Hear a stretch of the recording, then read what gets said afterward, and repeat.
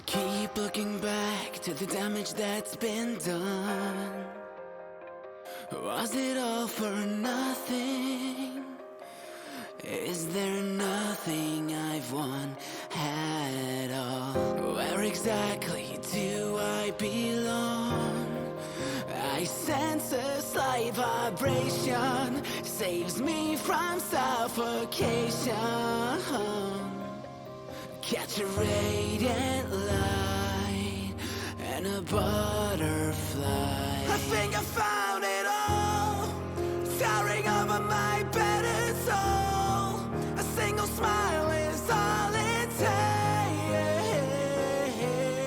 to stop my years. Not a moment too soon, I emerge from my cocoon. A single word is all it takes.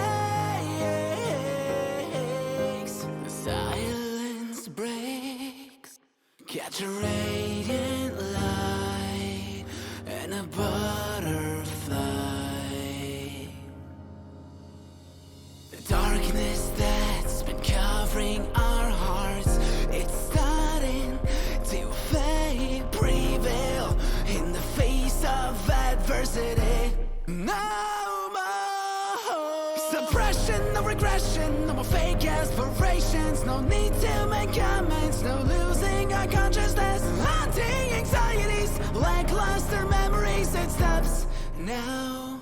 I think I found it all, towering over my bed and soul. A single smile is all it takes to stop my years. Not a moment too soon, I emerge from my cocoon. A single word is all it takes. The silence breaks. Catch a radiant light and a butterfly.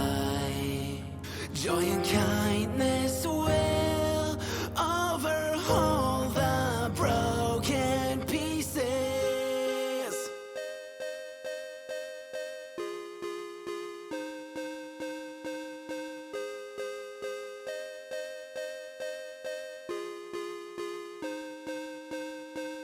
Crying and laughing, singing and shouting through all the bad times, still zooming around me. Huggles and kisses, forget the great distance. I need to hear your voice. I wanna catch a radiant light and a butterfly.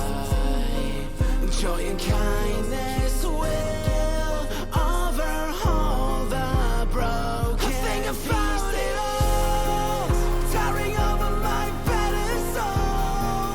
A single smile is all it takes to stop my years. Not a moment too soon, I emerge from my cocoon. A single word is all it takes. The silence breaks. Catch a radiant light and a butterfly. Could a radiant light apprehend the night?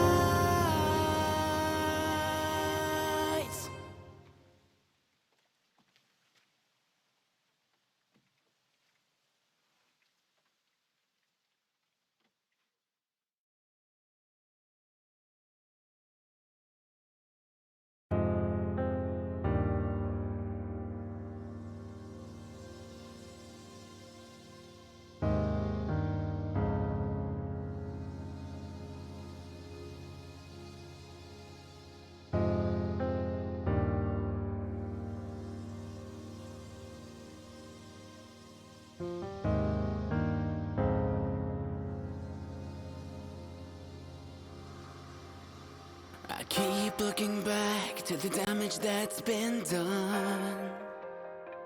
Was it all for nothing? Is there nothing I've won at all? Where exactly do I belong? I sense a slight slight vibration saves me from suffocation. Catch a radiant light and a butterfly. I think I found it all, towering over my battered soul.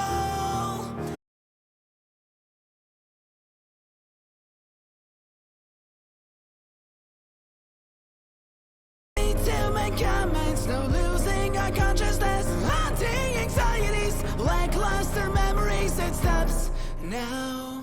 I think I found it all, towering over my battered soul. A single smile is all it takes to stop my year. Not a moment too soon, I emerge from my cocoon. A single word is all it takes. The silence breaks. Catch a radiant light and a butterfly. Joy and kindness will overhaul the broken pieces.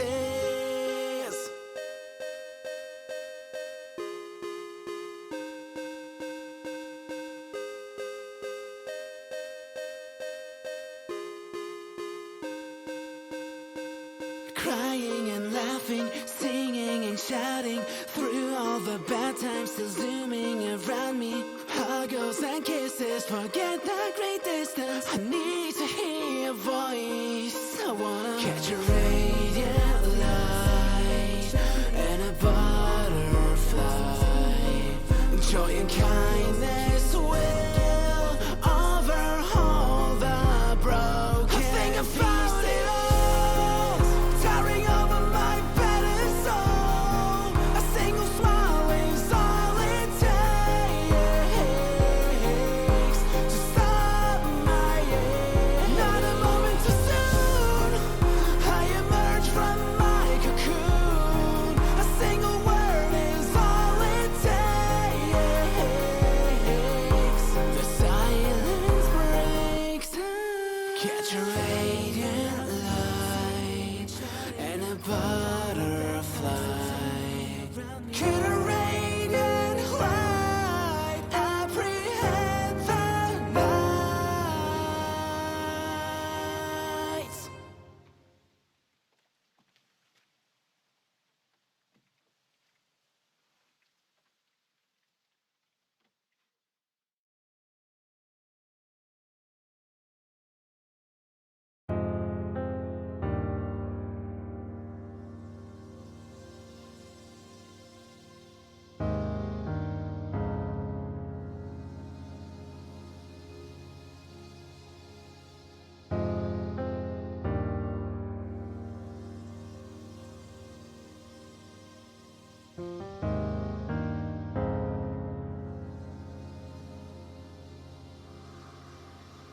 I keep looking back to the damage that's been done. Was it all for nothing? Is there nothing I've won at all? Where exactly do I belong? I sense a slight vibration saves me from suffocation. Catch a radiant light and a butterfly.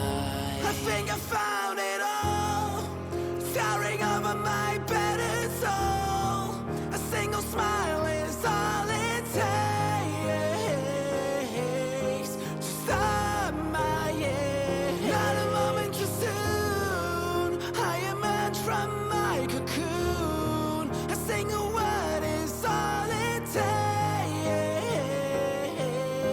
The silence breaks. Catch a radiant light and a butterfly. The darkness that's been covering our hearts, it's starting to fade, prevail in the face of adversity. No more suppression, the regression, no more fake aspirations. No need to make comments, no losing our consciousness. Haunting anxieties, lackluster memories. It stops now. I think I found it all, towering over my pedestal. A single smile is all it takes to stop my year. Not a moment too soon, I emerge from my cocoon. A single word is all it takes.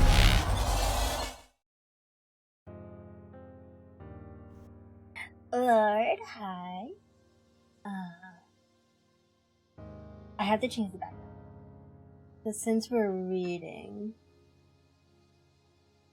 and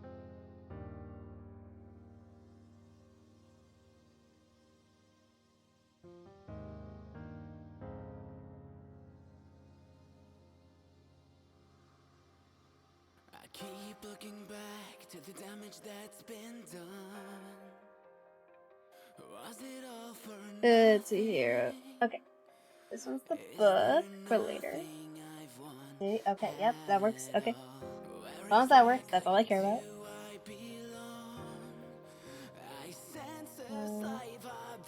Let me just make sure you can still see it. Alright.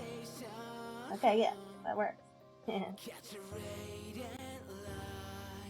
Now let me look for our background music.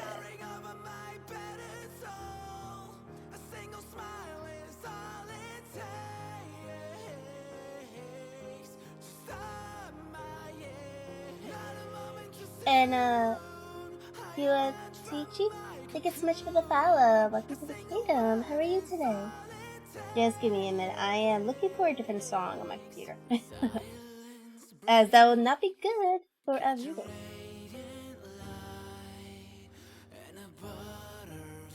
Alright, here it is.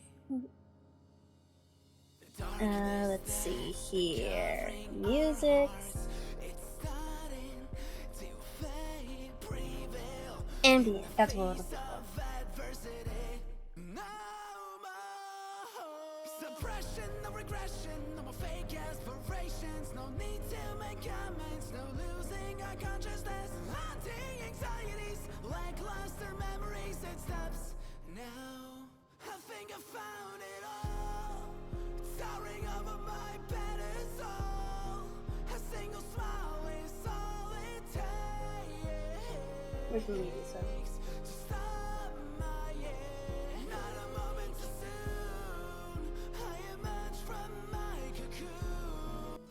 We're gonna need that.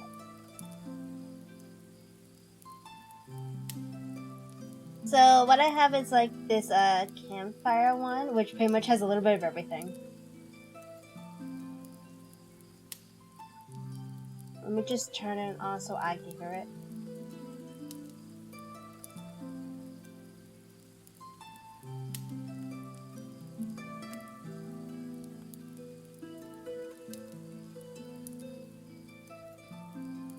And let me pull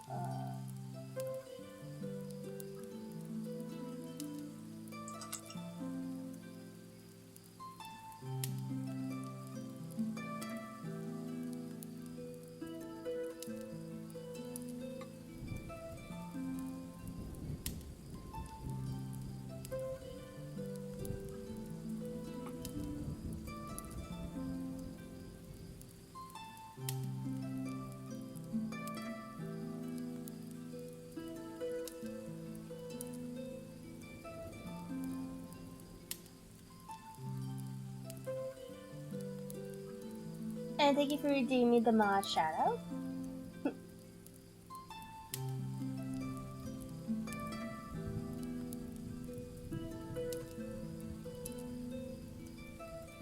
Okay, so today we will be starting with chapter 10. Okay, so chapter 10, oh boy.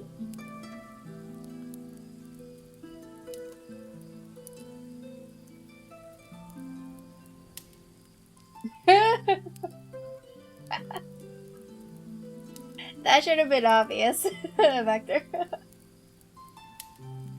We're doing Treasure Island today, so of course we're gonna need the pirate hat. I tried putting the patch, but yeah, that didn't work out. I couldn't get it to work with this model.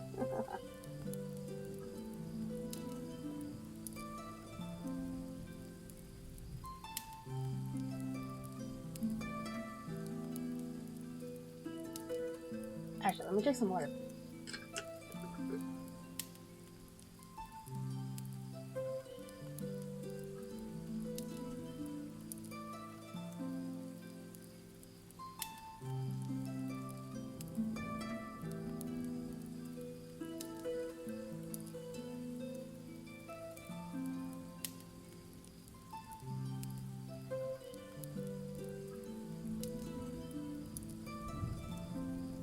Okay, Chapter 10, The Voyage. All that night we were in a great bustle, getting things stewed in their place, and both those of the squire's friends, Mr. Blandley and the like, coming up to wish him a good voyage and a safe return. We never had a night at the Emerald Bamboo, when I had half the work, and I was dog-tired when, a little before dawn, the boatswain sounded his pipe, and the crew began to mend the capstan bars. I might have been twice as weary, yet I would not have left the deck.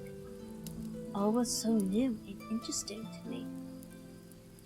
The brief commands, the shrill note of the whistle, the men bustling to their places, and the glimmer of the ship's lanterns. Now, Barbecue, tip us a stab, cried one voice. The old one, cried another. Aye, aye, mates, said Long John, who was standing by with his crutch under his arm, and at once broke out in the air in words I knew so well, 15 men on the dead man's chest, and then the whole crew bore chorus, yo, ho, ho, and a bottle of rum, and at the third, ho, drove the bars before them with a will. Even at that exciting moment, it carried me back to the old Emerald Bamboo in a second, and I seemed to hear the voice of the captain piping in the chorus. But soon the anchor was shored up. Soon it was hanging dripping at the bows. Soon the sails began to draw, and the land and shipping to flit by on each side, and before I could lie down to snatch an hour of slumber, the Hispaniola had begun her voyage to the Isle of Treasure. I am not going to relate that voyage in detail. It was fairly prosperous. The ship proved to be a good ship. The crew were capable seamen, and the captain thoroughly understood his business. But before we came the length of Treasure Island, 2 or 3 things had happened which require to be known. Mr. Arrow, first of all, turned out even worse than the captain had feared. He had no command among the men, and people did what they pleased with him. But that was by no means the worst of it, for after a day or 2 at sea, he began to peer on deck with hazy eye, red cheeks, stuttering tongue, and other marks of drunkenness. Time after time, he was ordered below in disgrace. Sometimes he fell and cut himself. Sometimes he lay all day long in his little bunk at one side of the companion. Sometimes, for a day or 2, he would be almost somber and attended to his work, at least passively. In the meantime, we could never make out where he got the drink. That was the ship's mystery. Watch him as we pleased, we could do nothing to solve it. and when we asked him to his face, he would only laugh if he were drunk, and if he were sober, deny solemnly that he ever tasted anything but water. He was not only useless as an officer and a bad influence among the men, but it was plain that at this rate, he must soon kill himself outright.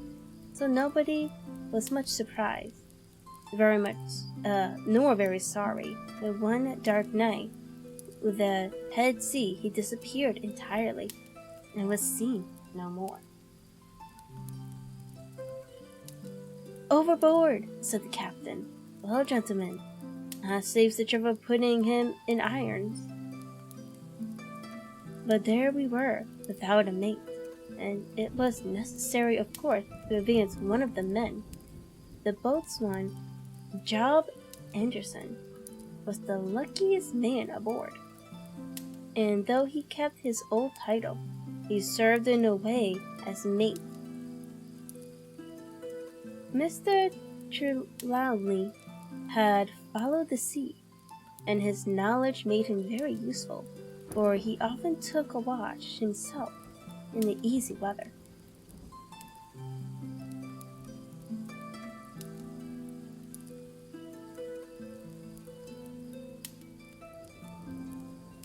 Bob, hello. Thank you so much for stopping by.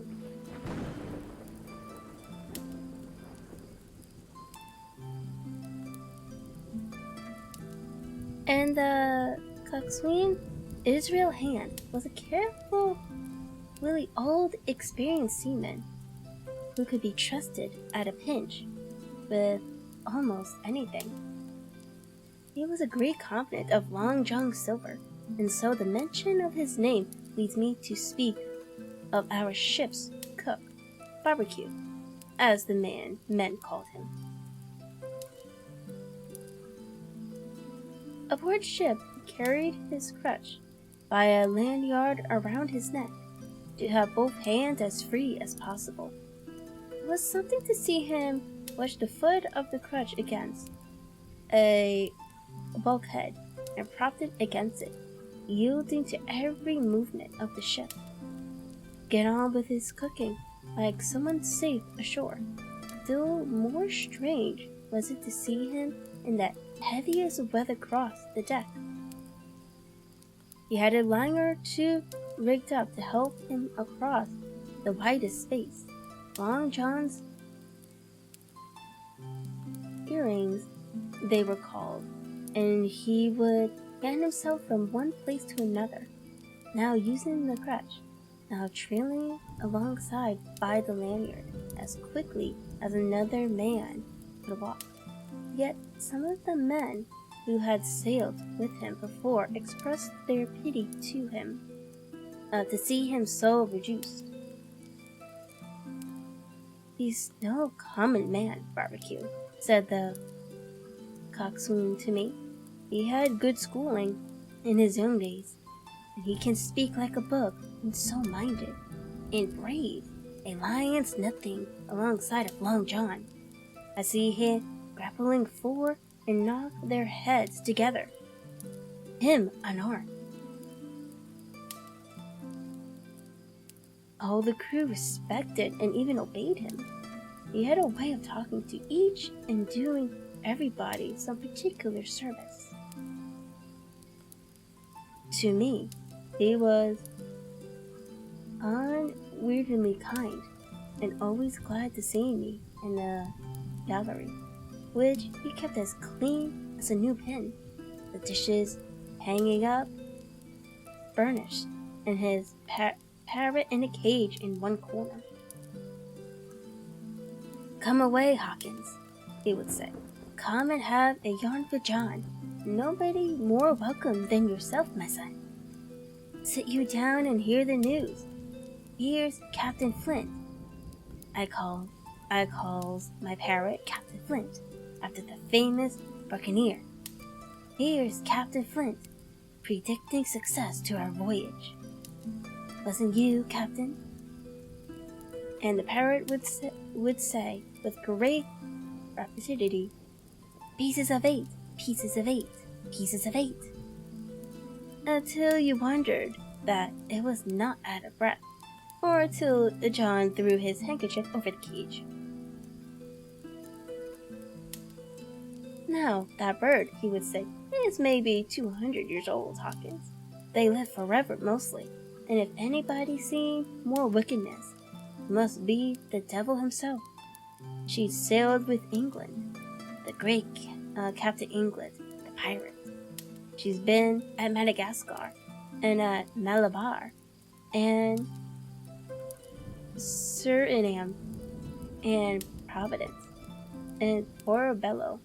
She was at the fishing up at the fleet ships. It's there she learned pieces of 8. And little wonder, 350,000 of them, Hawkins. She was at the boarding of the Victoria of the islands out of Gal. She was. And to look at her, you would think she was a babby. But you smelled powder, didn't you, Captain? Stand by to go about," the pirate would scream. "Ah, she's a handsome craft, she is," the cook would say, and give her sugar from his pocket.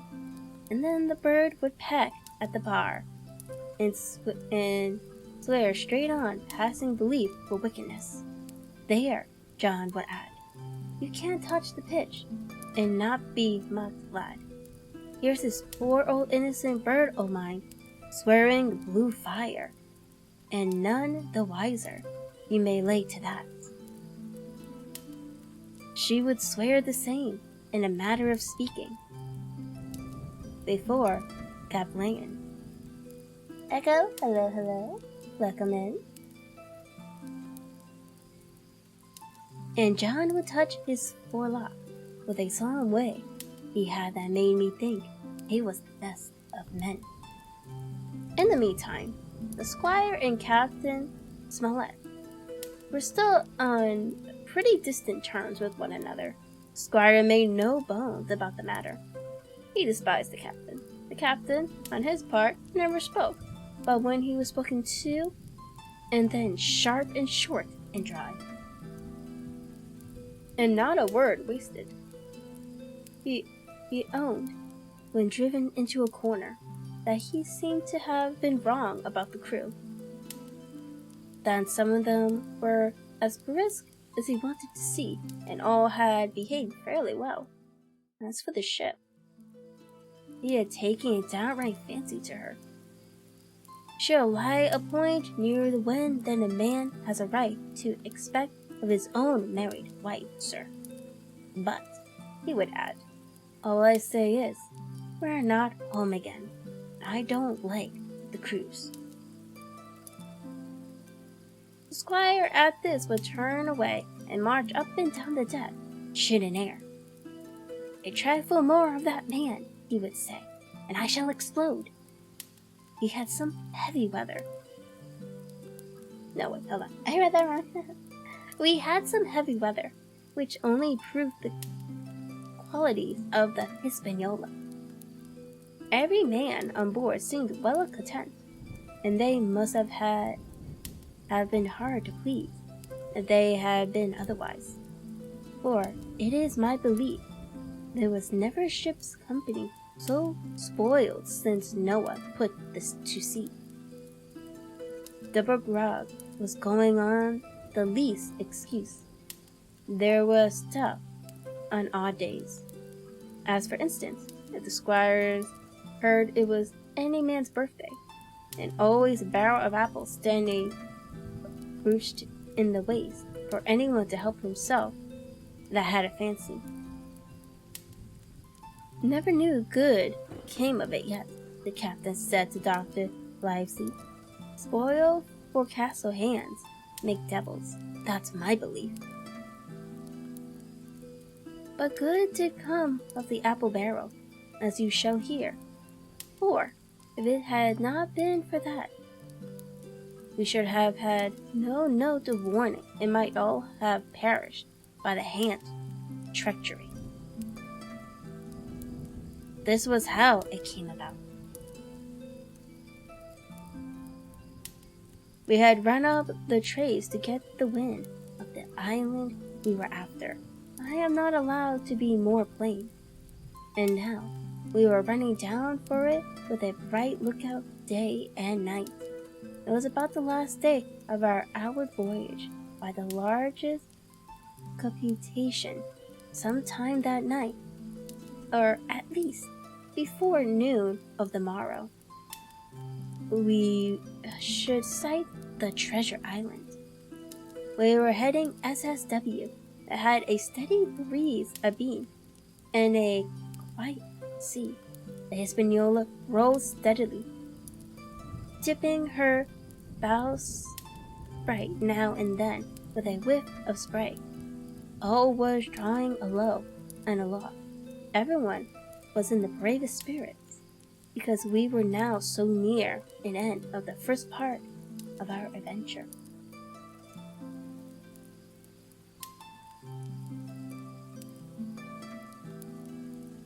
Let me just recalibrate real quick.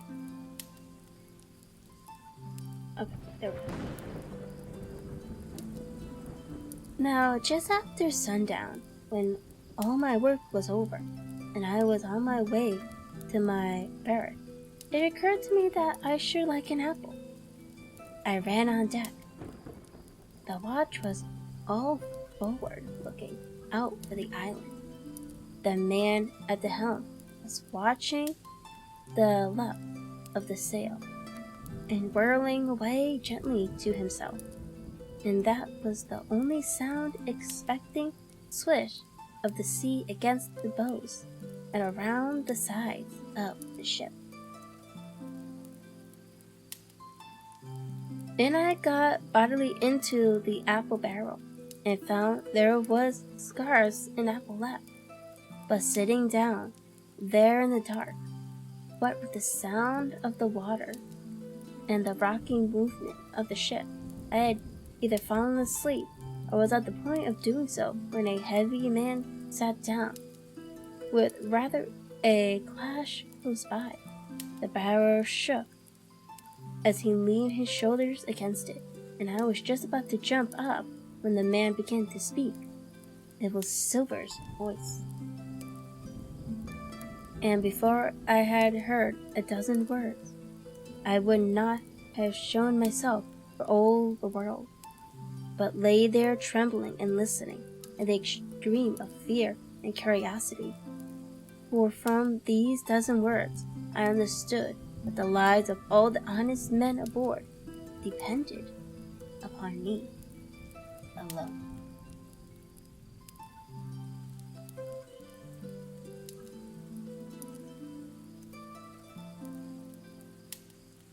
Chapter 11. When I heard in the apple barrel. No, not I, said Silver. Flint was captain. I was quartermaster, along of my timber leg. The same both side, I lost my leg. Old Pew lost his deadlights. It was a master surgeon, him, that amputated me, out of college and all. Latin by the bucket, and whatnot, but he was hanged like a dog, and sun-dried like the rest, at Corso Castle. And I was Robert's men, that was, and came of changing names to their ships, Royal Fortune, and so on. Now, what a ship was Christian-aided, so let her stay, I says. So, it was with the Cassandra as brought us all safe home from Malabar after England took the victory of the Indies. So, it was with the old Walrus, Flint's old ship, as I've seen 'em up, with the red blood and fit to sink, cold. "Ah!" cried another voice, that of the youngest hand on board, and evidently full of admiration. "He was the flower of the flock, was Flint." "Davis was a man too, by all accounts," said Silver. "I never sailed along of him, first with England, then with Flint." "That's my story, and now, here on my own account, in a matter of speaking. I laid by 900 safe from England, and 2,000 after Flint. That ain't bad for a man before the mast. All safe and banked. 'Tain't earning now, it's saving, does it? You may lay to that. We're all English men now, I don't know. Where's Flint's? Why, most of 'em aboard here, and glad to get the duck. Been begging before that. Some of 'em, old Pew, as had lost his sight, and might have thought shame. Spans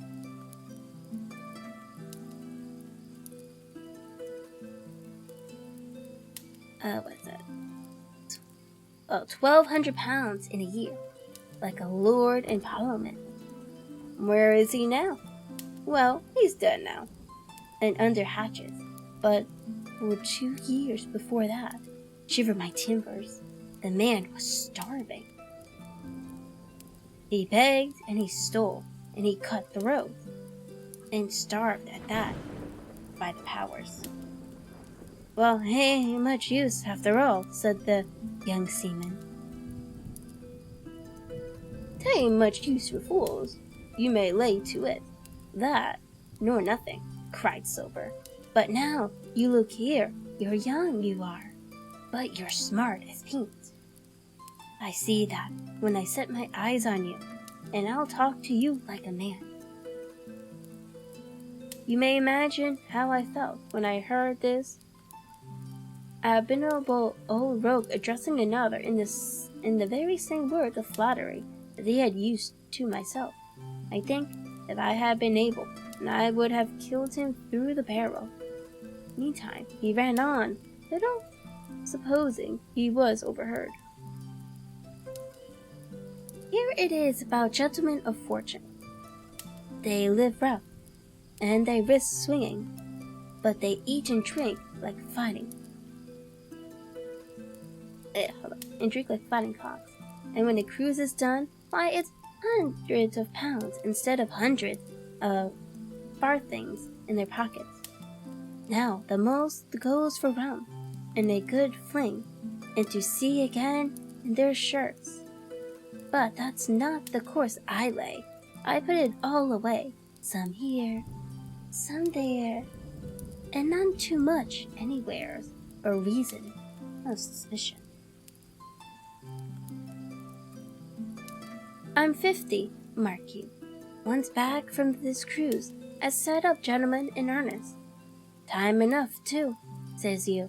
Ah, but I've lived easy in the meantime, never denied myself nothing heart desires, and slept soft and ate dainty all my life, but when at sea. And how did I begin? Before the mast, like you. Well, said the other, but all the other money's gone now, ain't it? You dare show face in a Bristol after this. Why, where might you suppose it has? Oh wait, hold on. Why, where might you suppose it was? Asked Silver,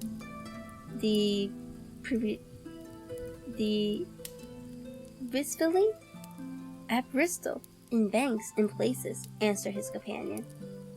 It were, said the cook. It were when we weighed anchor, but my old missus has it all, by now, and the spyglass is sold, lease and goodwill, and rigging, and the old girl's off to meet me. I would tell you where, for I trust you, but it'd make jealousy among the mates. And you can trust your mistress, Mrs.? Asked the other. Gentlemen of fortune, returned the cook, usually trust little among themselves. And right they are. You may lay to it, but I have a way with me, I have. When a mate rings a ship on this cable, one as knows me, I mean, it won't be in the same world with old John. There was some that was feared of Pew, and some that was feared of Flint. But Flint, his own self, was feared of me. Feared he was, and proud. They was the roughest crew afloat, was Flint's. The devil himself would have been feared to go to sea with them.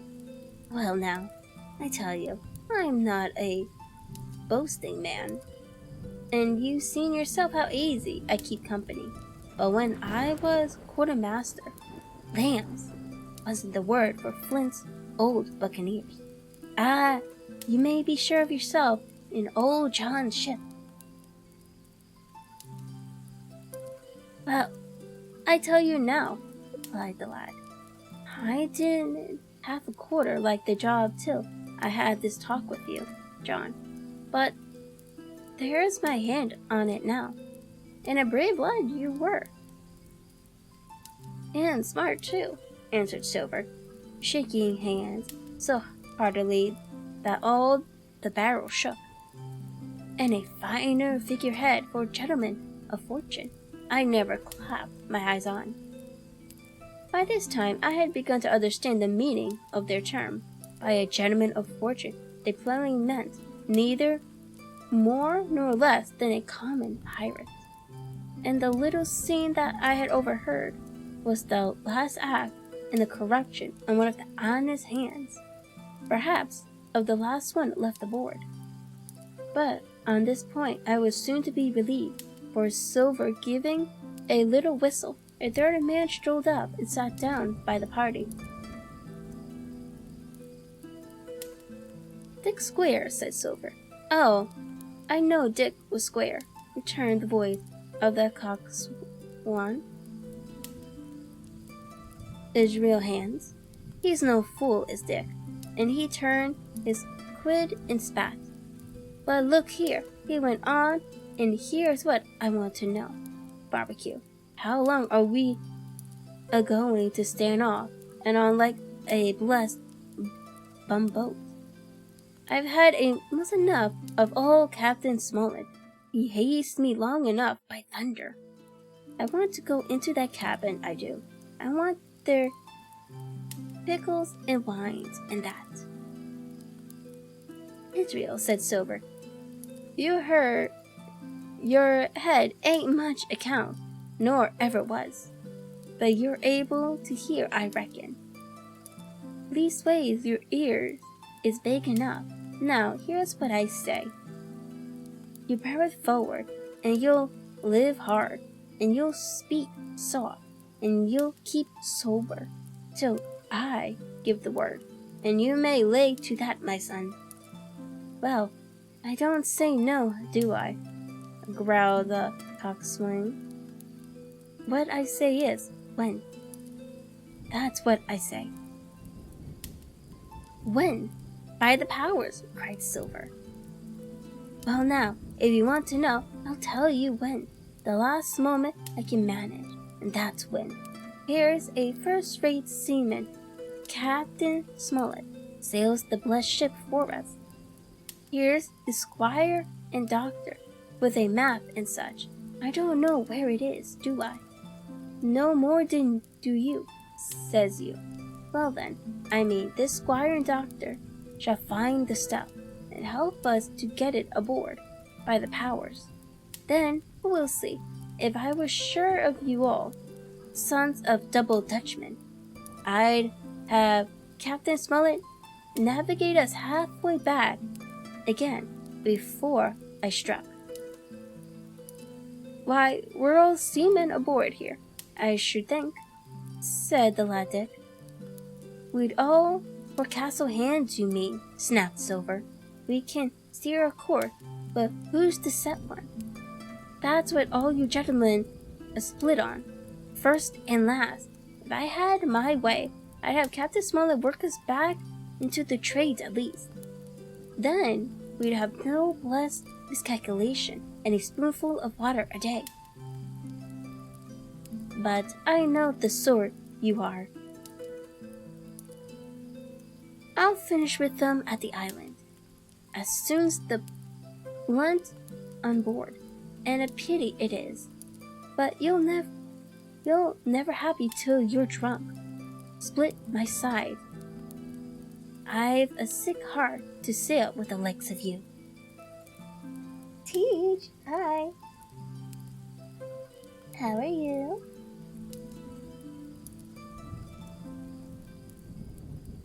Easy-o, Long John, cried Israel. Who's a crossing of you? Why, how much tall ships think ye now have I seen laid aboard? And how many brisk lads drying in the sun of Execution Dock, cried Silver. And all for this same hurry. You hear me? I've seen a thing or two at sea, I have. And if you would only lay your course, and paint to windward, you would ride in carriages, you would, but not you. I know you. You'll have your mouth full of rum tomorrow, and go hang. Oh, thank you. It's totally fitting the theme of the story today.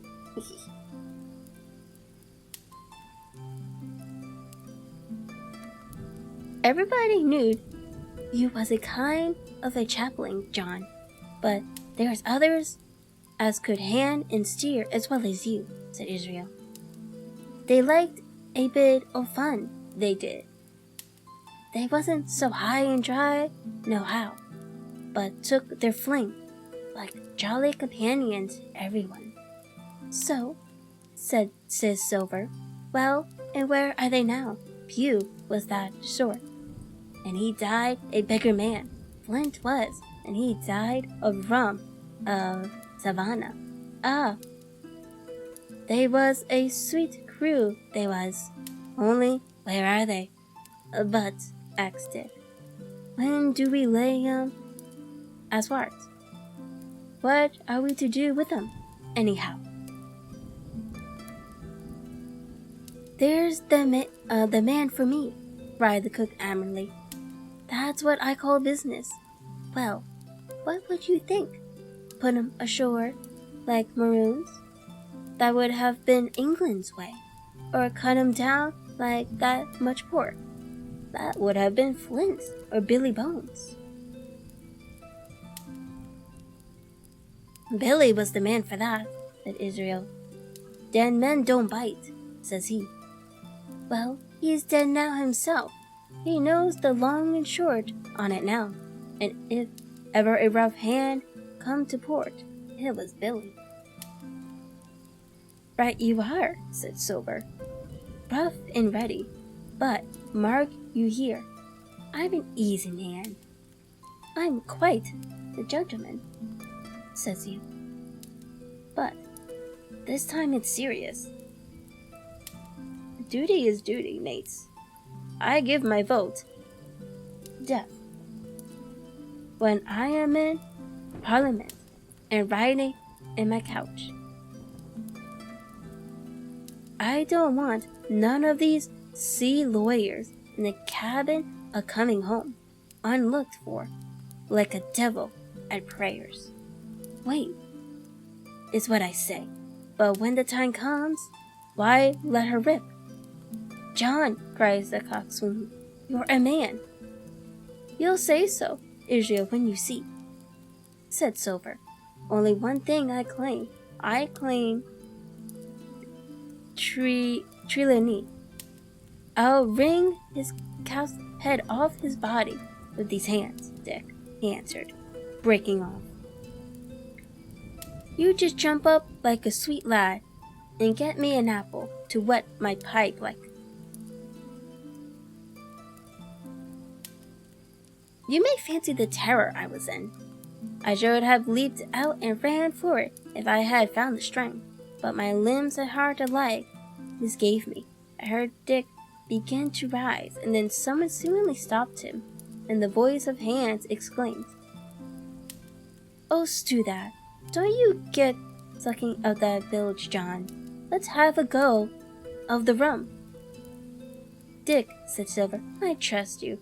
I've a gauge on the keg, mind. Here's the key. You fill a panking and bring it up." Terrified as I was, I could not help thinking to myself that this must have been how Mr. Arrow got the strong waters that destroyed him. Dick was gone but a little while, and during his absence, Israel spoke straight on in the cook's ear. There was but a word or two that I could catch, and yet I gathered some important news. For besides other scraps that tended to the same purpose, this whole cause was audible. Not another man of them Jing. Hence, there were still faithful men on board. When Dick returned, one after another of the trio took the panicking and drank. One to luck, another with a "Here to old Flint," and Silver himself sang in a kind of a song, "Here's to ourselves, a whole to love, plenty of prizes and plenty of duffs." Just then, a sort of brightness fell upon me in the barrel, and looking up, I found the moon had risen. It was silvering the distant top and shining white on the left of the foresail, and almost at the same time, the voice of the lookout shouted, "Land ho!"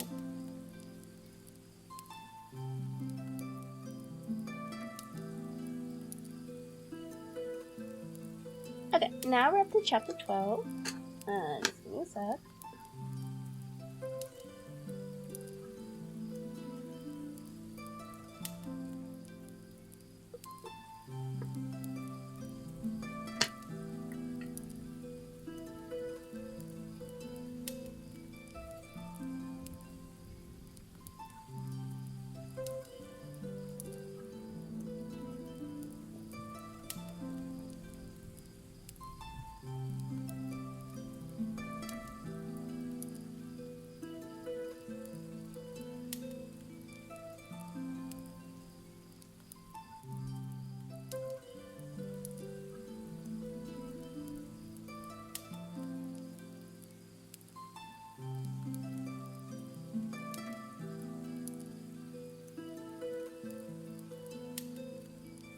Okay. So, this is chapter 12. Chapter 12, Council of War.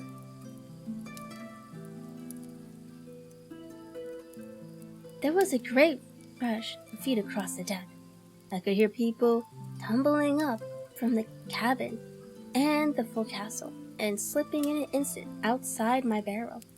I dived behind the foresail, made a double towards the stern. I came out upon the open deck in time to join Hunter and Dr. Livesey, and a rush for the weather boat. There all hands were already conjugated. A belt of fog had lifted almost simultaneously with the appearance of the moon. Away to the southwest of us, we saw two low hills, about a couple of miles apart.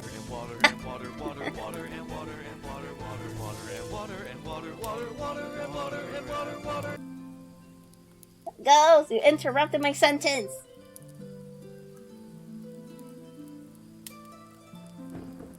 You could at least wait until I finish that paragraph.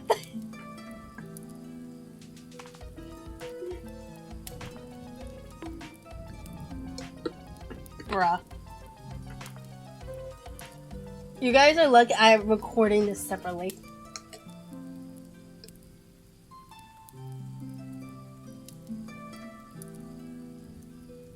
Oh, but yes, behave. Goes, Rose, welcome in. Thank you for the hydrate, Rose.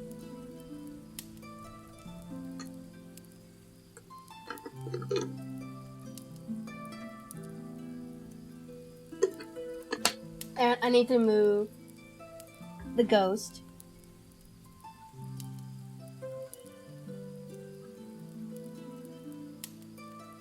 Here's a nice spot right here. I am doing well. How are you?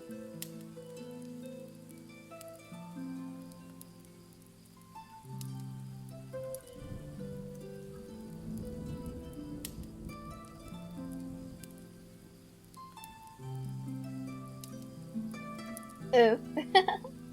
Mud. Hello, hello. How are you?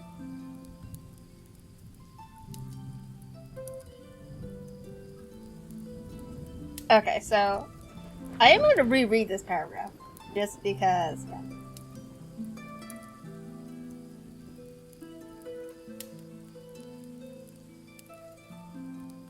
So, do I have a marker for Twitch?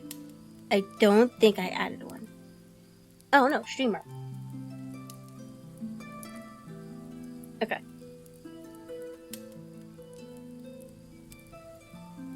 There, all hands were already conjugated.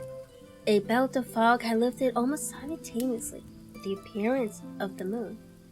Away to the southwest of us, we saw two low hills about a couple of miles apart, and rising behind one of them, a third and a higher hill, whose peak was still buried in the fog.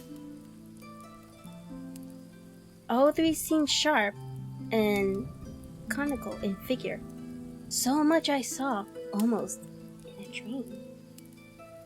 For I had not yet recovered from my horrid fear of a minute or two before, and then I heard the voice of Captain Smollett issuing orders that Hispaniola was laid a couple of points nearer the wind and now sailed a course that would just clear the island on the east. I don't know why my first instinct was to say west, bruh.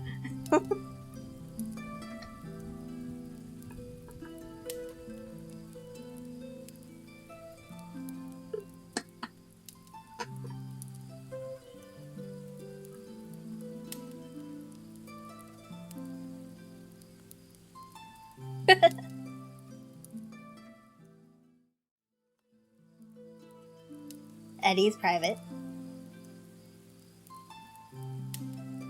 Your duty is to keep guard.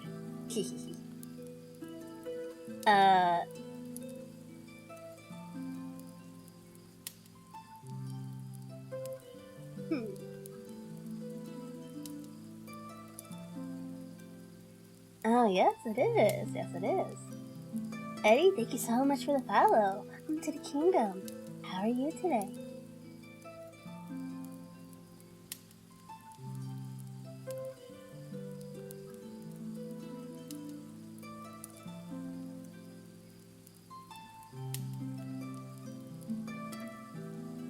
And now, men, said the captain, but all was sheeted home. Has any one of you ever seen that land ahead? I have, sir, said Silver. I boarded 3 with the trader I was cooking. The anchorage is on the south, behind an islet, I fancy. Asked the captain. Yes, sir. Skeleton Island, they call it. It were a main place for pirates once, and a hand we had aboard knowing all the names for it. That hill to the northward they call the Fore-mast Hill. There are 3 hills in a row running southward. For main and mizzen, sir. But the main, that's the big, with the cloud on it. They usually calls the spyglass by reason of a lookout they kept when they was in the anchorage cleaning, for it's there they clean the ships, sir, asking your pardon. I have a chart here, says Captain Smollett. See if that's the place.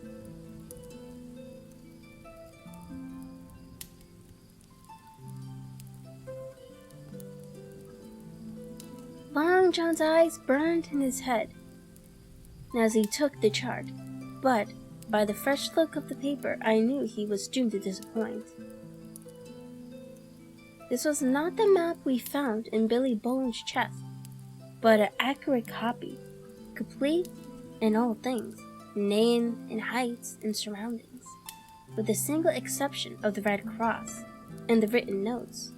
Sharp as must have been his annoyance, Liver had the strength of mind to hide it. Yes, sir, said he. This is the spot, to be sure, and very prettily drawn out. Who might have done that, I wonder? The pirates were too ignorant, I reckon. Aye, here it is. Captain Kidd's Anchorage. Just a name, my shipmate called it. There's a strong current runs along the south, and then away northward up the west coast. Right you was, sir, says he. To hold your winds and keep the weather of the island. Leastways, if such was your intention as to enter the Karen. And there ain't no better place for that than these waters. Thank you, my man, says Captain Smollett. I'll ask you later on to give us a help. You may go.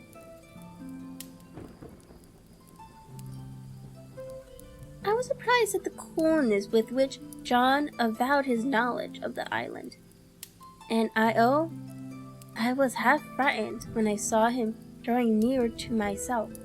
He did not know, to be sure, that I had overheard his counsel from the apple barrel, and yet I had by this time taken such a horror of his cruelty, duplicity, and power that I could scarce discern a shudder when he laid his hand upon my arm. Ah, says he, this here is a sweet spot, this island. A sweet spot for a lad to get ashore on. You'll bathe and you'll climb trees, and you'll hunt goats, you will. And you'll get aloft on them hills like a goat yourself. Why, it makes me young again. I was going to forget my timber leg, I was. It's a pleasant thing to be young and have 10 toes, and you may lay to that. When you want to go a bit of exploring, you just ask old John, and he'll put a snack for you to take along. And clapped me in the friendliest way upon the shoulder. He hobbled off towards and went below. Captain Smollett, the squire, and Dr. Livesey were talking together on the quarter-deck, and anxious as I was to tell them my story, I durst not interrupt them openly, while I was still casting about in my thoughts to find some probable excuse. Dr. Livesey called me to his side. He had left his pipe below, and being a slave to tobacco had meant that I should fetch it. But as soon as I was near enough to speak, and not to be overheard, I broke immediately. Doctor, let me speak. Get the captain and squire down to the cabin, and then make some pretense to send for me. I have terrible news. The doctor changed countenance a little, but next moment he was master of himself. Thank you, Jim, said he quite loud. That was all I wanted to know, as if he had asked me a question. And with that, he turned on his heel and rejoined the other two. They spoke together for a little, and though none of them started or raised his voice so much as whistle, it was plain enough that Dr. Livesey had communicated my request, for the next thing I heard was the captain giving an order to Job Anderson, and all hands were piped on deck. Pedro, thank you so much for the follow. Welcome to the kingdom. How are you today?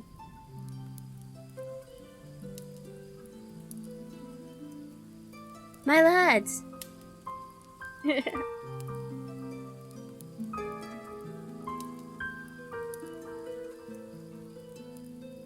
My lad, said Captain Smollett, I have a word to say to you. This land that we have sighted is a place we have been sailing for. Mr. Trelawney, being a very open-handed gentleman, as we all know, has just asked me a word or two, and as I was able to tell him that every man on board had done his duty alow and aloft, as I never asked to see it done better, why, he and I and Doctor are going below to the captain to drink your health and luck. And you'll have grog served out for you to drink our health and luck. I'll tell you what I think of this. I think it's handsome. And if you think as I do, you'll give a good sea cheer for the gentleman that does it.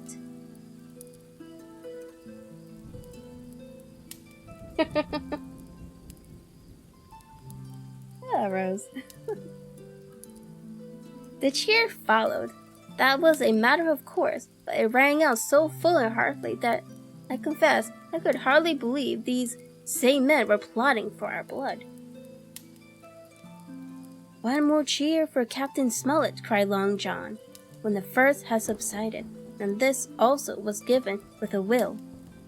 On the top of that, the three gentlemen went below, and not long after, word was sent forward that Jim Hawkins was wanted in the cabin.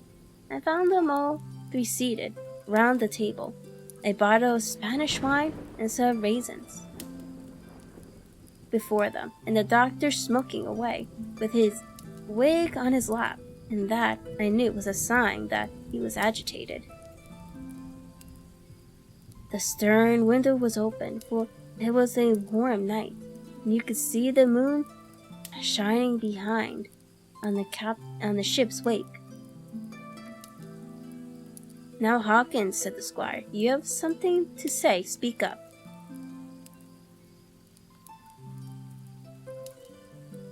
I did as I was bid, and as short as I could make it, told the whole deed of Chauffeur's conversation. Nobody interrupted me till I was done, nor did any one of the three of them make so much as a movement, but they kept their eyes upon my face from first to last.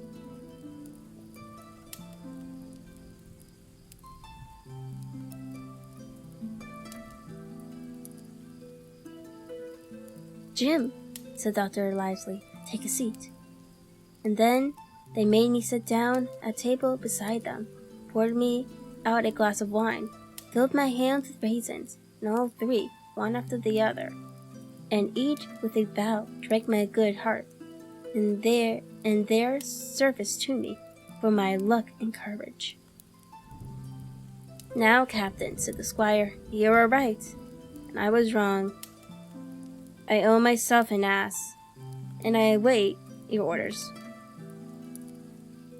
No more an ass than I, sir, returned the captain. I never heard of a crew that meant to mutiny, but what showed signs before, for any man that had an eye in his head to see the mischief and take steps accordingly. But this crew, he added, beats me. Captain, said the doctor, with your permission, that's sober, a very remarkable man.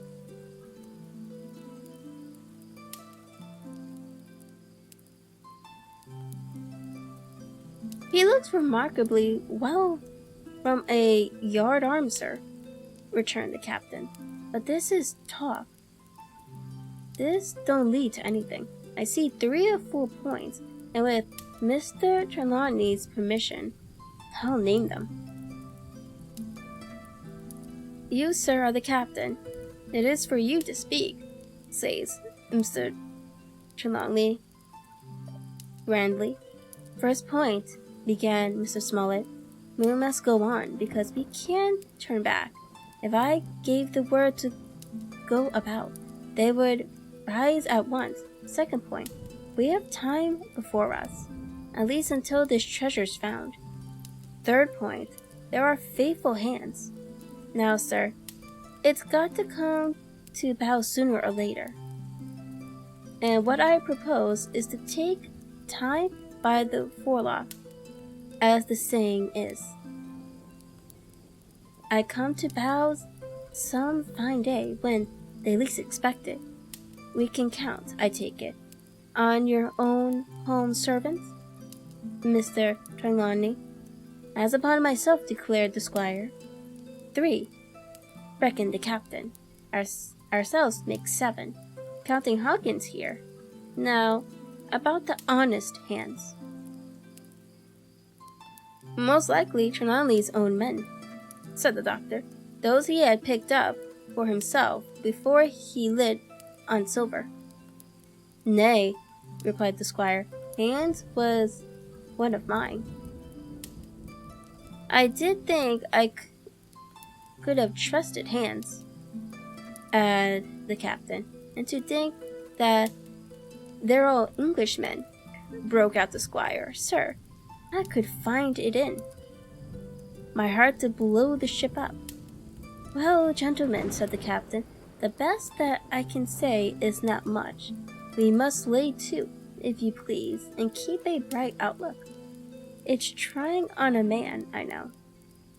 It would be pleasanter to come to blows, but there's no help for it till we know our men. Lay to and whistle for a wind, that's my view. Jim here, said the captain, can help us more than anyone. The men are not shy with him, and Jim is a noticing lad. Hawkins, I put prodigious faith in you, added the squire. I begin to feel pretty desperate at this, for I felt altogether helpless, and yet, by an odd train of circumstances, it was indeed through me that safety came. In the meantime, talk as we pleased. There were only 7 out of the 26 on whom we knew we could rely, and out of these 7, 1 was a boy. So that the grown men on our side were 6 to the 19. And that is officially the end of part 2.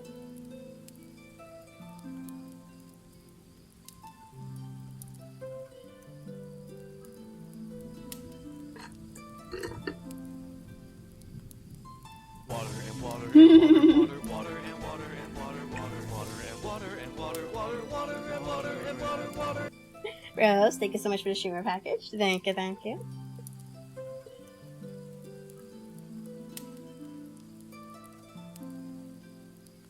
Oh yeah, for all the for all the water we'll be drinking, for all the reading we'll be drinking today. Oh yeah, the goal is to get to at least chapter 15. At least I think this is chapter 15.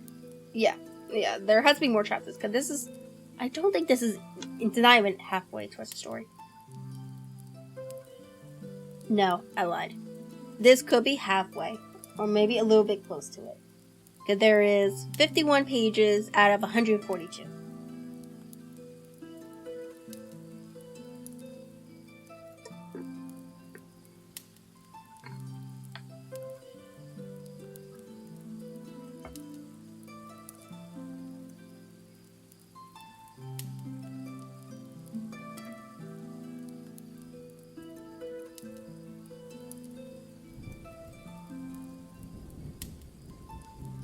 Hey, yo. Let's fucking go. I just won a chibi raffle. Let's go.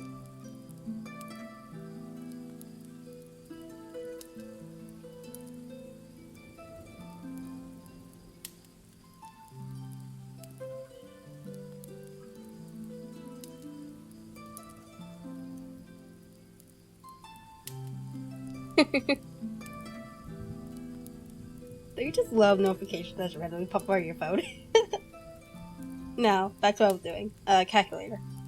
142 divided by half. So officially, page 71 will be halfway point. Okay, so we're not halfway yet.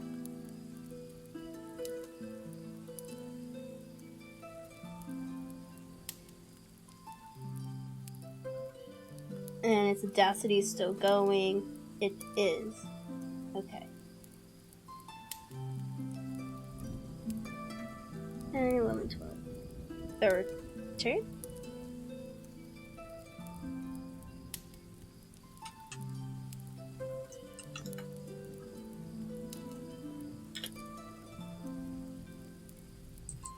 Roman numbers, because I suck at Roman numbers. Okay, yes, that is 13.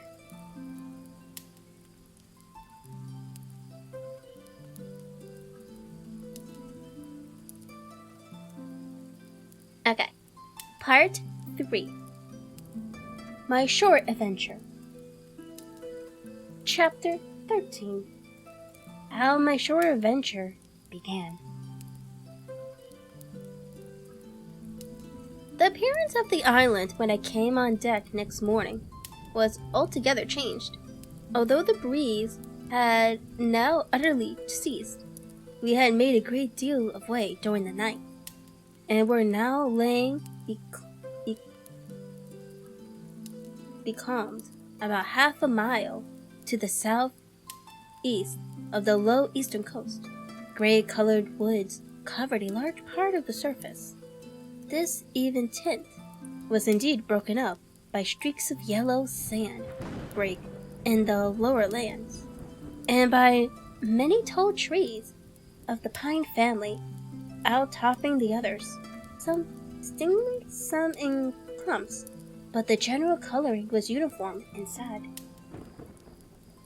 The hills rang up clear above the vegetation, and spires of naked rock.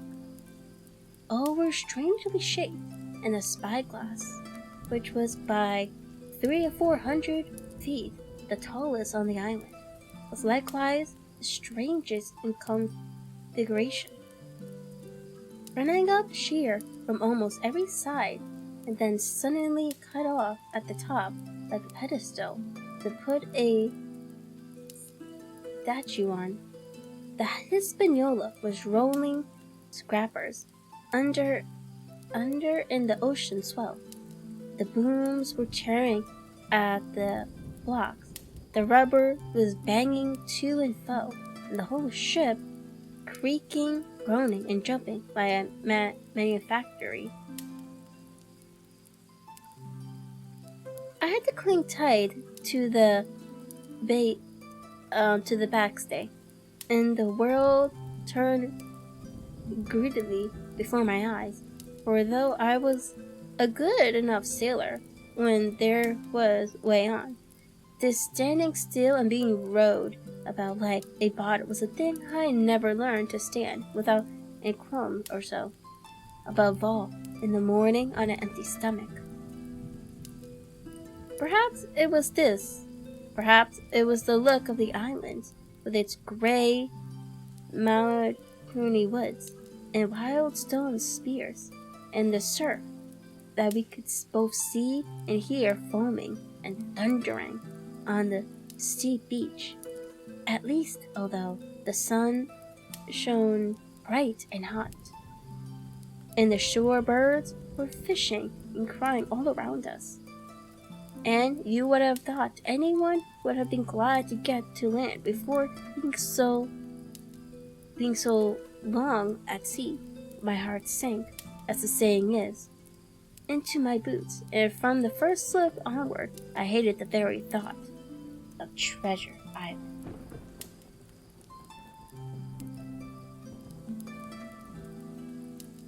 We had a dreary morning work before us, for there was no sign of any wind, and the boats had to be got out and manned, and the ships wrapped 3 or 4 miles around the corner of the island and up to narrow passage to the haven behind Skeleton Island.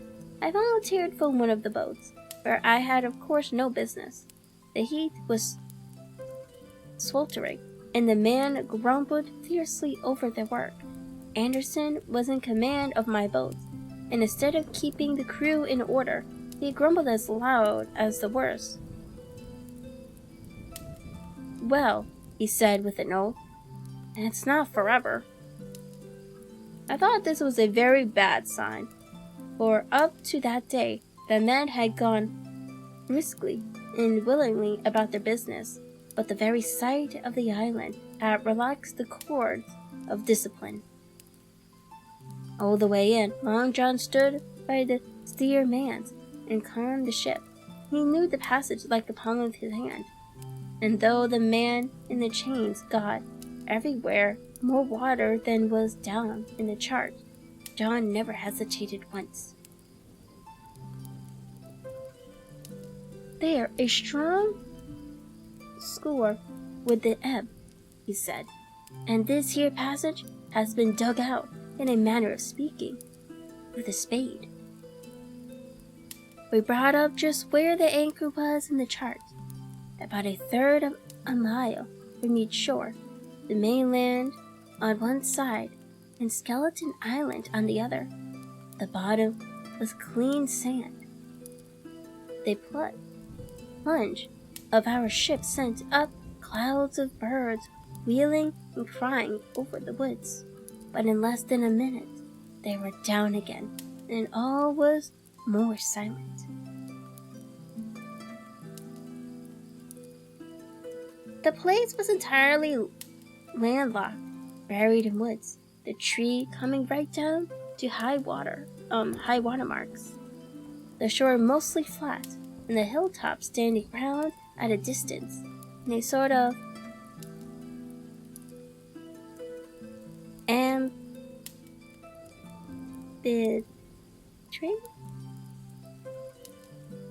I have no idea what that word is. Google. What is this word? Pronounce.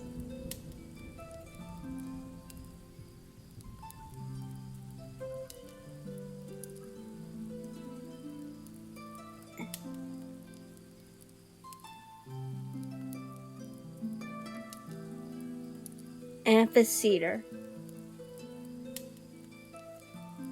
Okay, you can shut up now. The place was entirely landlocked, buried in woods, the trees coming right down to high water mark, the shore mostly flat, and the hilltops standing round at a distance in a sort of amphitheater, one here, one there. Two little rivers, or rather 2 swamps, emptied out into this pond, as you might call it, and the foliage round that part of the shore had a kind of poisonous brightness. From the ship, we could see nothing of the house or stockade, for they were quite buried among trees, and if it had not been for the chart on the companion, he might have been the first that had ever anchored there since the island arose out of the sea. Yes, spelling.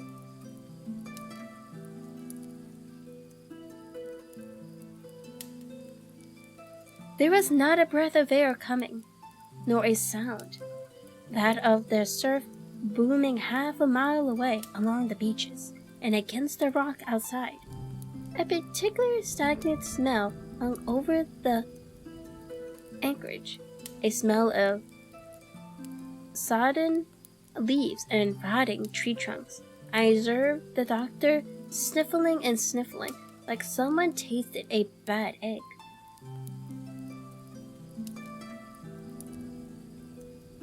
"Don't know about treasure," he said, "but I'll stake my wig there's fever here."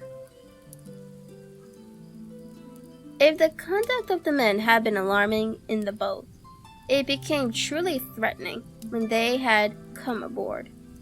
They lay about the deck, growling together and talked. The slightest order was received with a dark look, and grudgingly and carelessly obeyed. Even the honest hands must have caught the infection, for there was not one man aboard to mend another. Mutiny, it was plain, hung over us like a thundercloud. And it was not only we of the captain party who perceived the danger. Long John was hard at work going from group to group, spending himself in good advice, and As for example, no man could have shown a better. He fairly outstripped himself in the willingness and captivity. No, wait, hold on. Sensibility. He was all smiles to everyone. If an order was given, John would be on his crutch in an instant, with a cheeriness, "Aye, aye, sir," in the world. And when there was nothing else to do, he kept up one song after another, as if to conceal the discontent of the rest. Of all the gloomy features of that gloomy afternoon, this obvious anxiety on the part of Long John appeared the worst. We held a council in the cabin. "Sir," said the captain, "if I risk another order, the whole ship will come about our ears by the run. You see, sir, here it is. I get a rough answer, do I not? Well, if I speak back, Pikes, we'll be going into 2 shakes. If I don't, Silver will see there's something under that, and the game's up. Now, we've only one man to rely on." "Then who is that?" asked the squire. "Silver, sir," returned the captain. "He's as anxious as you and I to smoother things up. This is a tiff. He'd soon talk him out of it if he had the chance. And what I propose to do is to give him the chance. Let's allow the men an afternoon ashore. If they all go, why, we'll fight the ship. If none of them go, well then, we hold the cabin, and God defend the right. If some go, you mark my words, sir, Silver's bringing them aboard again, as mild as lambs." It was so decided. Loaded pistols were served out to all the sure men. Hunter, Joyce, and Red Root were taken into our confidence and received the news with less surprise and a better spirit than we had looked for. And then the captain went on deck and addressed the crew. "My lads," said he, "we've had a hot day and are all tired and out of sorts. A turn ashore has hurt nobody. The boats are still in the waters. You can take the gigs, and as many as please may go ashore for the afternoon. I'll fire a gun half an hour before sundown."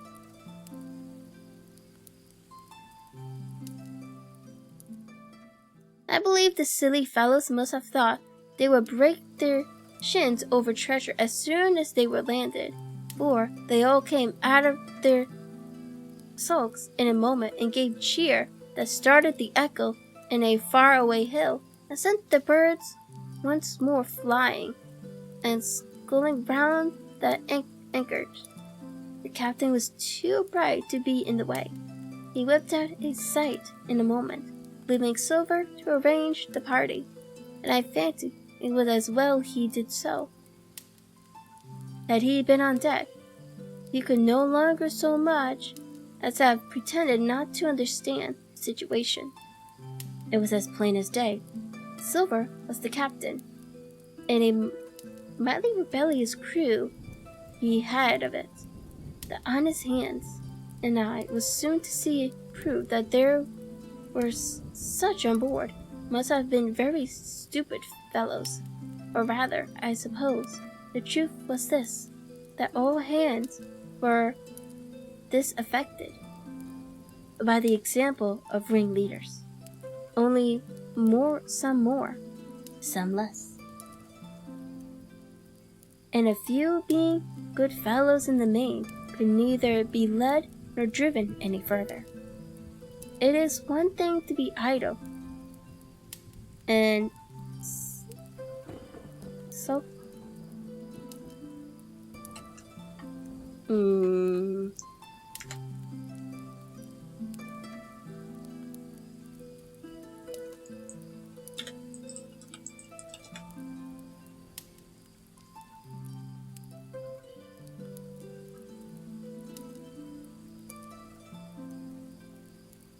Is that just another way to say skull?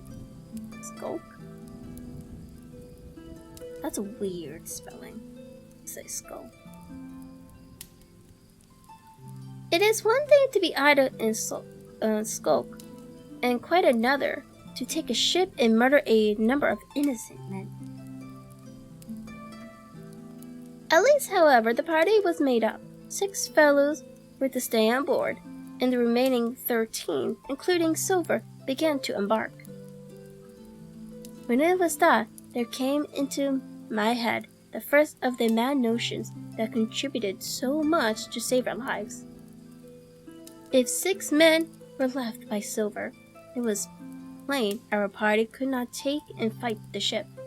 And since only 6 were left, it was equally plain that the cabin party had no present need of my assistance. It occurred to me at once to go ashore. In a jiffy, I had slipped over the side and curled up in the foresheet of the nearest boat, and almost at the same moment she shoved off.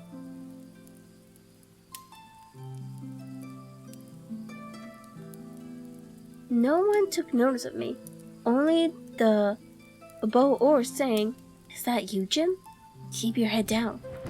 But Silver from the other boat looked sharply over the call out to know if that were me, and from that moment I began to regret what I had done.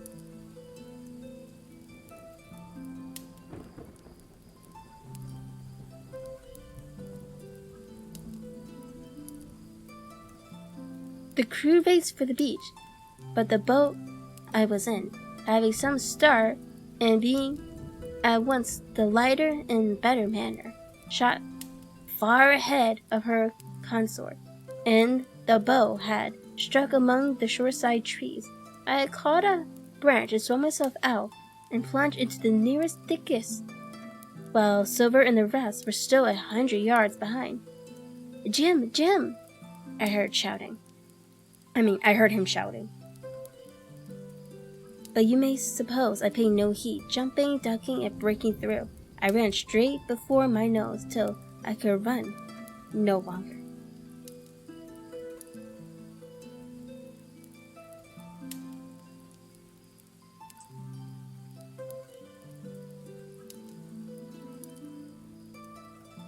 Okay, and that was the end of chapter 13. So, before we begin chapter 14, I am going to take a short break, and I will be right back. Yes, and I will also drink some more water. Let me drink some water now, and then we'll be right back.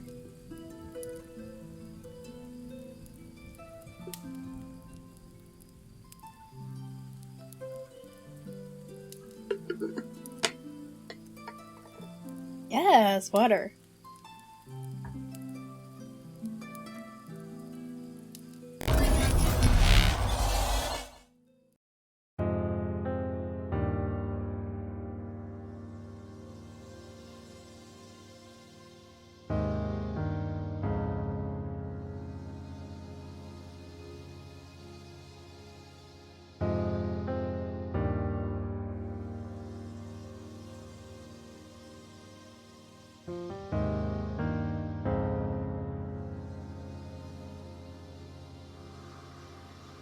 I keep looking back to the damage that's been done.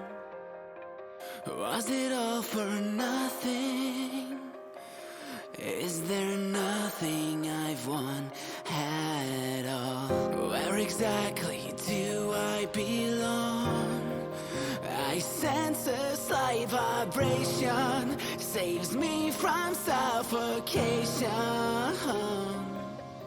Catch a radiant light and a butterfly. I think I found it all, towering over my battered soul. A single smile is all it takes to stop my years. Not a moment too soon, I emerge from my cocoon. A single word is all it takes.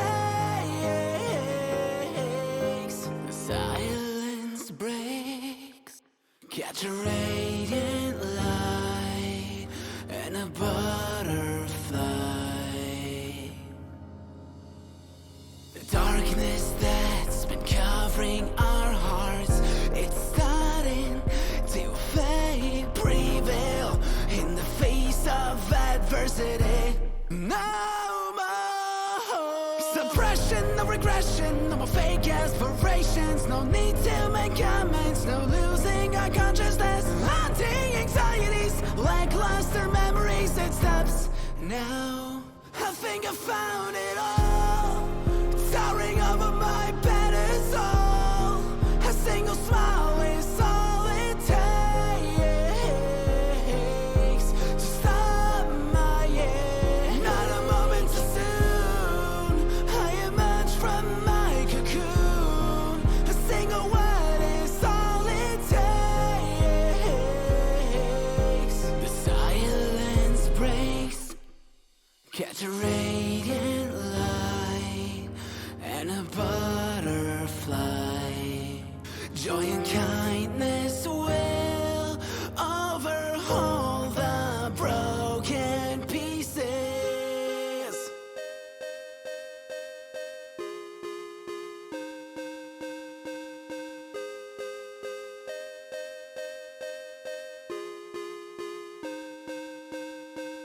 Crying and laughing, singing and shouting through all the bad times, still zooming around me. Huggles and kisses, forget the great distance. I need to hear your voice. I wanna catch a radiant light and a butterfly.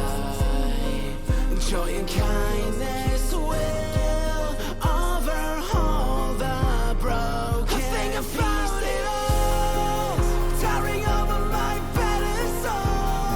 A single smile is all it takes to stop my year. Not a moment too soon, I emerge from my cocoon. A single word is all it takes. The silence breaks. Catch a radiant light and a butterfly.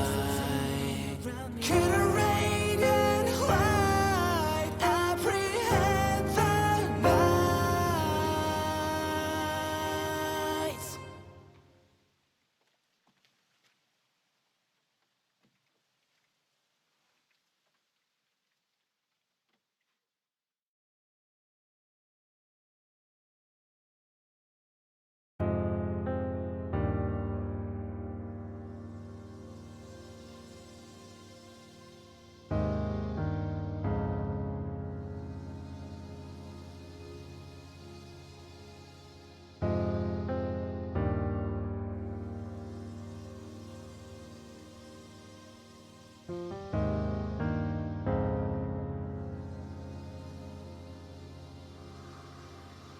I keep looking back to the damage that's been done.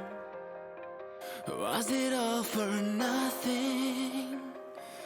Is there nothing I've won at all? Where exactly do I belong? I sense a slight vibration, saves me from suffocation. Catch a radiant light and a butterfly. I think I found it all, towering over my pedestal. A single smile is all it takes to stop my year. Not a moment too soon, I emerge from my cocoon. A single word is all it takes. The silence breaks. Catch a radiant light and a butterfly. The darkness that's been covering our hearts, it's starting to fade, prevail in the face of adversity. No more suppression, no regression, no more more fake aspirations. No need to make comments, no losing our consciousness. Haunting anxieties, lackluster memories. It stops now. I think I found it all, towering over my pedestal. A single smile is all it takes to stop my year. Not a moment too soon, I emerge from my cocoon. A single word is all it takes. The silence breaks. Catch a radiant light and a butterfly. Joy and kindness will overhaul the broken pieces.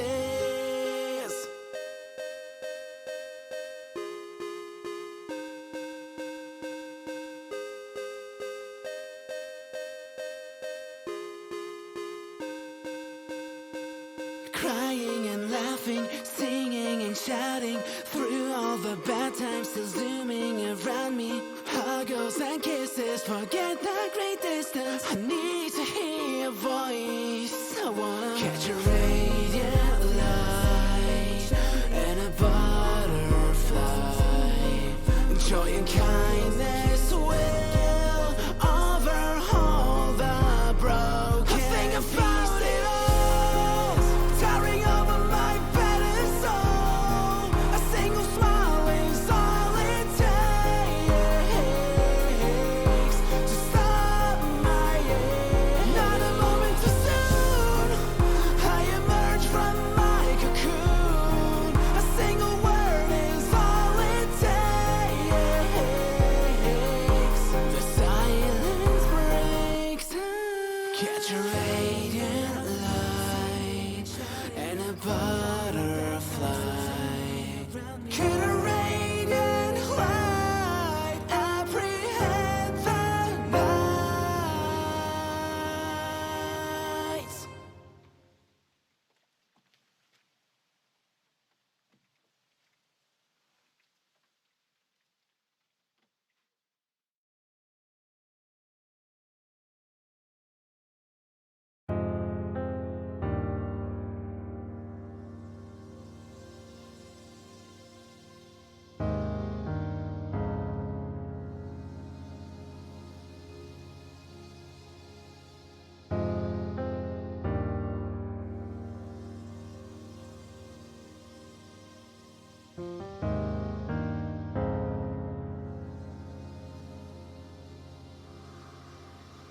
I keep looking back to the damage that's been done. Was it all for nothing? Is there nothing I've won at all? Where exactly do I belong? I sense a slight vibration, saves me from suffocation. Catch a radiant light and a butterfly. I think I found it all, towering over my pedestal. A single smile is all it takes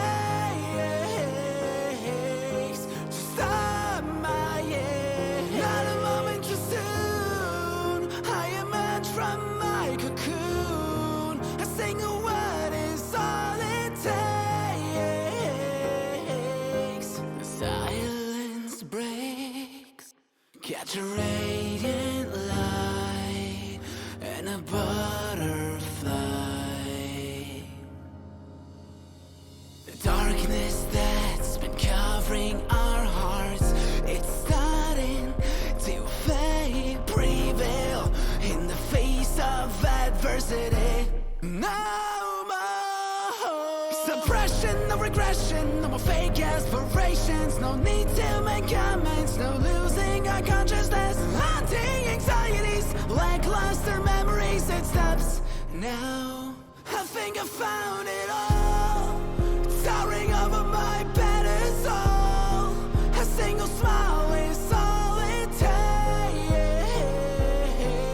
to stop my year. Not a moment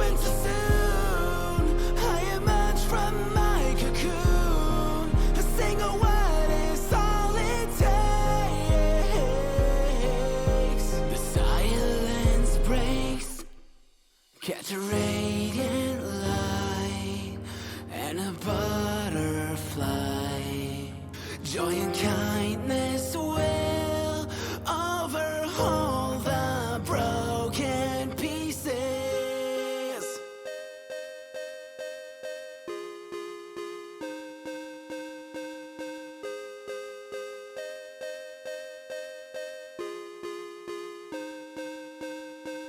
Crying and laughing, singing and shouting through all the bad times, still zooming around me. Huggles and kisses, forget the great distance. I need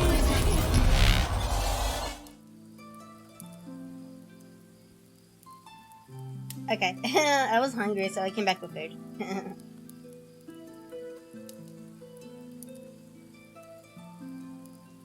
The title of what? You mean the song?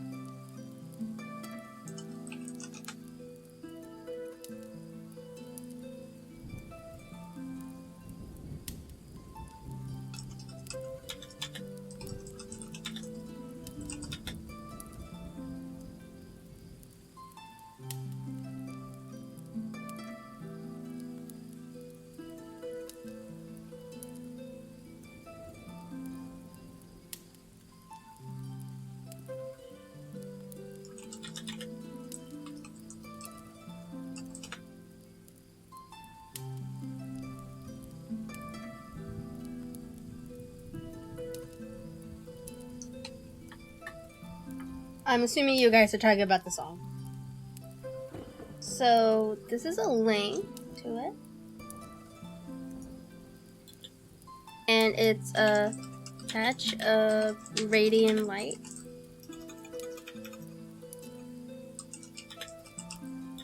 And a butterfly.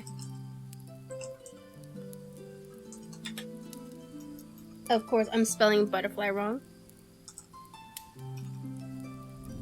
Butterfly. Thank you, thank you.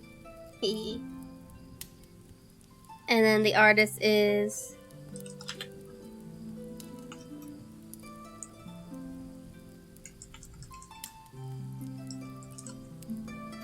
I should probably make this a command, but I also have it in the panels as well.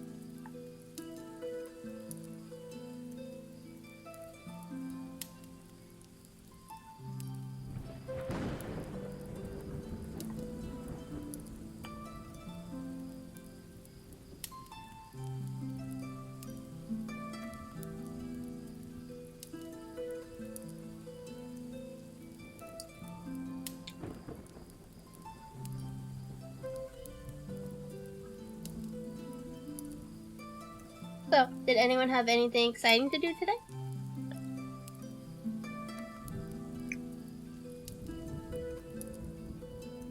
I did finish up tomorrow's video.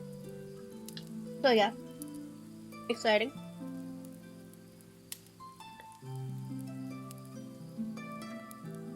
So tomorrow's video is Chapter 7 of Treasure Island, so that'll be finally uploaded. And also, I scheduled a couple of the shorts.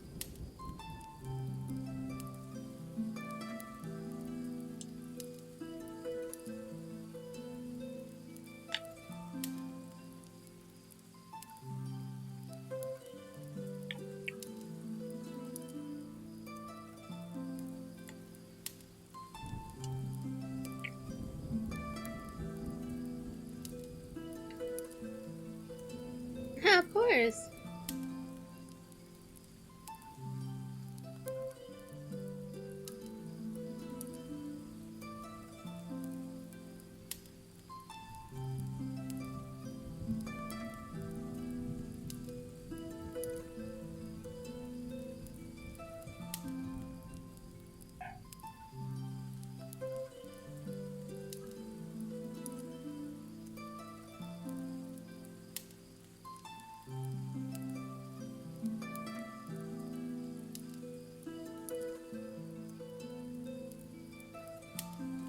You're too what? Dead?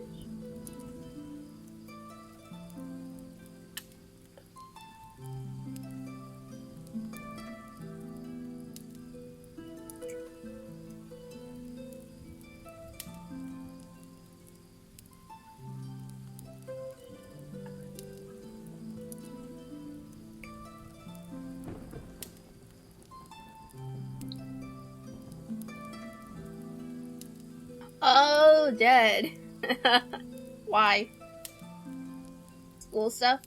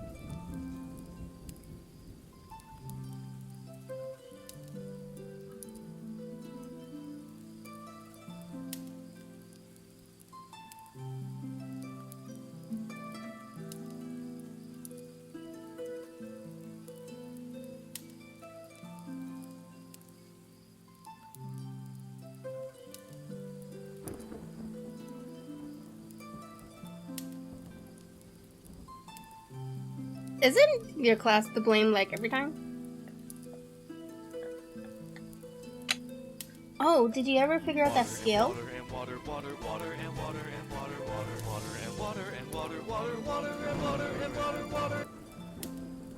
I'll drink water in a minute. Let me finish my SpaghettiOs. I get it. What holiday is it?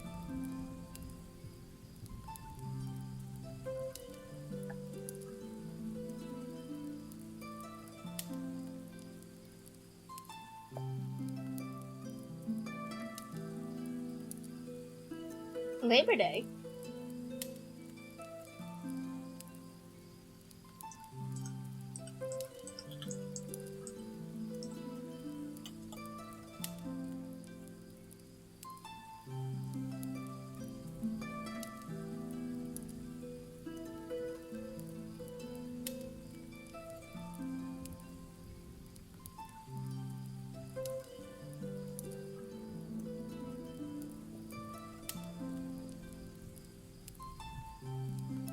didn't know Labor Day was on the 1st.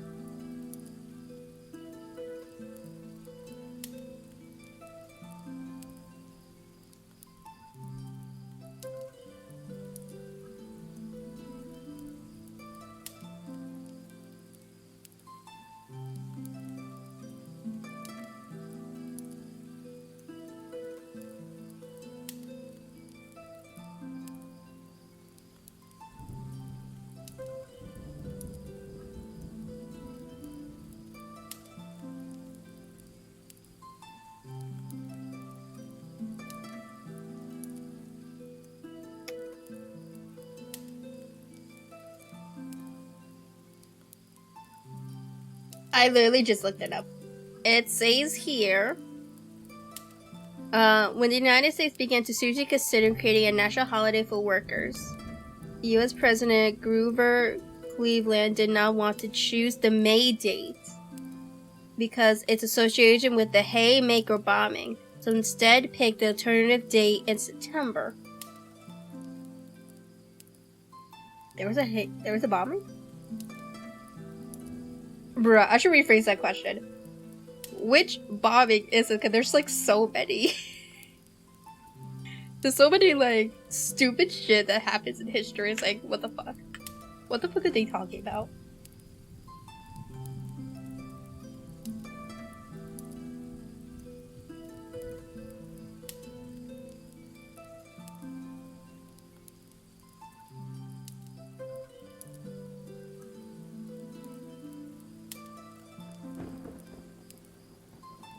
Ah, that explains it. 1886 is when this happened. Of course I'm not gonna remember this. I don't even remember actually going through this, actually reading this in school.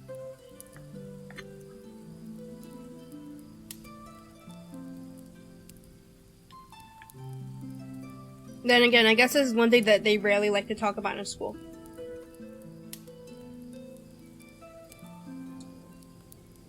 None of us were.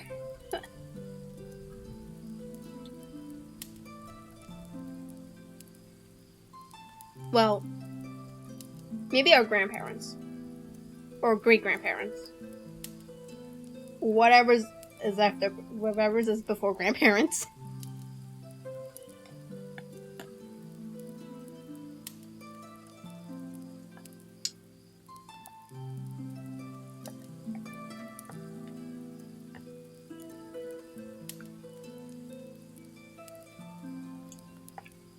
But I wouldn't really think it would be like our parents technically, because they still would have been born in the 1900s. Because like I was born in the 90s. Both of my parents were born, I want to say, the 60s. And then my grandparents was in the 30s. So it's still in the 1900s. So if we're talking about the 1800s, it would have to be my grandfather's parents. So which would be my great-grandparents? If I'm understanding that right?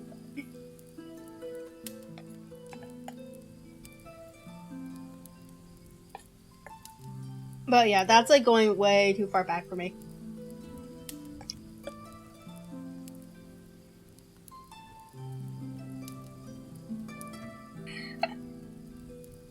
Bro, but it's true. Like, do you not know how many bombings happened in the United States within the past couple of years? It's like, bruh. Or like overseas? They happen like a couple times a year. Same thing with shootings. They happen a couple times a year from stupid shit. It's like, whatever. Like, who did it this time? What asshole gave this person a gun?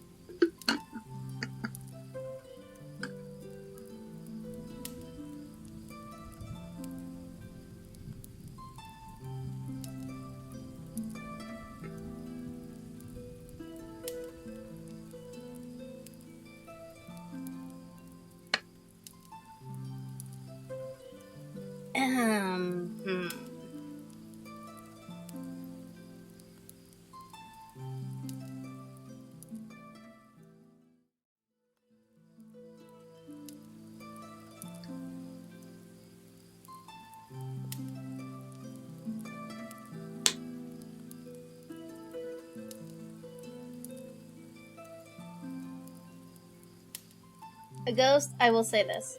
When we meet in person, don't bring that gun around me. Because I have a strong negative feelings about people bringing in guns with them, and then them being put in the wrong hands, and then people start doing stupid shit because the stupid senators don't want to put stupid gun laws. So yeah. And Rose, thank you so much for gifting Ghost a sub. Thank you, thank you.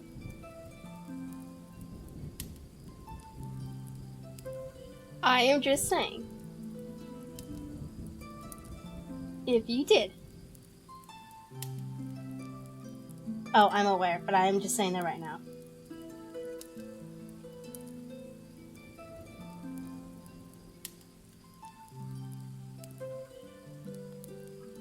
See, I would accept roses and chocolates. I love chocolates. So I'm more of a tulip girl. I love tulips.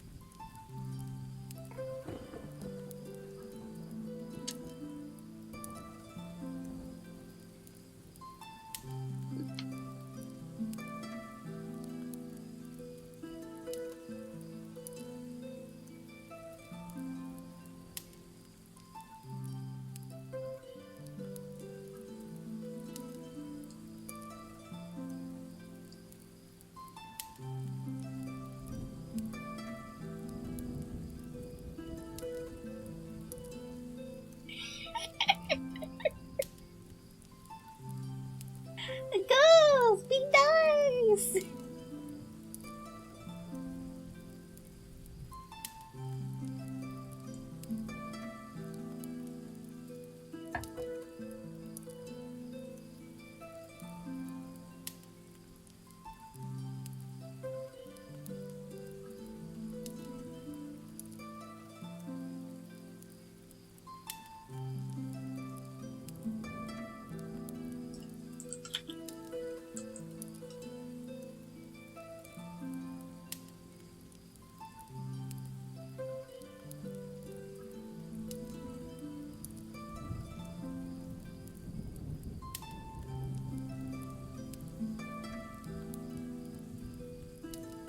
Okay.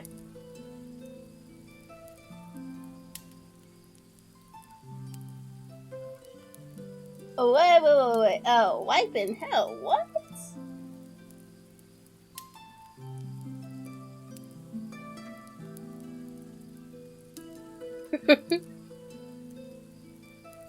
You guys love to banter with each other, and I love it. I absolutely love it.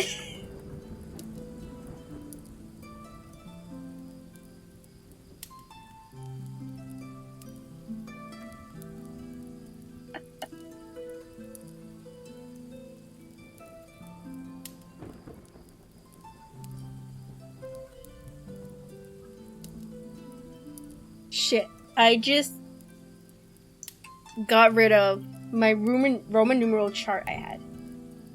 Fuck.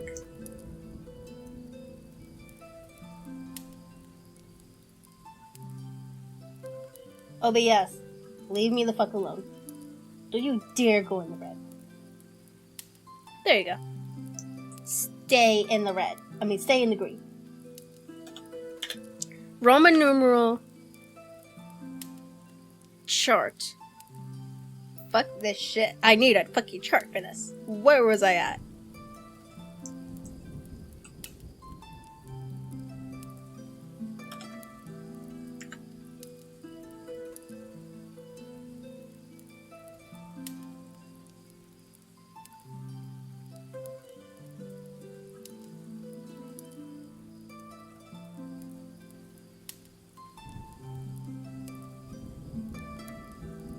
$14. That's where we're at. Why can't they put numbers? Hello, hello, hello. I see you there.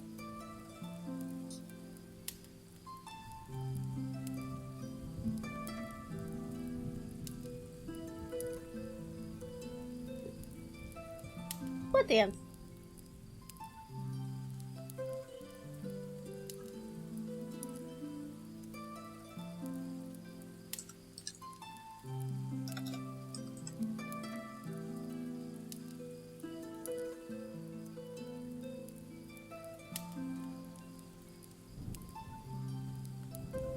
Okay. I'm gonna need my book again.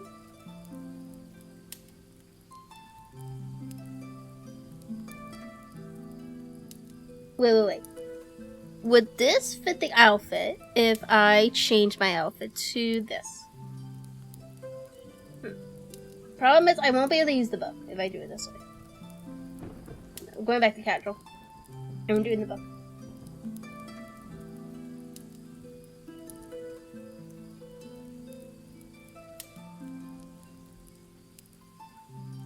Okay. Chapter 14. The first blow.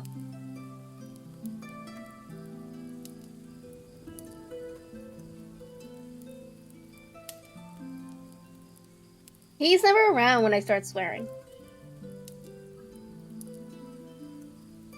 And for the record, I swear quite often, thank you very much. Not as much as you guys probably do.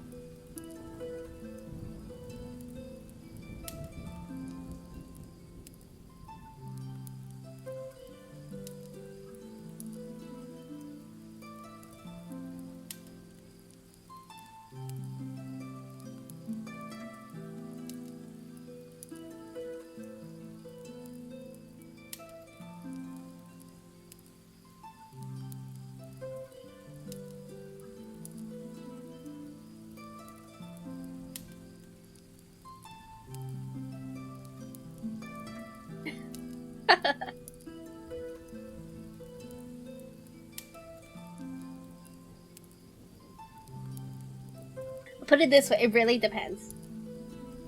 But I do swear. Like, bro, what do you expect? I'm 27.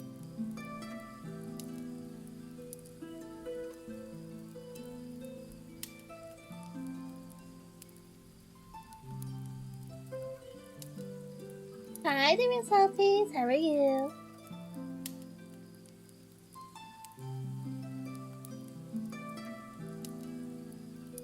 Ah, that's good.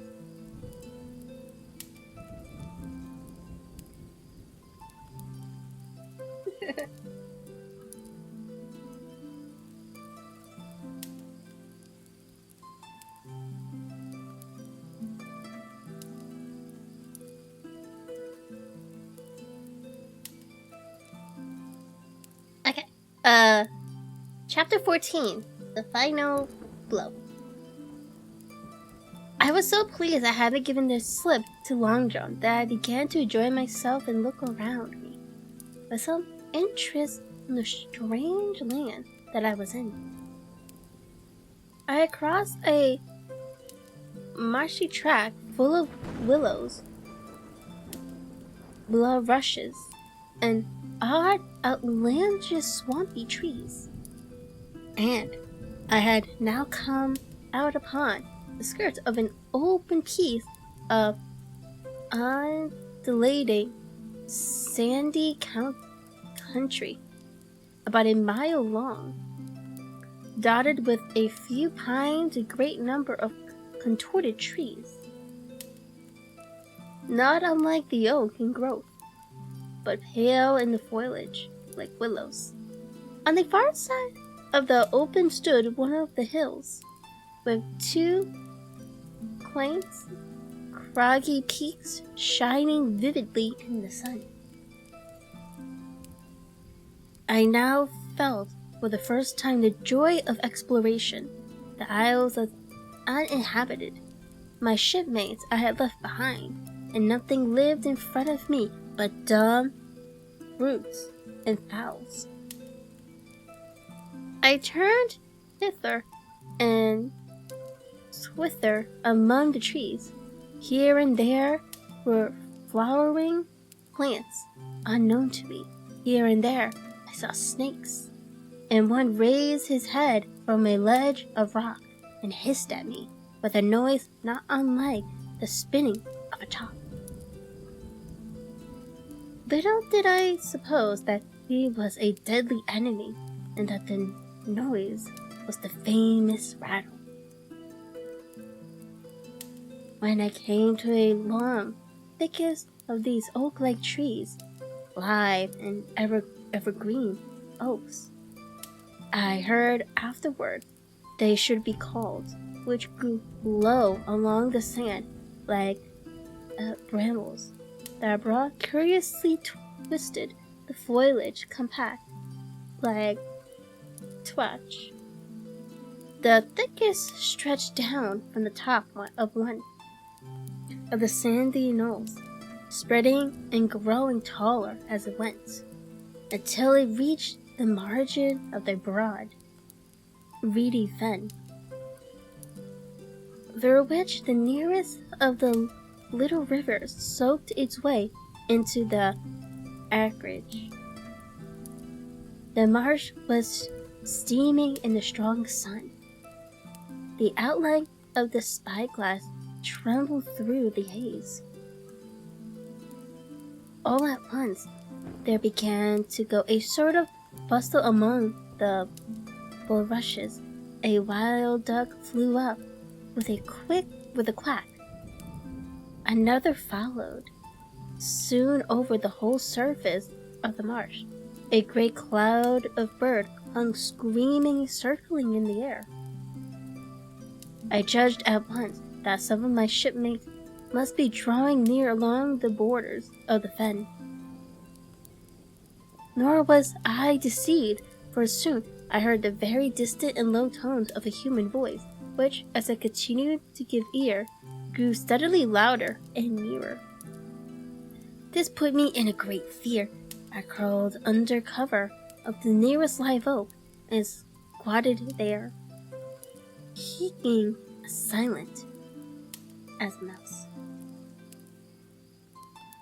Another voice answered, and then the first voice, which I now recognized to be Silver's, once more took up the story and ran on for a long while in a stream, only now and again interrupted by the other. By the sound they must have been talking earnestly, almost fiercely, but no distant words came to my hearing.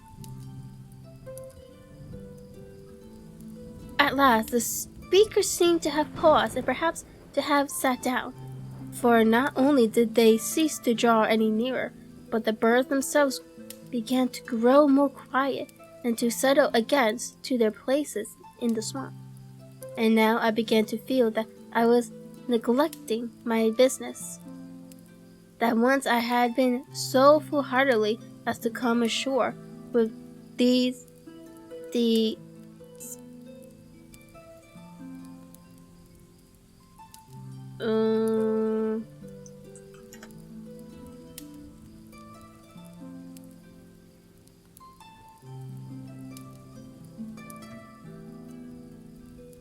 And now I began to feel that I was neglecting my business, that since I had been so foolhardily as to come ashore with the desperadoes, the least I could do was to overhear them at their councils, and that my plain and obvious duty was to draw as close as I could manage under the favorable ambush of the crouching trees.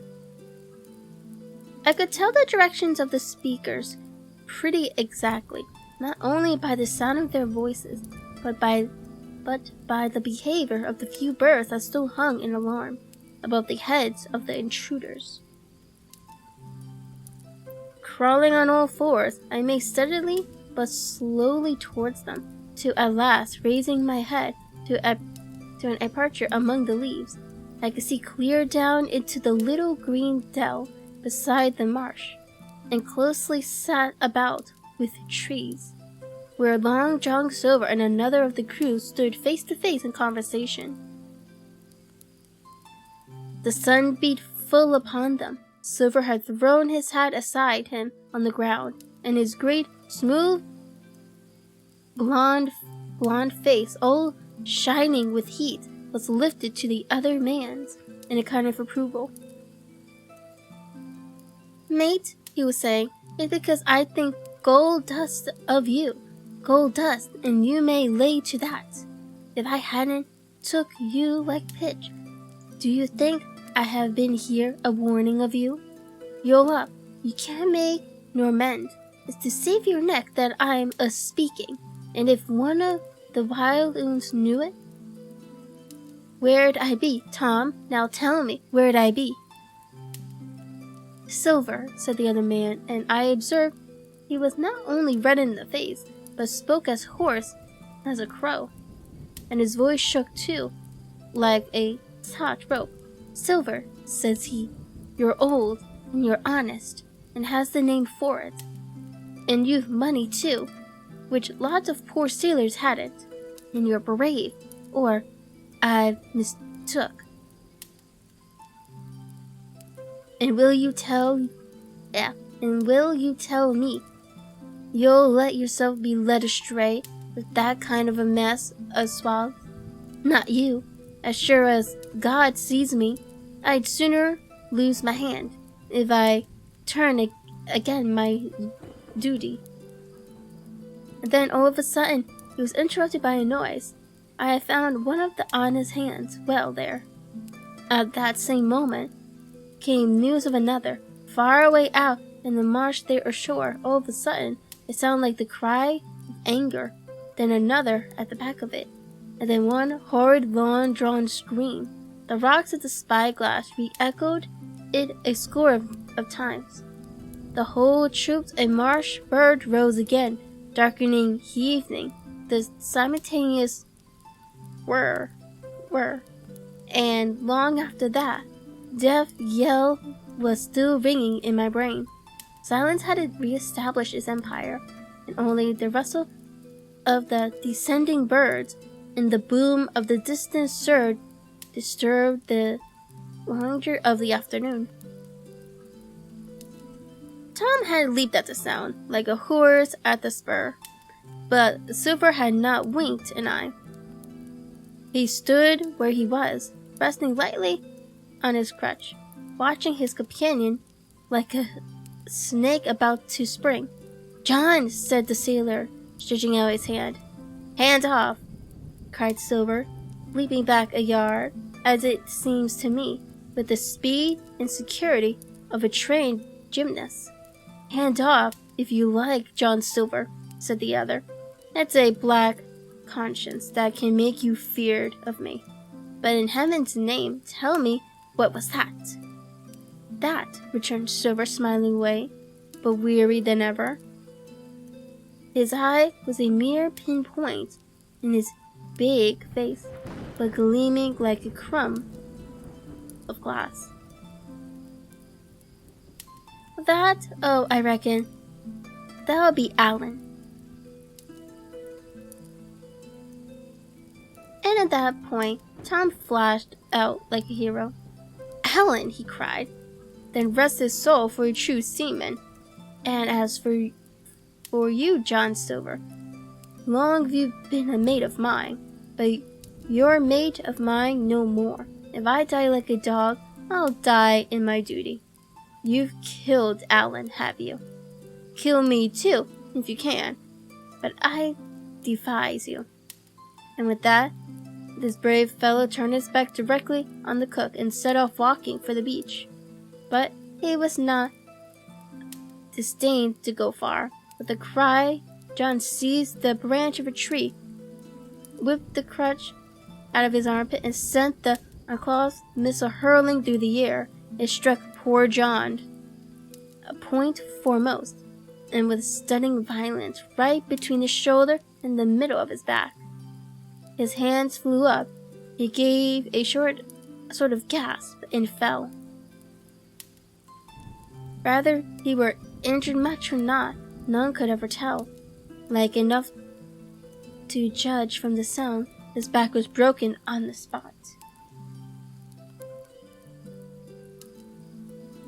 But he had no time given him to recover. Silver, agile as a monkey, even without leg or crutch, was on the top of him. Next moment it had twice buried his knife up to the hilt in his defenseless body. From my place of ambush, I could hear him pant aloud as he struck the blows.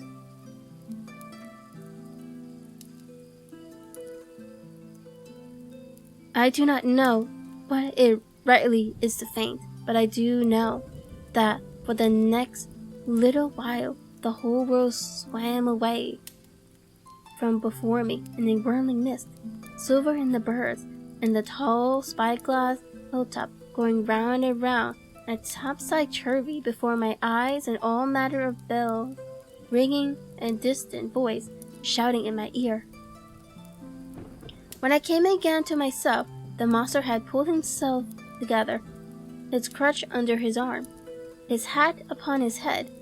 Just before him, Tom lay motionless upon the sward, but the murderer minded him not a whit, cleansing his blood-stained knife, the while upon a wisp of grass.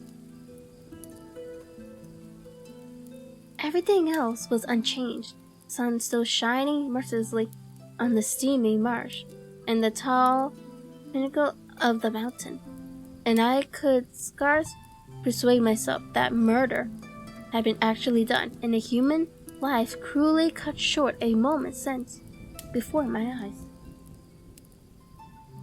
But now John put his hand into his pocket, brought out a whistle, and blew upon it several modulated blasts that rang far across the heated air. I could not tell, of course, the meaning of the signal, but it instantly awoke my fears. More men would be coming. I might be discovered. They had already slain 2 of the honest people. After Tom and Alan, might not I come next? Instantly, I began to extricate myself and crawl back again, with that speed and silence I could manage, to the more open portion of the wood. As I did so, I could hear hails coming and going between the old buccaneer and his comrades, and this sound of danger lent me wings. As soon as I was clear of the thickest, I ran as I never ran before, scarce minded the direction of my flight, so long as it led me from the murderers, and as I ran, fear grew and grew upon me until it turned to a kind of frenzy. Indeed, could anyone be more entirely lost than I? When the gun fired, how could I dare to go down to the boats among those fiends, still smoking from their crime? Would not the first of them who saw me wring my neck like a snipe's? Would not my absence itself be evident to them of my alarm, and therefore of my fatal knowledge? It was all over, I thought. Goodbye to Hispaniola.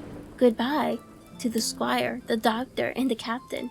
There was nothing left for me but death by starvation or death by the hands of the mutineers. And all this while, as I say, I was still running, and without thinking, and without taking any notice, I had drawn near to the foot of the little hill, with the 2 peaks, and had got into a part of the island where the live oaks grew more wider apart. They seemed more like a forest trees, in their bearing and dimensions. Mingled with those were a few scattered pines, some 50, some nearer 70 feet high. The air, too, smelt more freshly than down beside the marsh. And here a fresh alarm brought me to the standstill with a triumphing heart. Okay, and that's the end of that chapter.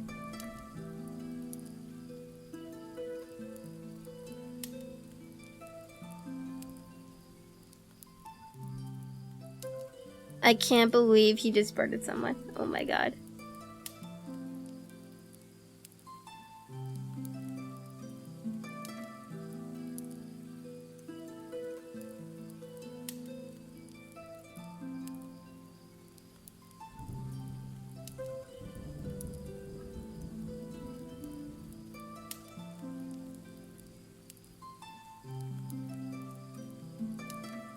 Let's see, XV.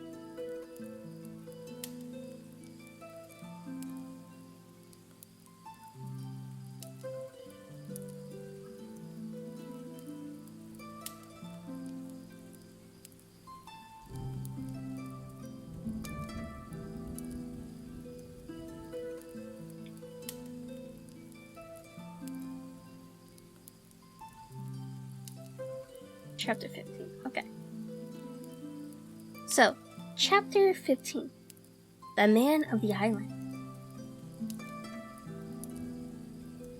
From the side of the hill, which was here steep and stony, a spout of gravel was dislodged and fell rattling and bounding through the trees. My eyes turned instinctively in that direction. I saw a figure leap with great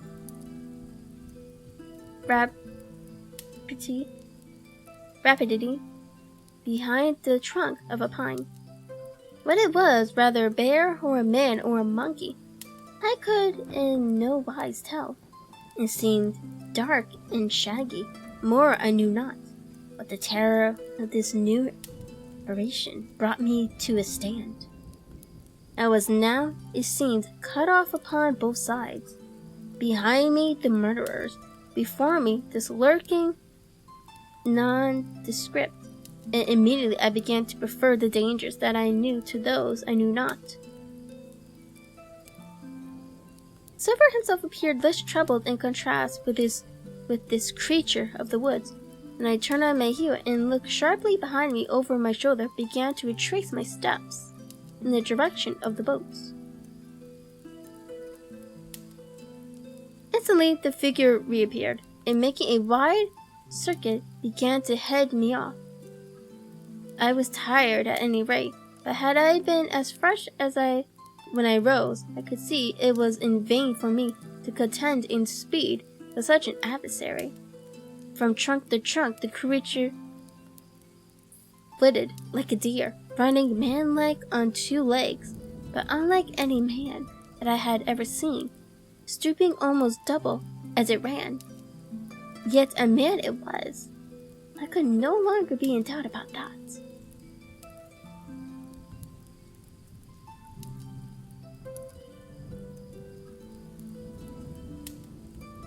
I began to recall what I had heard of cannibals. I was within an ace of calling for help, but the mere fact that he was a man, however wild, had somewhat reassured me. And as my fears still began to revive its proportion, I stood still, therefore, and cast about for some method of escape. And as I was so thinking, the recollection of my pistol flashed into my mind.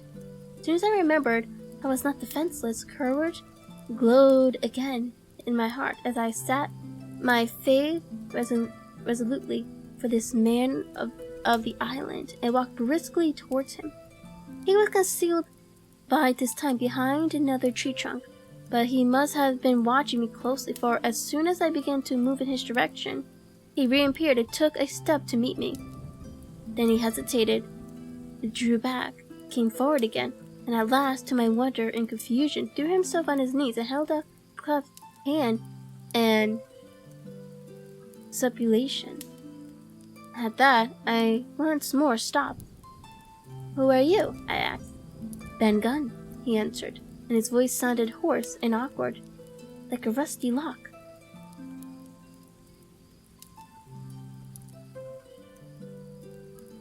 "I am poor Ben Gunn, I am, and I haven't spoke with a Christian these 3 years." I could now see that he was a white man like myself, and that his features were even pleasing. His skin, wherever it was exposed, was burnt by the sun, Even his lips were black, and his fair eyes looked quite startling in so dark a face. Of all the beggar men that I had seen or fancied, he was the chief for raggedness. He was clothed with tattered of old ship canvas and old sea clothes. And this extraordinary patchwork was all held together by a system of the most various and incredulous fastenings, brass buttons, bits of sticks, and loops of tarry gaskeens. About his waist he wore an old brass knuckle leather belt, which was the one thing solid in his whole countryman's. 3 years? I cried. Were you shipwrecked? Nay, mate, said he. Marooned. I had heard the word, and I knew it stood for a horrible kind of punishment common enough among the buccaneers, in which the offender is put ashore with a little powder and shot and left behind on some desolated and distant island. Removed 3 years agone, continued, and lived on goats since then, and berries and oysters. Wherever a man is, says I, a man can do for himself, but mate, my heart is sore for Christian diet. You might happen to have a piece of cheese about you now? No? Well, many's a long night I've dreamed of cheese, toasted mostly. I woke up again and here I were.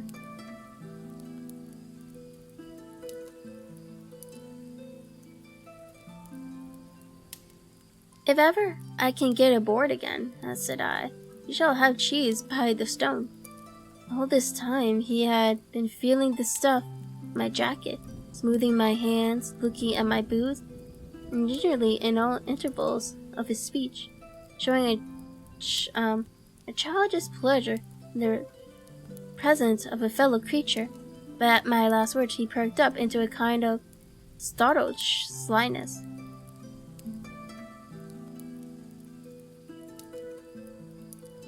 If ever you can get aboard again, says you, he repeated. Why now, who's to hinder you?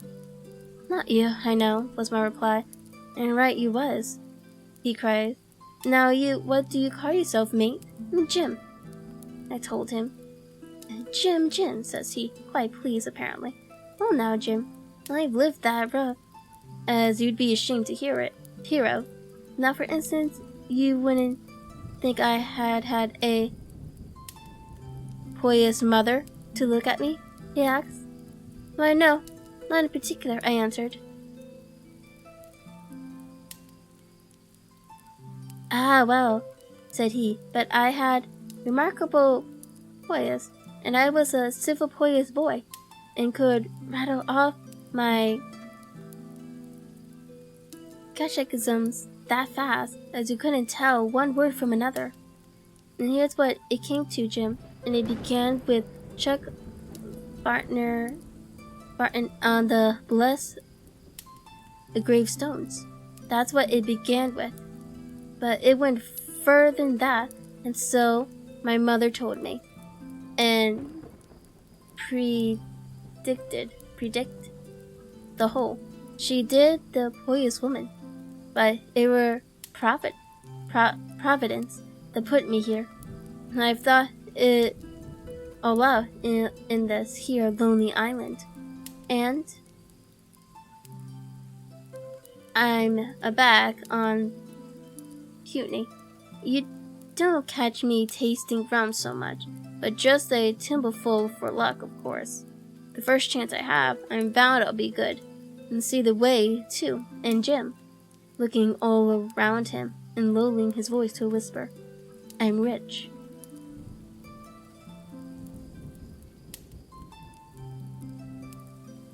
I now felt sure that the poor fellow had gone crazy in his solitude, and I suppose I must have shown the feeling in my face, for he repeated the statement hotly. Rich, I say, and I'll tell you what, I'll make a man of you, Jim. Jim, you bless your stars. You will. You was the first that found me. And at this, there came suddenly a lowering shadow over his face, and he tightened his grasp upon my hand and raised a forefinger threateningly before my eyes. "Now, Jim, you tell me true, that ain't Flint's ship?" he asked. At this, I had a happy inspiration. I began to believe that I had found an ally, and I answered him at once. "It's not Flint's ship, and Flint is dead. But I'll tell you true, so you ask me. There are some of Flint's hands aboard. Worse luck for the rest of us." "Not a man with one leg?" he gasped. "Silver?" I asked. "Ah, Silver," says he. That were his name. He's the cook, and the ringleader too. He was still holding me by the wrist, and at that he gave it a warm ring. "If you was sent by Long John," he said, "I'm as good as pork, and I know it. But where was you, do you suppose?" I had made my mind up in the moment, and by the way of answering, told him the whole story of our voyage, and the predicament in which we found ourselves. He heard me with the keenest interest, and when I had done, he patted me on the head. "You're a good lad, Jim," he said, "and you all in a clove hitch, aren't you?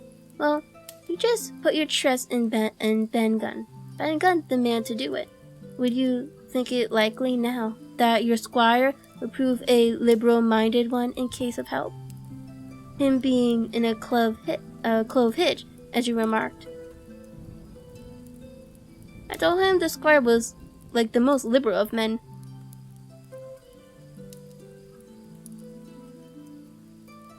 "Ah, but you see," returned Ben Gunn, "I didn't mean giving me a gate to keep, and a suit of..." Oh.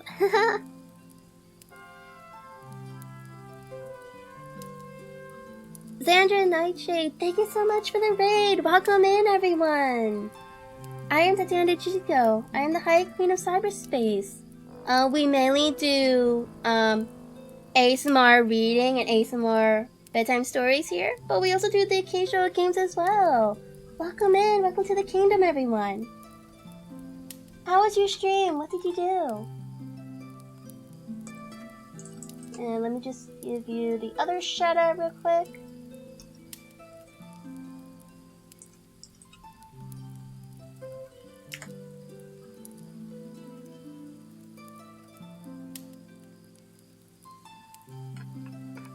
Oh, no worries. How was your stream? I hope it went well.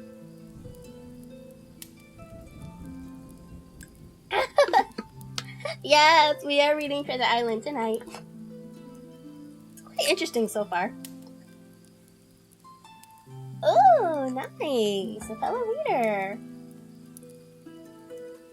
For that, I am also going to be following you. There you go. What were you reading?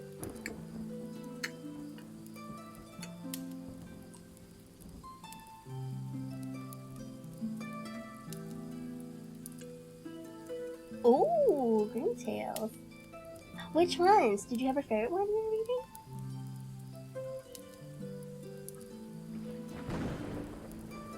It's been going well.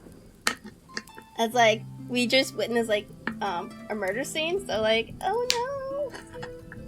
So yeah. It is very interesting so far.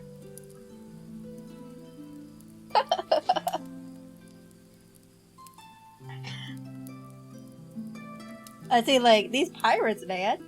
I mean, what are they? Seamen, pirates, save big.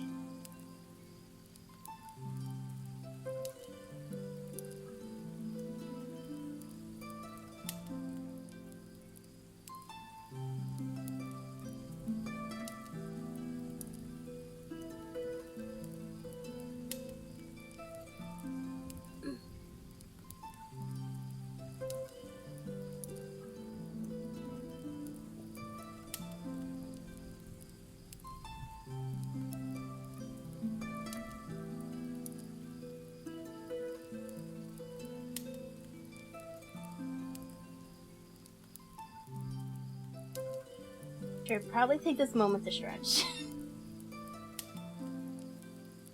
Just because I'm starting to feel pressure on my back.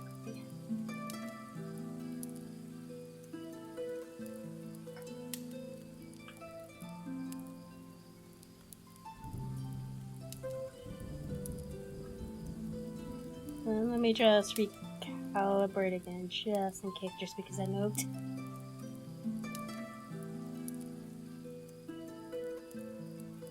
Okay. Okay, I think it's good.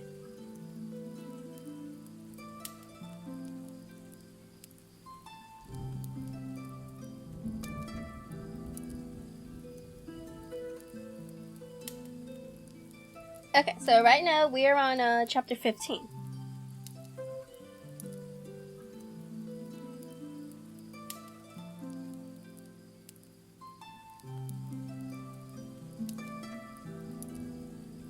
Aye, but you see, returned Ben Gunn, I didn't mean giving me a gate to keep, and a suit of livery clothes and such. That's not my mark, Jim. What I mean is, would he be likely to come down to the tune of, say, 1,000 pounds out of money that's as good as a man's own already? I am sure he would, said I, as it was all hands were to share. And a passage home, he added, with a look of great shrewdness. Why, I cried, the squires and gentlemen. And besides, if we got rid of the others, we would want you to help work the vessel home. Ah, said he, so you would. And he seemed very much relieved. Now, I'll tell you what, he went on.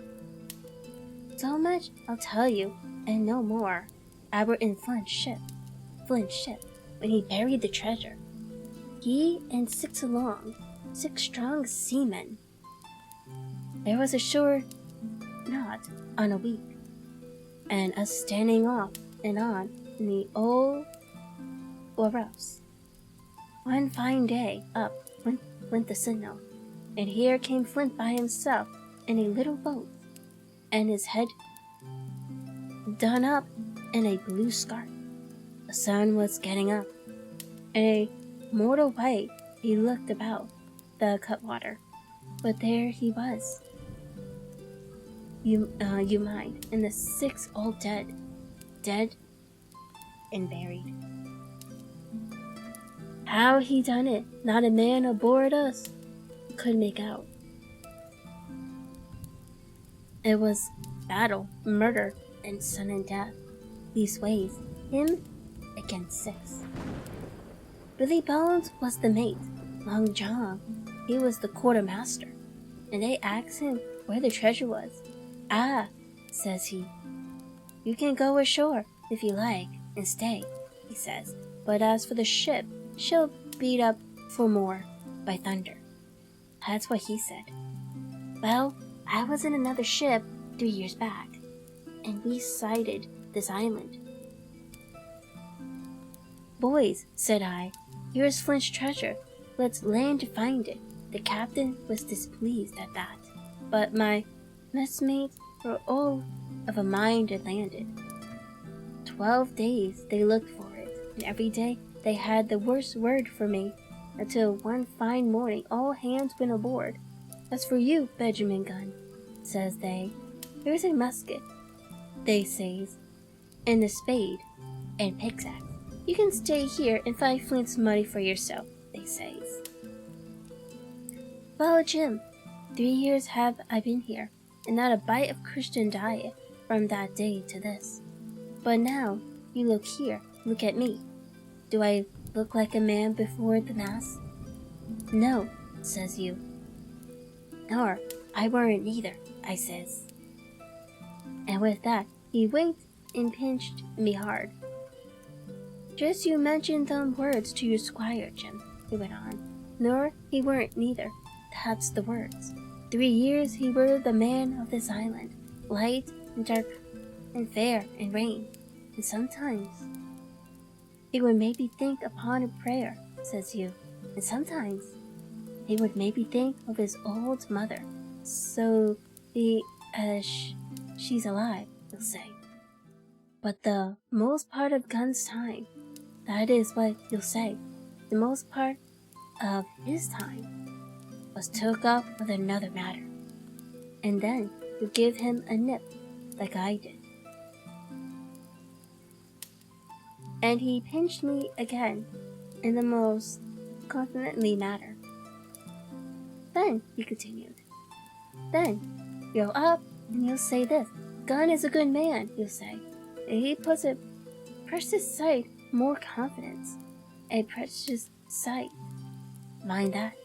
And a gentleman born then in these gentlemen of fortune have been one himself. Well, I said, I don't understand one word that you've been saying, but that's neither here nor there, for now I am to get on board.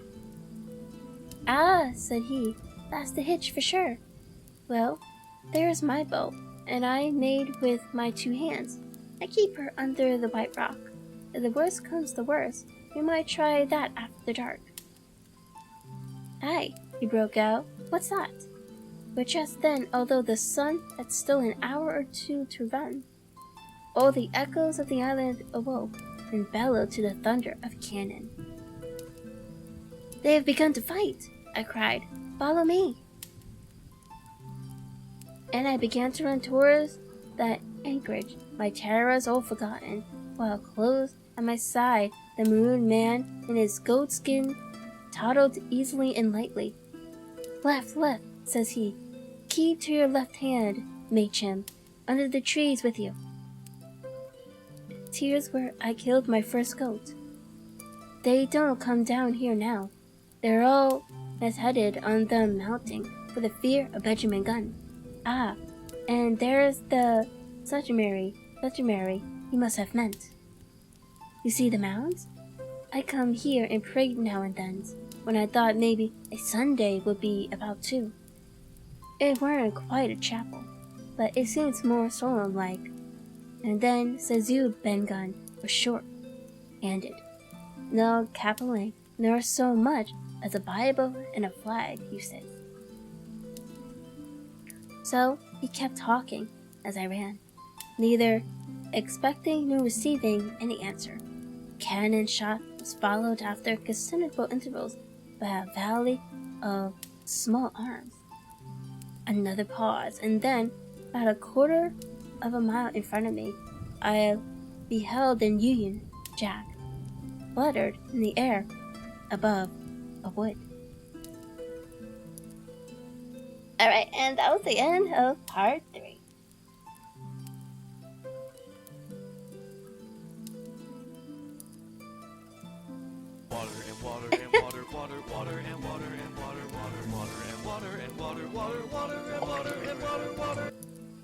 Thank you so much for the streamer package, Rose. Thank you, thank you.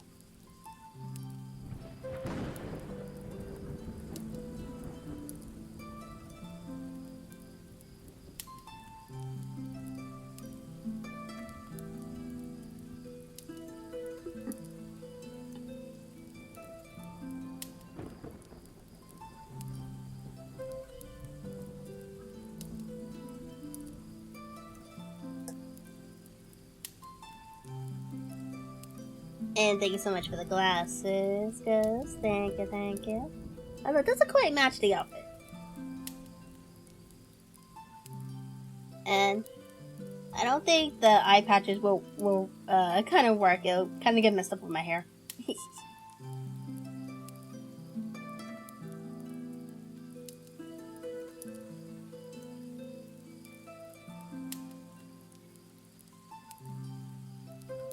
Like, bruh, I can show you. Like, I don't know how to put this bitch on.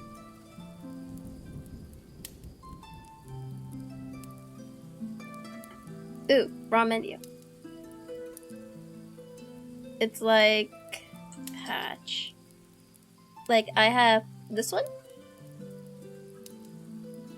But it doesn't look like a pirate.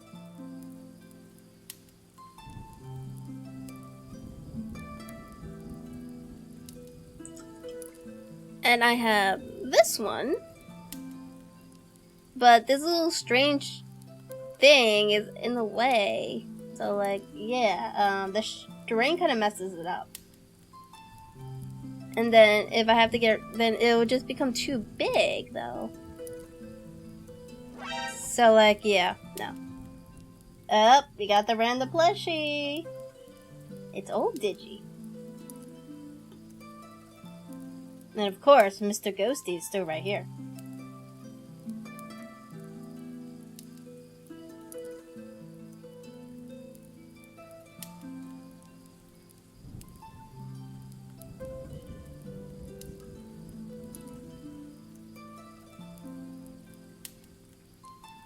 Okay, so I do have to change the title now. Because we just passed chapter 15. Question mark? How far are we going tonight? No one will ever know.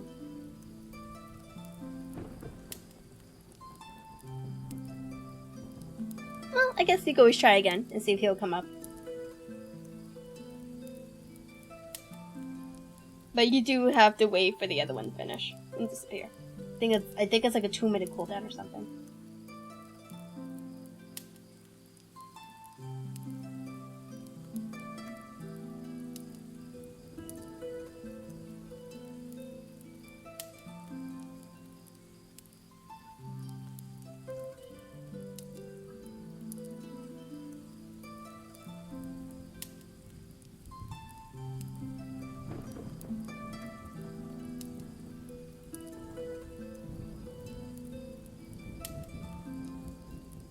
Alright, so part 4, the log cabin.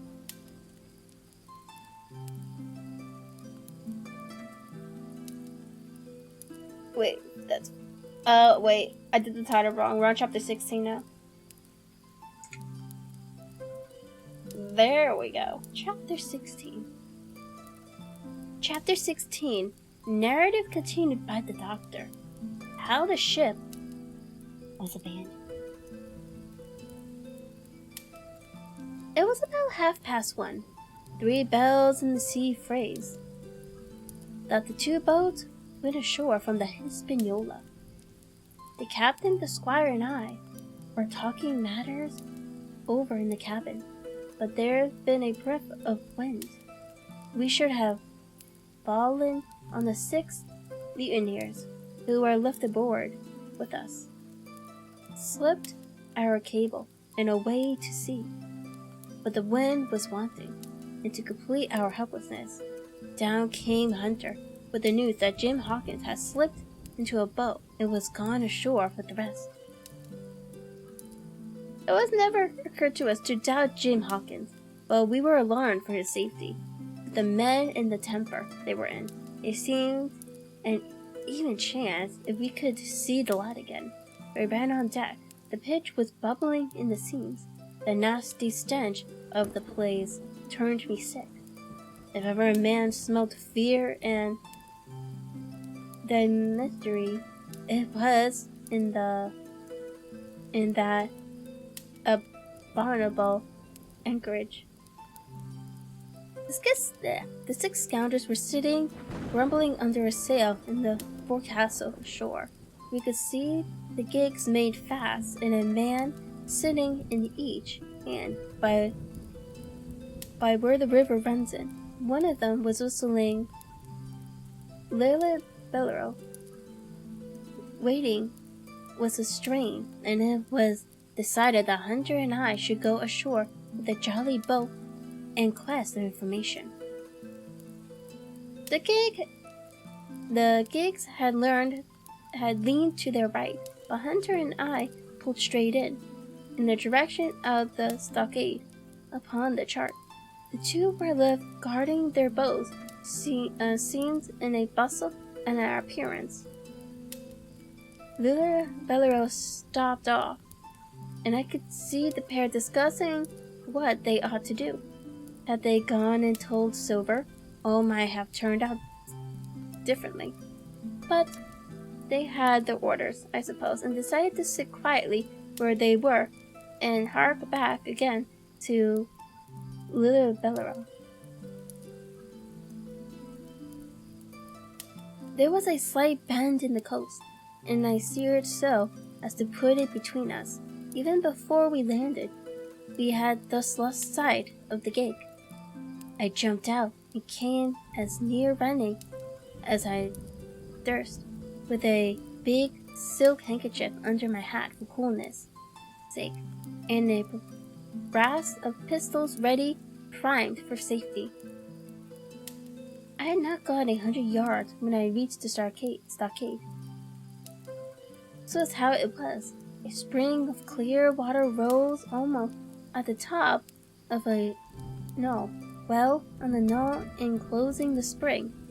They had clapped a stout log house fit to hold 200 of people on a pinch, and who called for musketry on either side. All round this they had cleared a wide space, and then the thing was completed by a paling 6 feet high, without door or opening, too strong to pull down without time, and labor and too open to shelter the besiegers. The people in the log house had them in every way. They stood quiet in shelter and shot the others like partridges. All they wanted was a good watch and food, for short of a complete surprise, they might have held the place against a regiment. What particularly took my fancy was the spring. For though we had a good enough place of it in the cabin of the Hispaniola, with plenty of armed ammunition, and things to eat and excellent wine, there had been one thing overlooked. We had no water. I was thinking this over, when there came ringing over the island the cry of a man at the point of death. I was not new to violent death. I had served His Royal Highness the Duke of Cumberland, and got a wound myself at Fortney, but I know my post when dot and carry on. And carry one.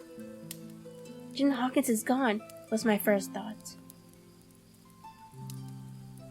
It is something to have been an old soldier, but more still to have been a doctor.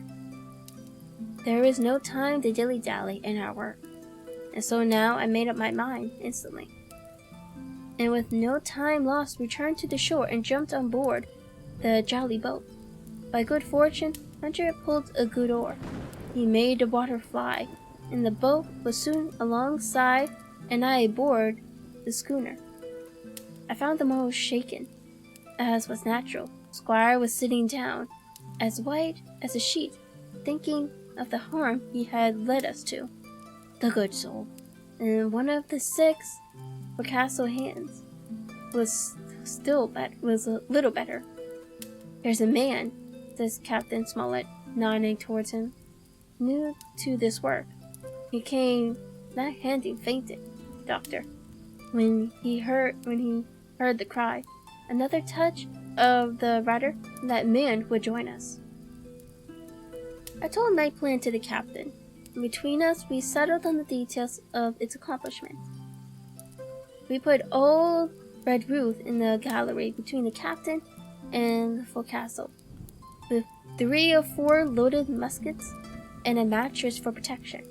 Hunter brought the boat round under the stern port, and Joyce and I sat to work loading her with powder, tin, muskets, bags of biscuits, kegs of pork, a cask of cognac, and an invaluable medicine chest. In the meantime, the squire and the captain stayed on deck, and the latter hailed the coxswain, who was the principal man aboard. "Mr. Hans," he said, "there are 2 of us with a brace of pistols each. If any one of you sick make a signal of any description, that man's dead.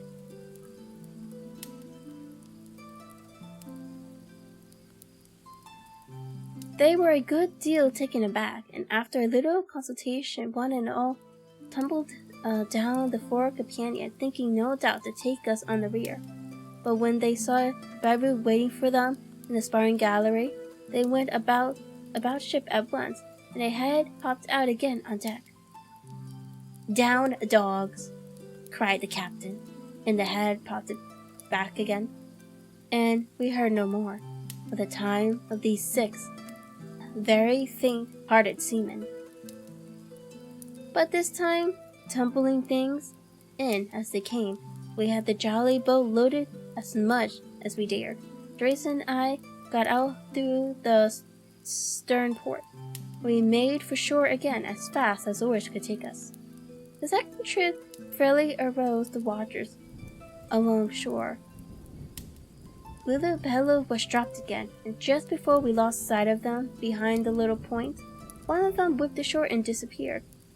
I had half a mind to change my plan and destroy their boats, but I feared that Silver and the others might be close at hand, and one might very well be lost by trying for too much.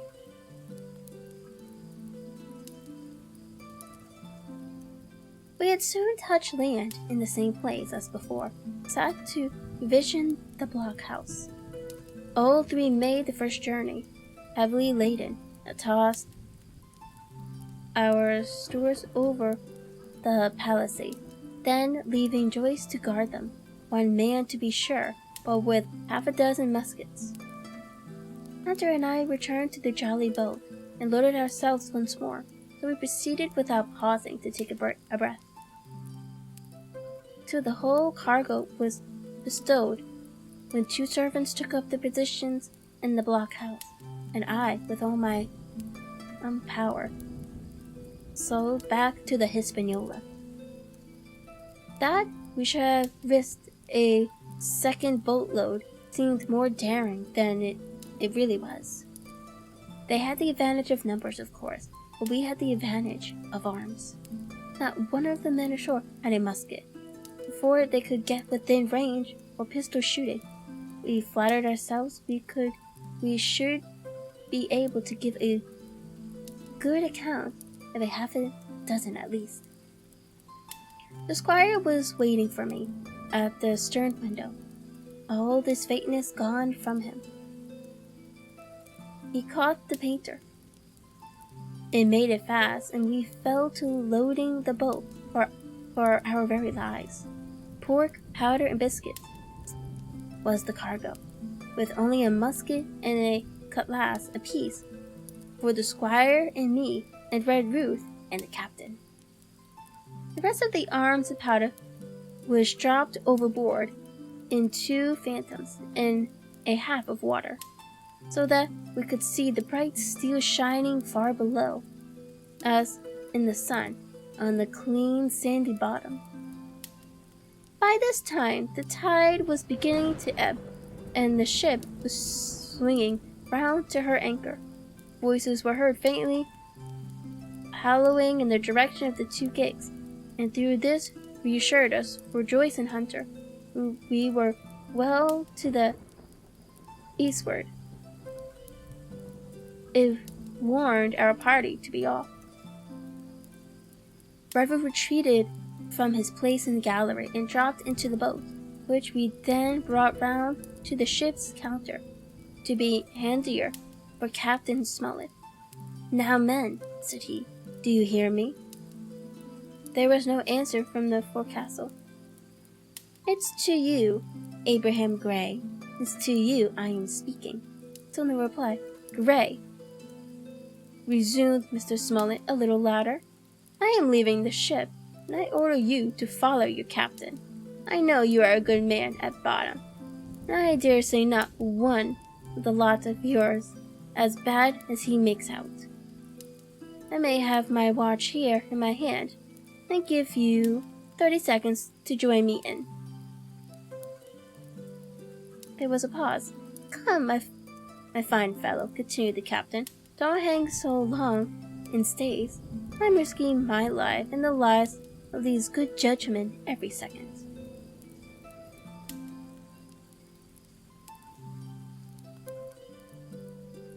There was a sudden scuffle, a sound of blows, and a outburst Adam Gray with a knife cut on the side of the cheek and came running to the captain like a dog to the whistle. "I am with you, sir," said he. And the next moment he and the captain had dropped aboard of us, and we had shoved off and given way. We were clear out of the ship, but not yet ashore in our stockade.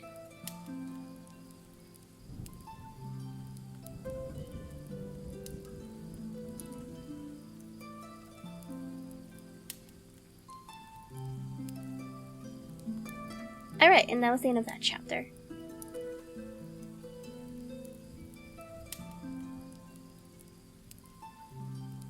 I said, so much going on. I said, ooh. I wonder what's gonna happen next. With all these seamen / quote unquote pirates.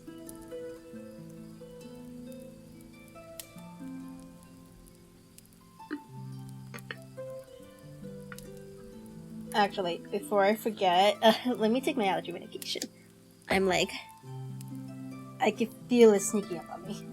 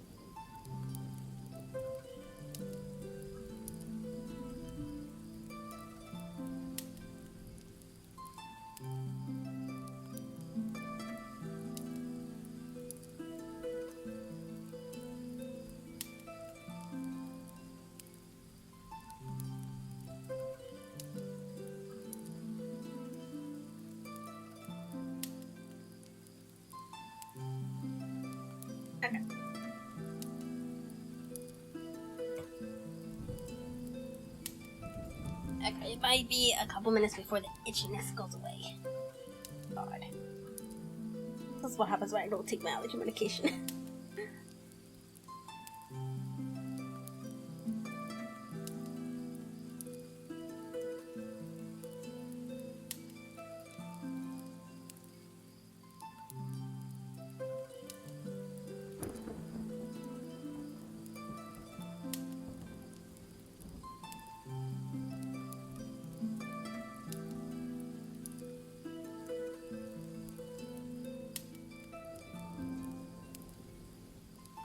Okay, so this is chapter 17?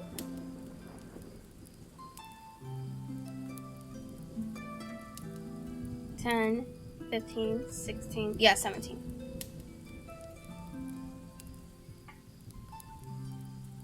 Okay. Chapter 17. Narrative continued by the Doctor. The Jolly Boat's last trip.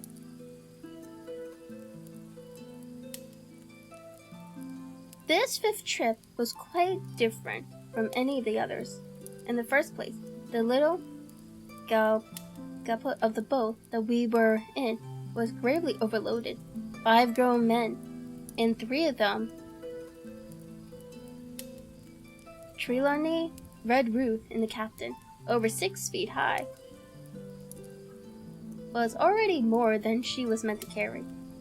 Add to that the powder, fork, and bread bags. The gunwale was limping astern. Several times we shipped a little water, and my breeches and the tails of my coat were all soaking wet before we had gone 800 yards. The captain made us trim the boat, and we got her to lie a little more evenly. All the same, we were afraid to breathe. In the second place, the ebb was now making a strong rippling current running westward through the basin, and then southward and seaward down the straits by which we had entered in the morning.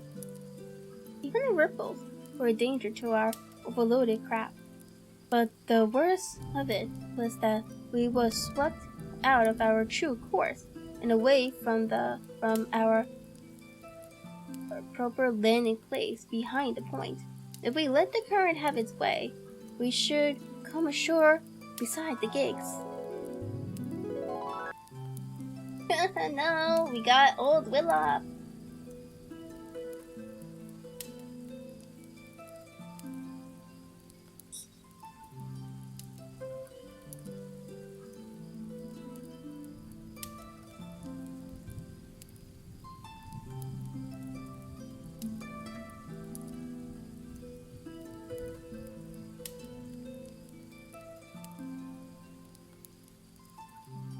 Oh, that reminds me. I'm going to be adding another random plushie redeem. Just because I have more plushies to add. And I don't feel like messing up the one I originally had. So yeah.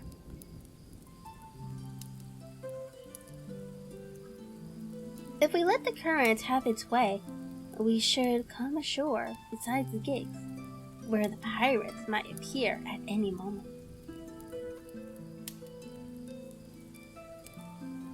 I cannot keep her head for the stockade, sir, said I to the captain.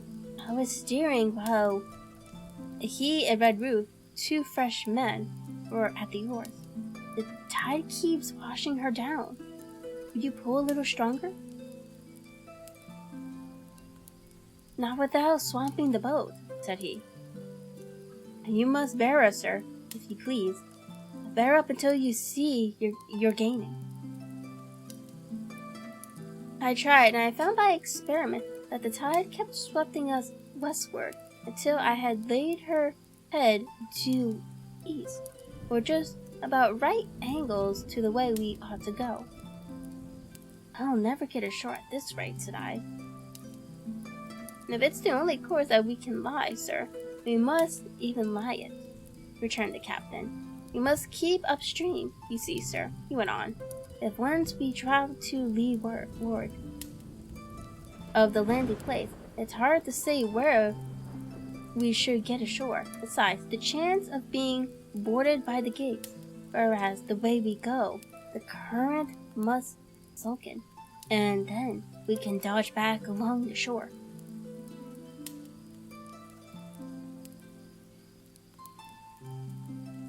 The current's less already, sir, said the man Gray, who was sitting in the foresheet.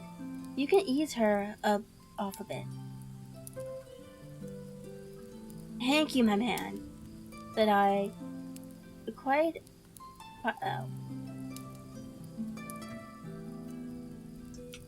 I think there's.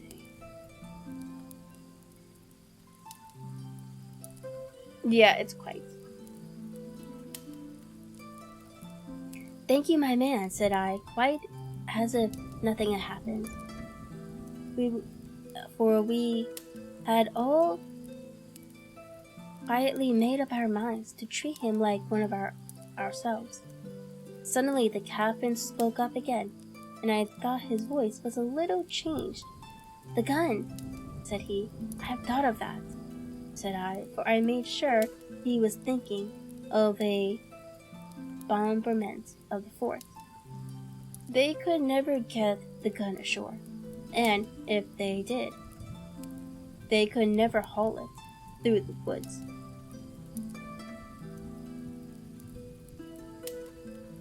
Let us a stern, doctor, replied the captain.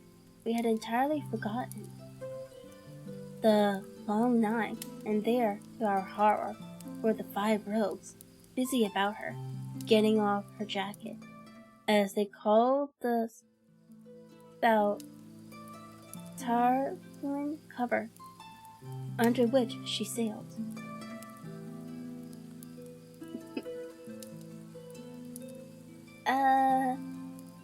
Hey, Gupton?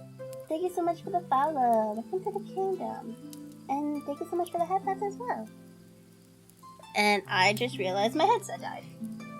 So, 2 seconds.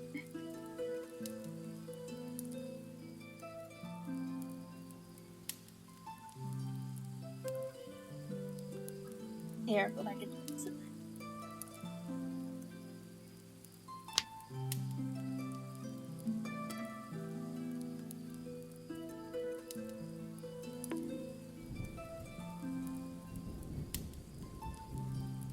Fuck you, Ghost.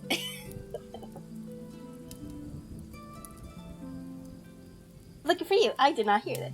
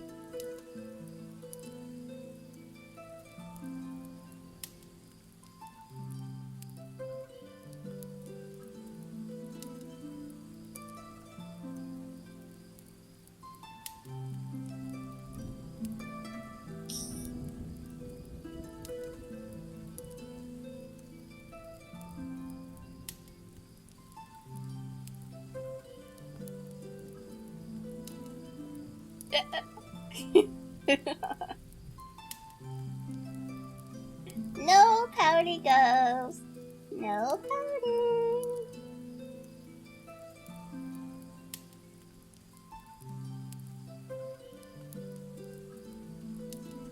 Not only that, but it flashed into my mind at that same moment that the round shot and the powder for the gun had been left behind, and a stroke with an axe would put it all into the possessions of the evil ones aboard.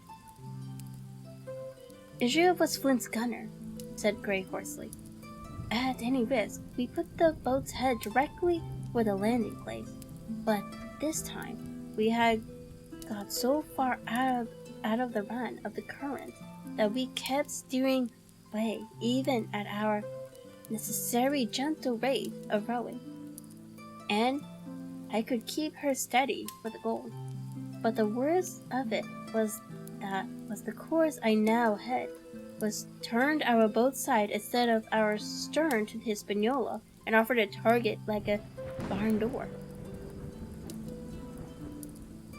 I could hear as well as see the brandy-faced racial Israel hands holding down a round shot on the deck. Who's the best shot? Asked the captain.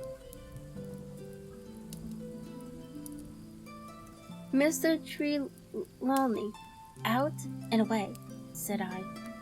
Mr. Trelawney, will you please pick me off one of these men, sir? Hands, if possible, said the captain. Trelawney was as cool as steel. He looked to the priming of his gun. Now, cried the captain, easy with that gun, sir, or you'll sweep the boat, or you'll swamp the boat. All hands stand by to trim her when he aims. The squire raised his gun, the rowing ceased, and we leaned over to the other side to keep the balance, and all was so nicely contrived that we did not ship a drop. He had the gun by this time slewed round upon the swivel, and hand, who was at the muzzle where the rammer was in consequence the most exposed.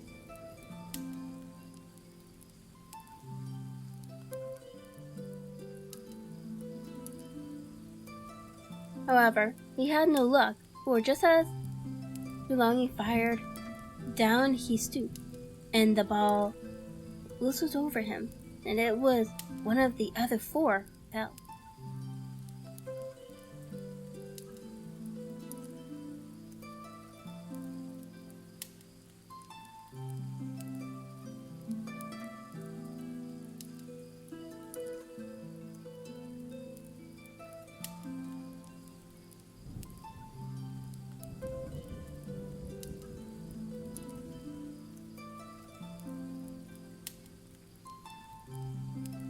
The cry he gave was echoed not only by his companions on board, but by a great number of voices from the shore, and looking in that direction, I saw the other pirates trooping out from among the trees and tumbling into their places in the boats. "Here came the rig, sir," said I. "Give way then," cried the captain. "We mustn't mind if we swamp her now. If we can't get ashore, all's up. Only one of the gigs is being manned, sir," I added. "The crew of the other, most likely going round by shore to cut us off." "They'll have a hot run, sir," returned the captain. Jack's ashore, you know. It's not them I mind, it's the round shot captain's carpet balls my lady's maid couldn't miss. Tell us, squire, when you see the match, and we'll hold water." In the meanwhile, we had been making headway at a good pace for a boat so overloaded, and we had shipped but little water in the process. We were now close in, 30 or 40 strokes, and we should reach her. And we should reach her, for the ebb had already disclosed a narrow belt of sand below the clustering trees. The gig was no longer to be feared. The little point had already concealed it from her eyes. The ebb tide, which had so cruelly delayed us, was now making preparation in delaying our assailant. The one source of danger was the gun. "If I durst," said the captain, "I'd stop and pick off another man." But it was plain that they meant nothing should delay their shot. They had never so much as looked at their fallen comrade, though he was not dead, and I could see him trying to crawl away.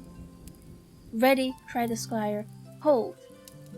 cried the captain, quick as an echo, and he and Red Ruth back with a great heave that sent her stern bodily underwater. The report fell in at the same instant of time. This was the first that Jim heard, the sound of the squire's shot not having reached him. Where the ball passed, not one of us precisely knew, but I fancied it must have been over our heads, and that the wind of it may have contributed to our disaster.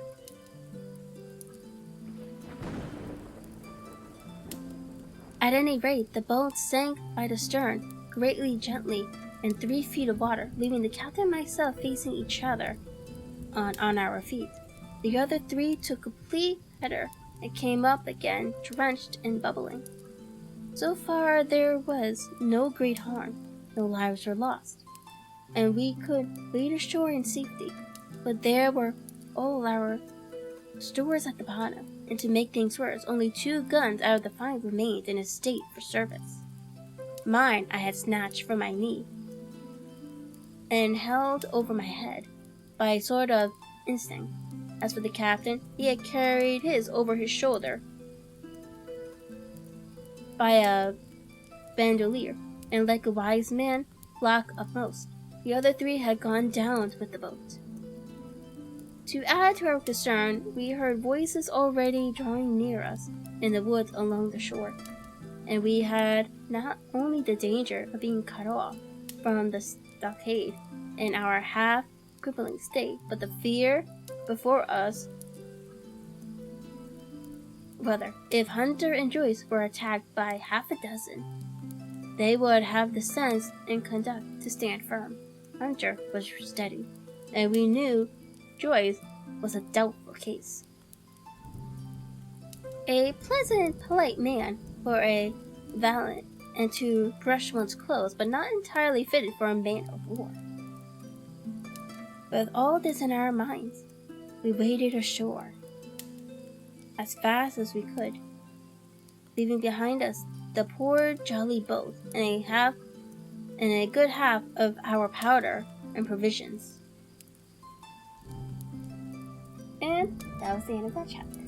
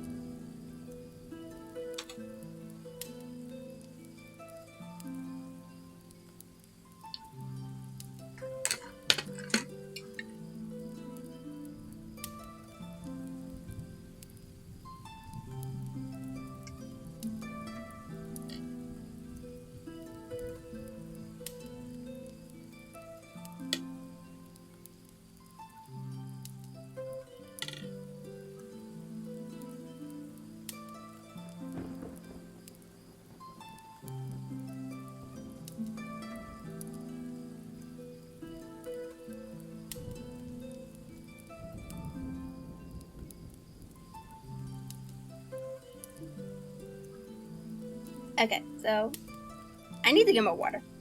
So I am gonna take another break and I'll be right back.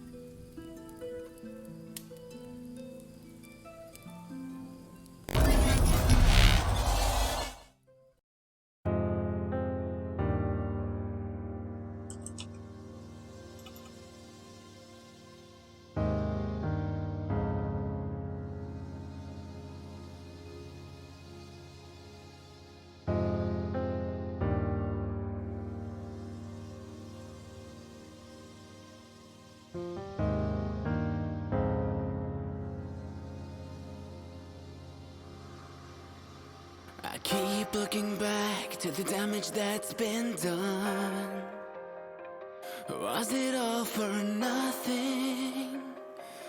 Is there nothing I've won at all? Where exactly do I belong? I sense a slight vibration, saves me from suffocation. Catch a radiant light and a butterfly. I think I found it all, towering over my battered soul.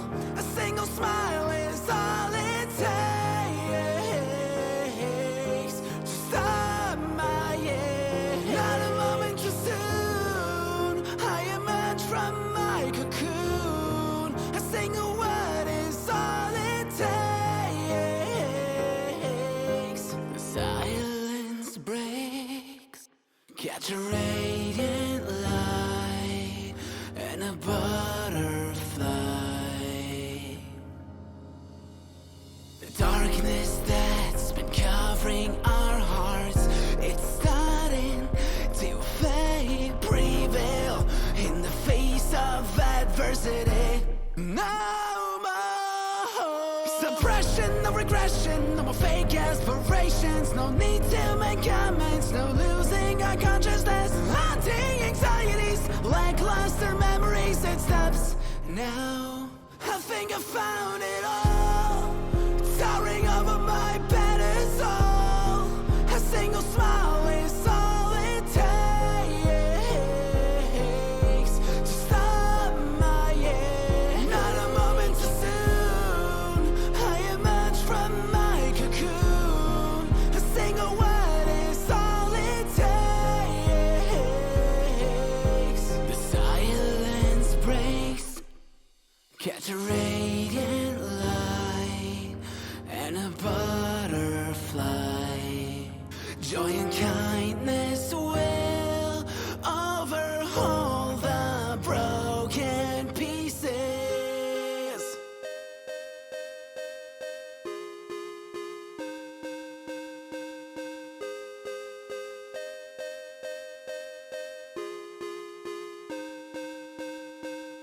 Crying and laughing, singing and shouting through all the bad times, still zooming around me. Huggles and kisses, forget the great distance. I need to hear your voice. I wanna catch a radiant light and a butterfly.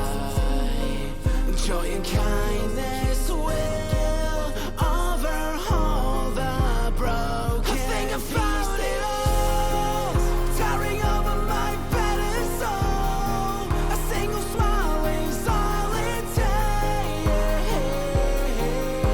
to stop my end. Not a moment too soon, I emerge from my cocoon. A single word is all it takes. The silence breaks. Catch a radiant light and a butterfly. Catch a radiant light, apprehend the night.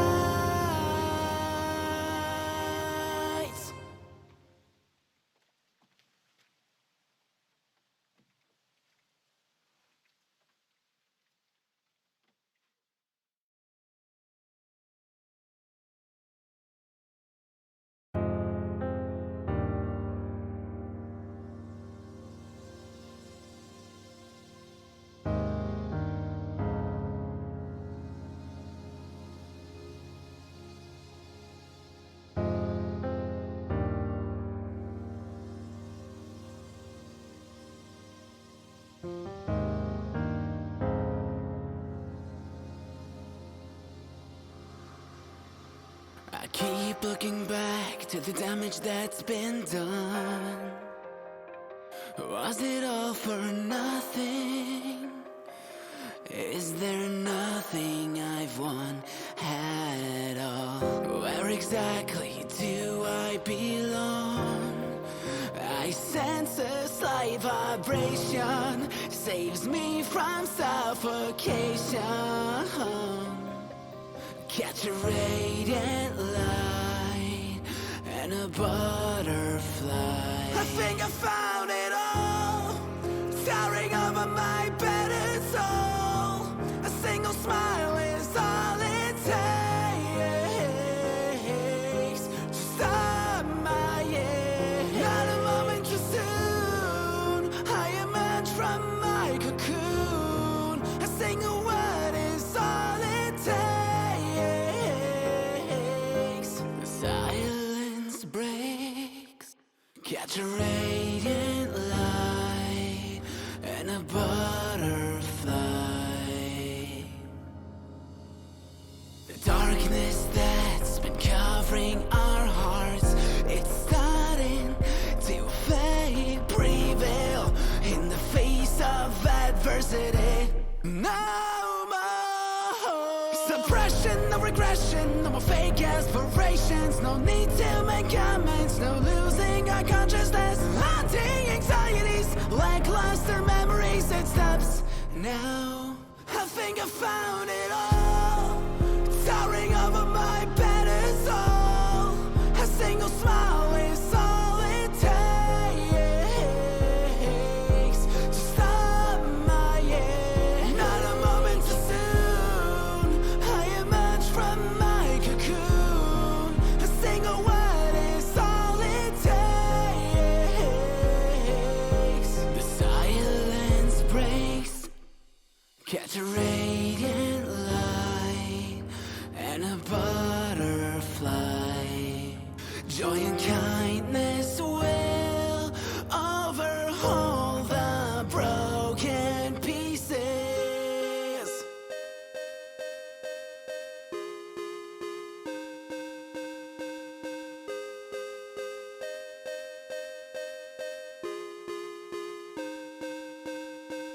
Crying and laughing, singing and shouting through all the bad times, still zooming around me. Huggles and kisses, forget the great distance. I need to hear your voice. I wanna catch a radiant light and a butterfly. Joy and kindness will overhaul the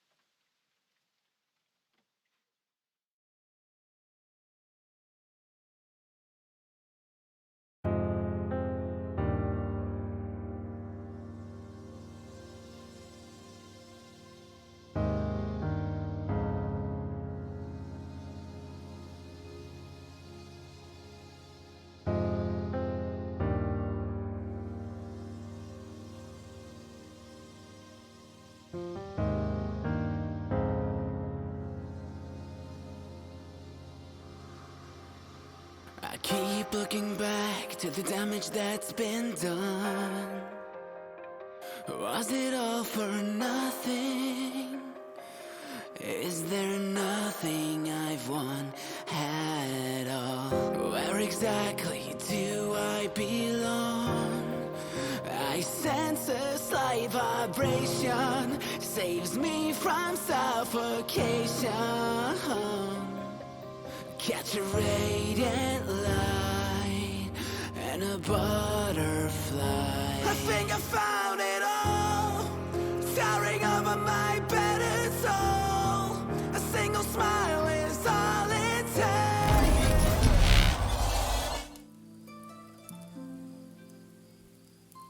Okay, I got more water.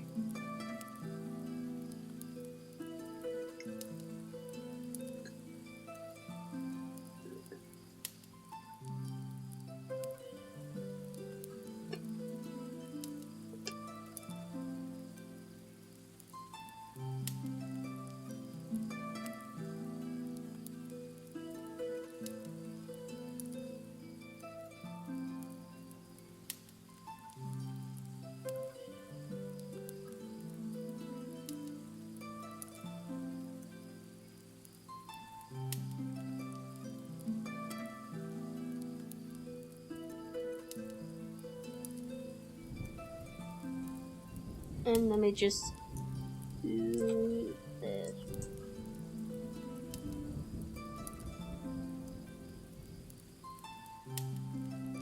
Alright.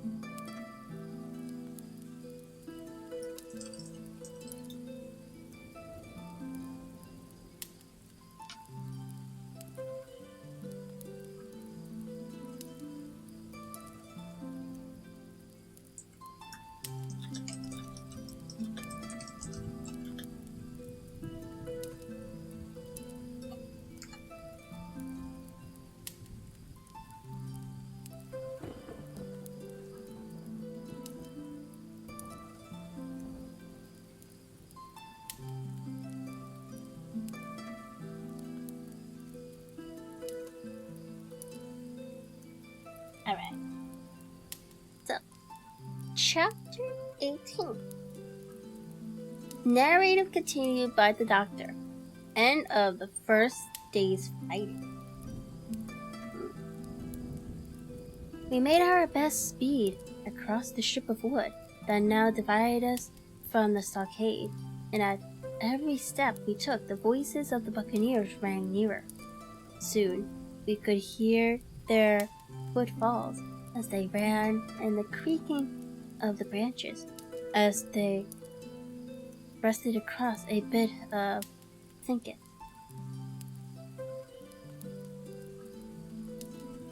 Thank you, Rose. Yes, more reading. We have to know what happens. I began to see we should have a rush for it in earnest. I looked to my priming. Captain, said I. Trelawney is the dead shot. Give him your gun. His own is useless. They exchanged guns, and Trelawney, silent and cool as he had been since the beginning of bustling, rang a moment on his heel to see that all was fit for service. At the same time, observing Gray to be unarmed, I handed him my cutlass. It did all our hearts good to see him spit in his hands, knit his brows, and make the blade sting through the air. It was plain from every line of his body that our new hand was worth salt. 40 paces further, we came to the edge of the wood and saw the stockade in front of us. We struck the enclosure about the middle of the south side, and almost at the same time, 7 mutineers. Job Anderson, the boatswain, at their heads, appeared in full cry out the southwestern corner. They paused as if taken aback, and before they recovered, not only the squire and I, but Hunter and Joyce from the blockhouse had time to fire. The 4 shots came in rather a scattering velocity, but they did the business. One of the enemies actually fell. The rest, without hesitation, turned and plunged into the trees. After reloading, we walked down this outside of the palisade to see to the fallen enemy. He was stone dead, shot through the heart. We began to rejoice over good success when just at that moment a pistol cracked in the bush. The ball whistled close past my ear, and poor Tom Baru stumbled and fell and slumped on the ground. Both the squire and I returned the shot, but as we had nothing to aim at, it is probable we only wasted powder. Then we reloaded and turned our attention to poor Tom. Captain and Greg were already examining him, and I saw with half an eye that all was over.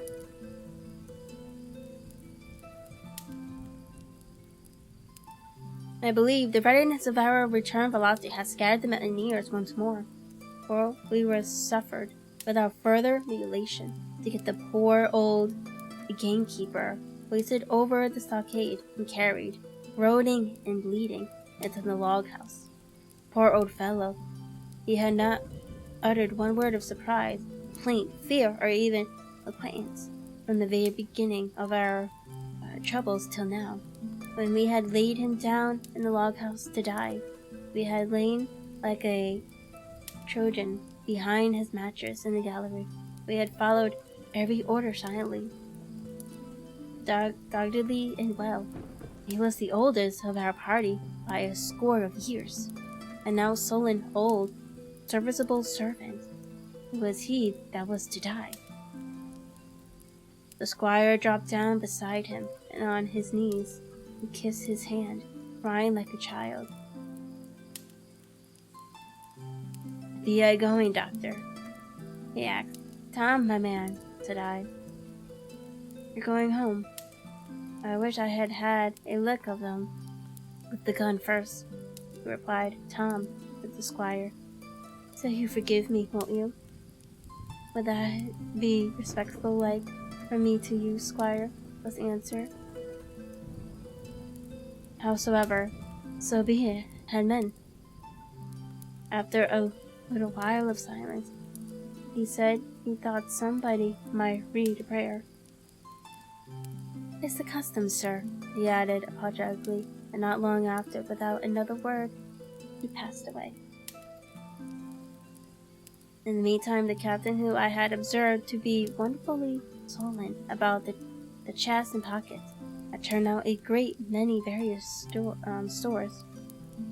The British colours, a Bible, a coil of stoutish rope, pen, ink, the logbook, the pound of tobacco. He had found a longish fir tree lying felled and trimmed in the enclosure, and with the help of Hunter, he had set it up at the corner of the log house where the trunks crossed and made it angle. Then climbing on the roof, he had with his own hand bent and ran up the colors. This seemed mightily to relieve him. He re-entered the log house and set about counting up the stores as if nothing else existed, but he had an eye on Tom's passage. For all that, and as soon as all was over, came forward with another flag and reverently spread it on the body. "Don't you take on, sir," he said, shaking the squire's hand. "All's well with him. No fear for a hand that's been shot down in its duty to captain and owner.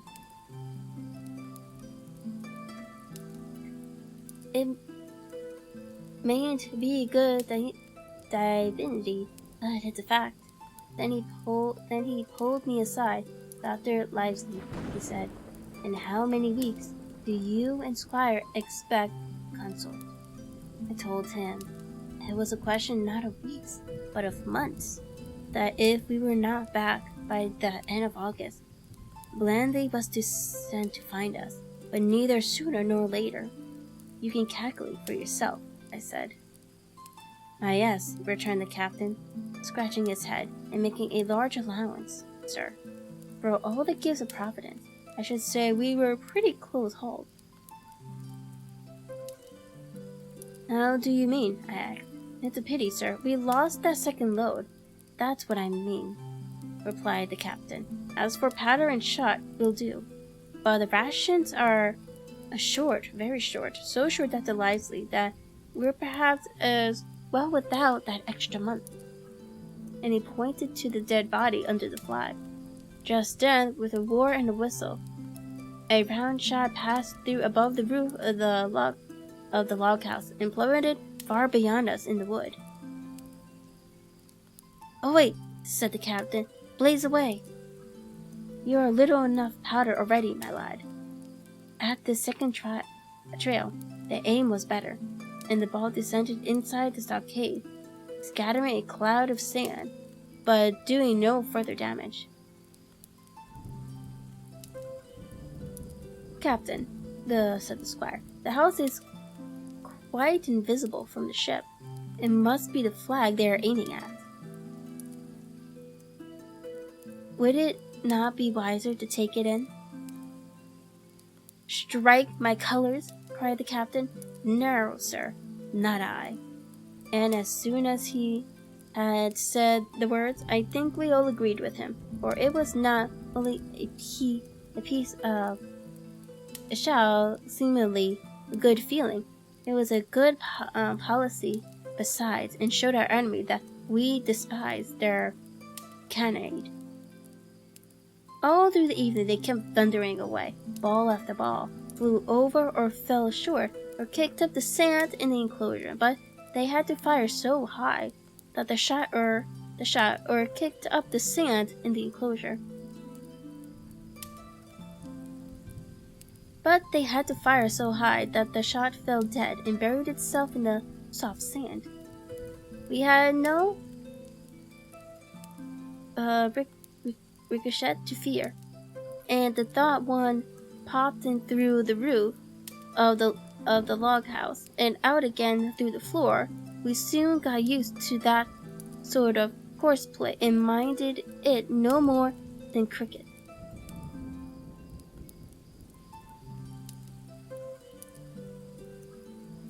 There is one good thing about all this, observed the captain. The wood in front of us is likely clear. The ebb had made a good while. Our stores should be uncovered. Volunteers to go and bring in pork. The Gray and Hunter were the first to come forward, well armed. They stole out of the stockade, and it proved a useless mission. Mutineers were bolder and were fancied, and they put more trust in Israel's gunnery.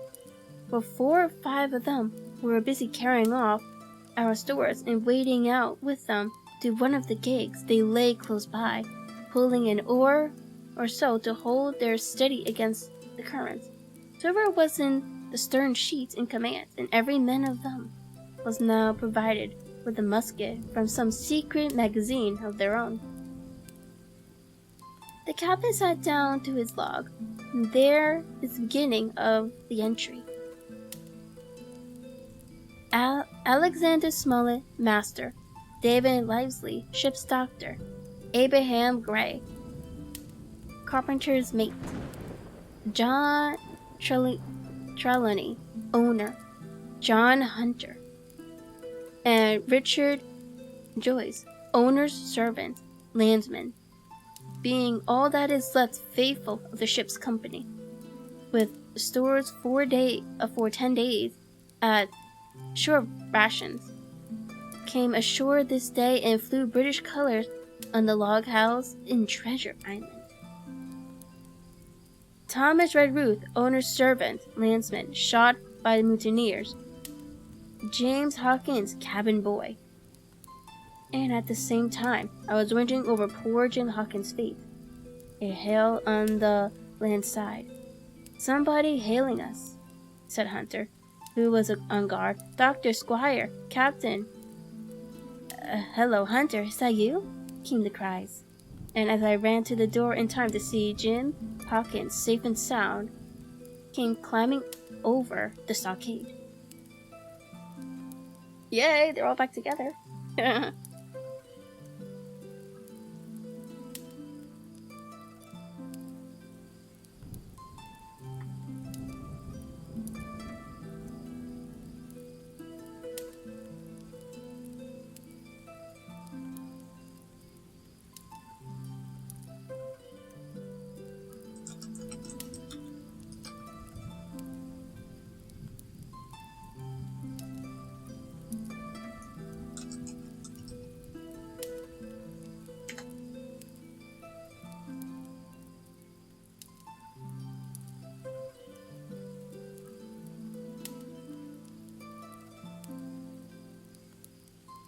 Chapter 19.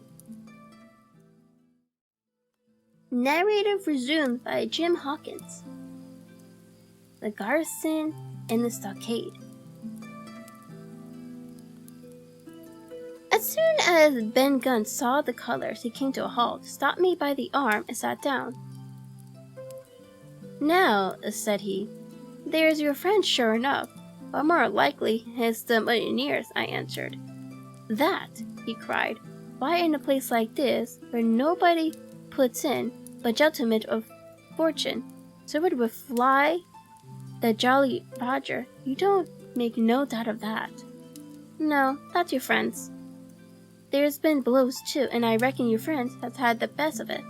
And here, they are ashore in the old stockade, as was made years and years ago by Flint.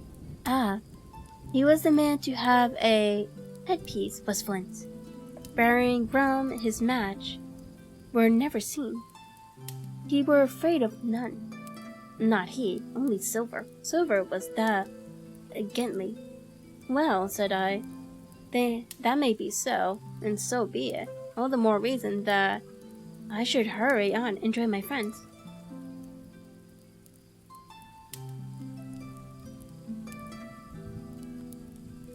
Nay, mate, returned Ben. Not you. Hello, Nick. Yes, we have Mini Ghosty with us today.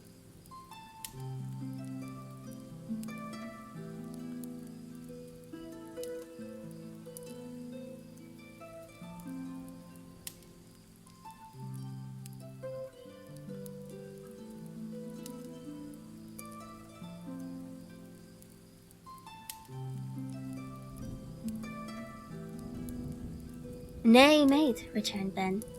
Not you. You're a good boy, or I mistook. But you're only a boy, all told. Now, Ben Gunn is fly. Rum wouldn't bring me there. Where are you going? Not rum wouldn't, till I see you're born gentleman, and gets it on his word of honor. And you won't forget my word, a precious sight. That what you'll say, a precious sigh or confident, and then nips him.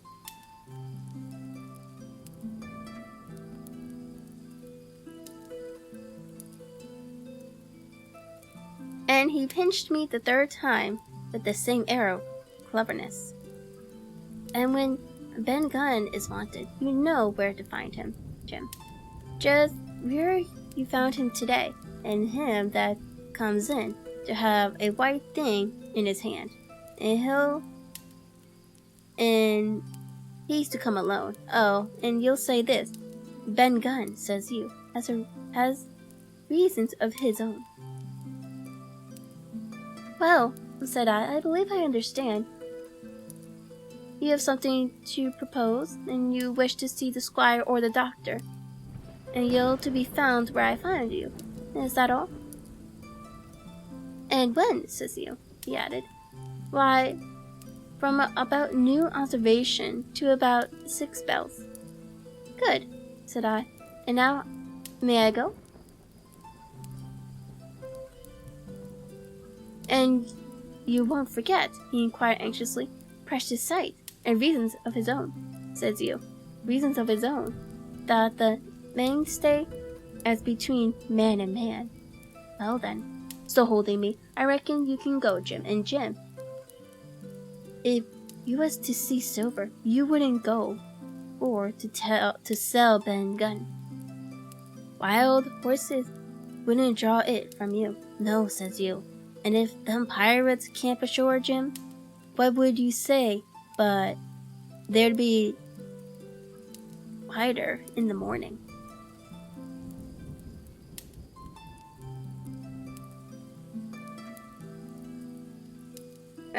Oh my god, Potato Canyon.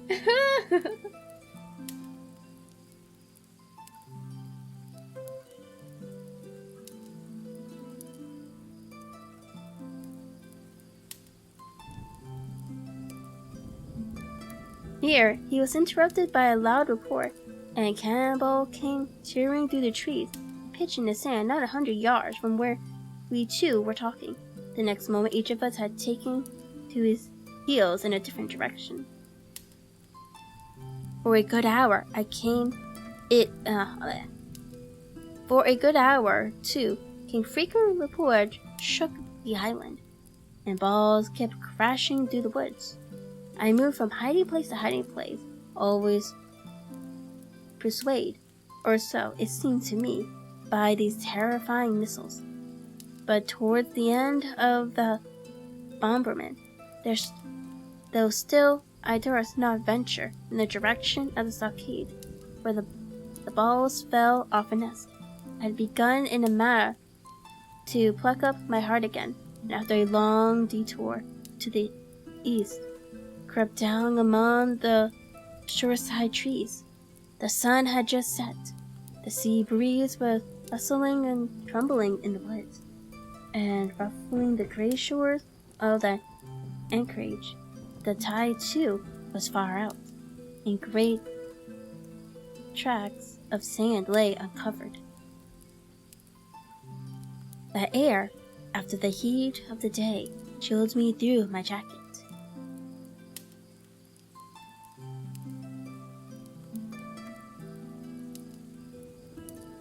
The Hispaniola still lay where she had anchored, but sure enough, there was the Jolly Roger, the black flag of piracy, flying from her peak. Even as I looked, there came another red flash, another report that sent the echo fluttering, and one more round shot whistling through the air, and it was the last of the cannonade. I lay for some time watching the bustle which succeeded the attack.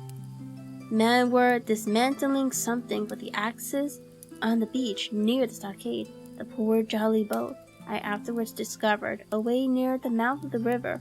A great fire was glowing among the trees, and between that point and the ship, one of the gigs kept coming and going. The men whom I had seen so gloomy, shouting at the oars like children, but there was a sound in their voice which suggested rum. At length, I thought I might return towards the stockade. I was pretty far down on the low, sandy spit that encloses the anchorage to the east, and is joined at half water to Skeleton Island. And now, as I rose to my feet, I saw some distance further down the spit and rising from among low bushes, an isolated rock pretty high and particularly white in color. It occurred to me that this might be the white rock of which Ben Gunn had spoken, and that same day, or a boat which be wanted, and I should know where to look for one. Then I skirted among the woods until I had reined the rear, or shoreward side of the stockade. It was soon warmly welcomed by the faithful party.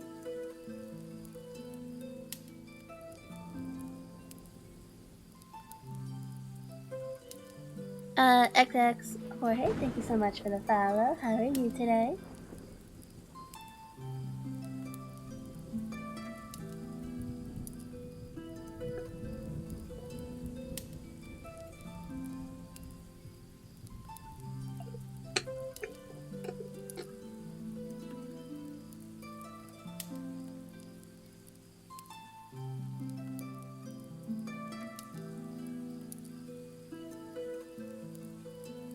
I had soon told my story and began to look about me. The log house was made of unsquared tracts of pine, wolf walls and floor.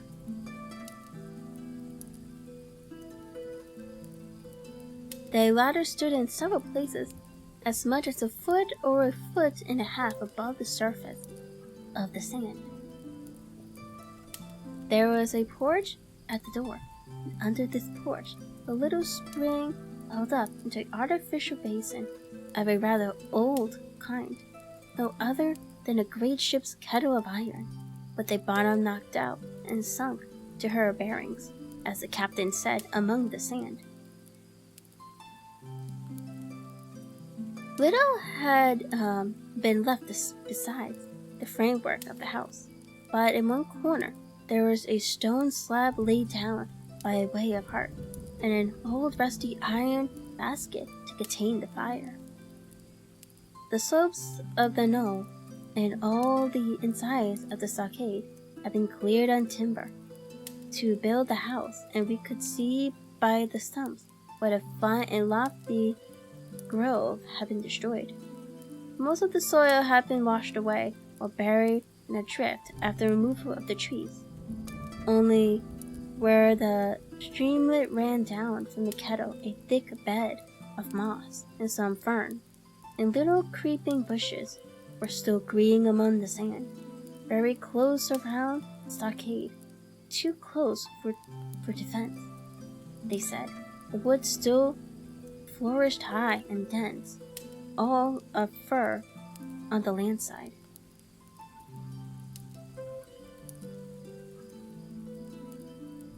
But towards the sea, with a large admixture of live oak, the cold evening breeze of which I have spoken, whistled through every chink of the rude building and sprinkled the floor with a continual rain of fine sand. There was sand in our eyes, sand in our teeth, sand in our suppers, and dancing in the spring at the bottom of the kettle, for all the world like porridge beginning to boil.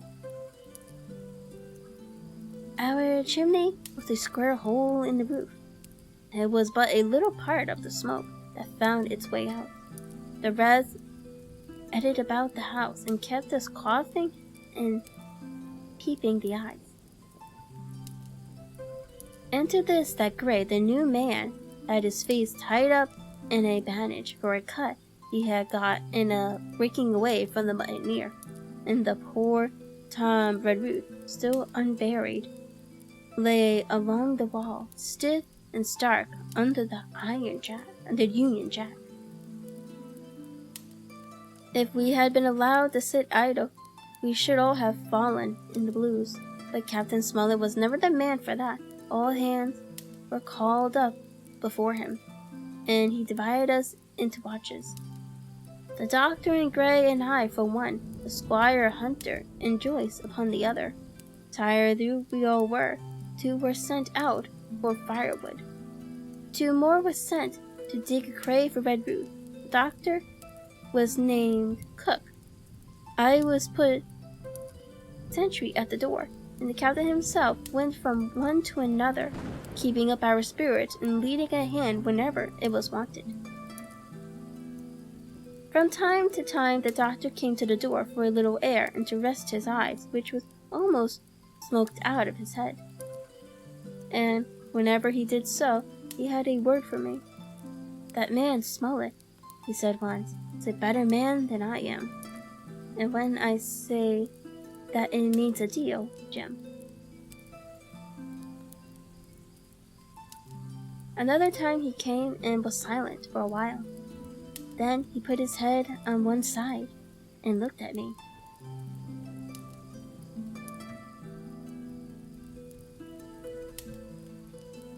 Autumn, thank you so much for the hot pots.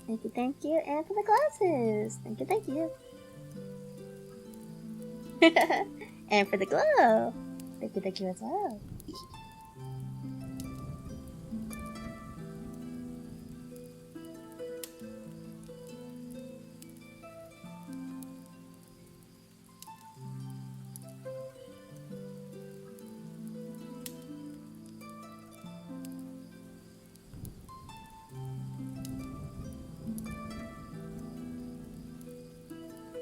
It might be delayed because of all the redeems, but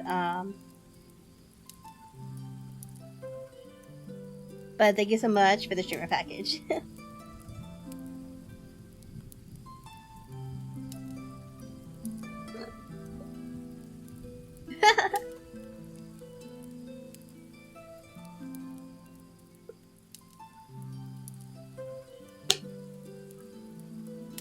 How are you?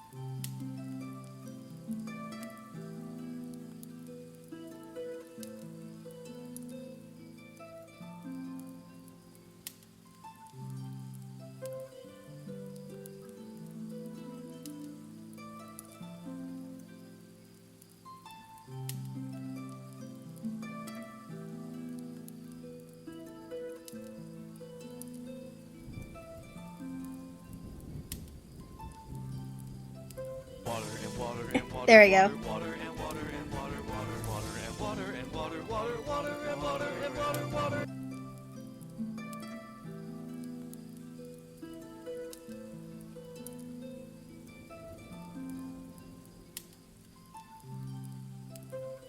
And thank you so much for contributing to the ASMR Roll Cafe stream. Thank you, thank you.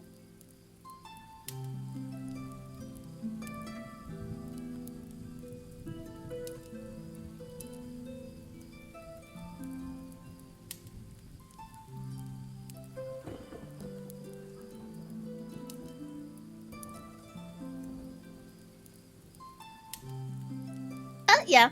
A lot of routines have a sound. That's probably why it was delayed.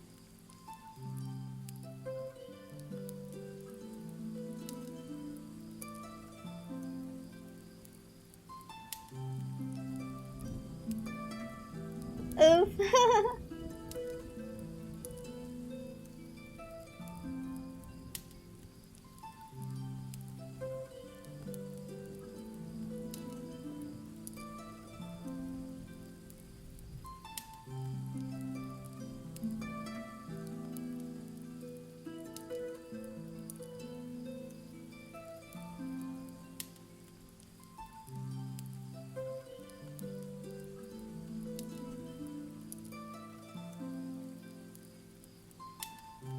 Okay. Another time he came and was silent for a while. Then he put his head on one side and looked at me. "Is this Ben Gunn a man?"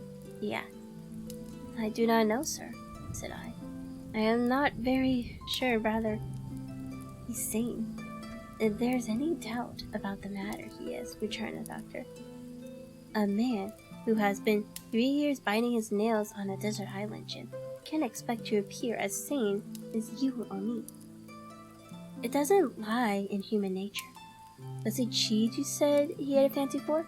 "Yes, sir, cheese," I answered. "Oh, Jim, just see the good that comes out of being dainty in your food.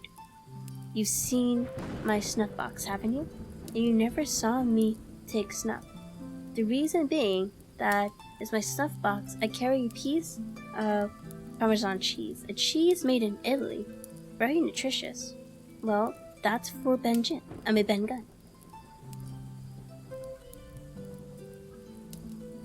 Before supper was eaten, we buried old Tom in the sand and stood round him for a while, barehanded in the breeze. And a good deal of firewood had been gotten, but not enough for the captain's fancy, and he shook his head over it, told us we must get back to this tomorrow, rather livelier. Then, when we had eaten our pork, and each had a good stiff glass of brandy grog, the 3 chefs got together in a corner to discuss our prospects. It appeared they were at their wits' end what to do, the stores being so low that we must have been starved into surrender long before help came. But our best hope, it was decided, was to kill off the buccaneers until they either hauled down their flag or run away with the Hispaniola. From 19, they were already reduced to 15. 2 others were wounded, and one, at least the man shot beside the gun, severely wounded, if he were not dead. Every time we had a crack at them, we were to take it, saving our own lives, with the extremest care. And besides that, we had 2 able allies, rum and the climate. As for the first, though we were about half a mile away, we could hear them roaring and singing late into the night. And as for the second, the doctor staked his wig that cans where they were in the marsh and unprovided for the remedies. The half of them would be on their backs before a week. So, he added, if we are not all shot down first, they'll be glad to be packing in the schooner. It's always a ship, and they can get to buccaneering again, I suppose. First ship that ever I lost, said Captain Smollett. I was dead tired, as you may fancy, and when I got to sleep, which was not till after a great deal of tossing, I slept like a log of wood. The rest had long been up, and had already breakfasted, and increased the pile of the firewood by about half as much again, when was wakened by a bustle and sound of voices. Flag of truce, I heard someone say, and then immediately after, with a cry of surprise, Silver himself! And at that, up I jumped and rubbed my eyes, ran to a loophole in the wall.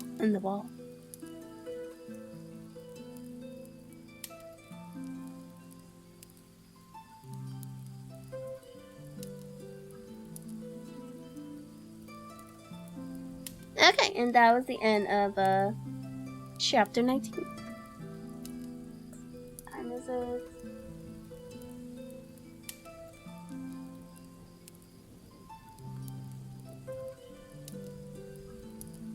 okay, so the next chapter is about 1, 2, 3. I want to say 3.5 pages.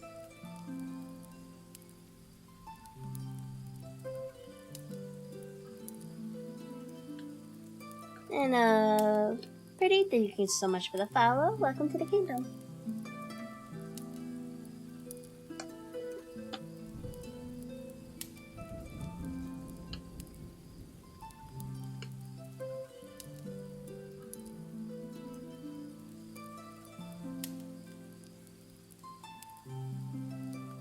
Yeah. I can fall asleep.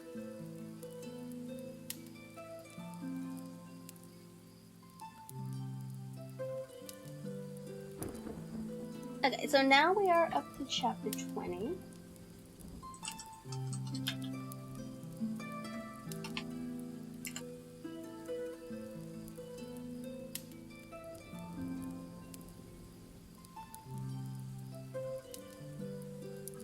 And I don't think there's any other...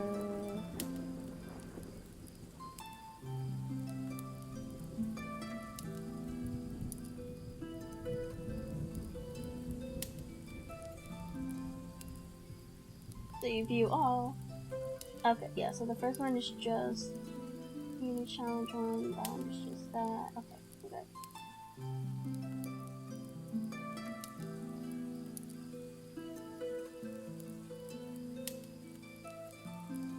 Okay, so we're gonna make this the last chapter, and then we're gonna call it for the night.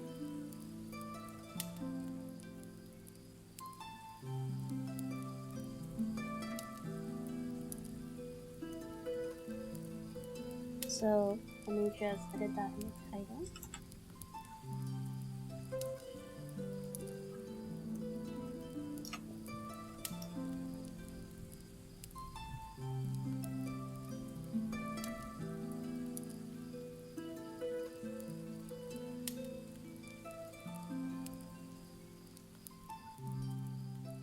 Chapter 20.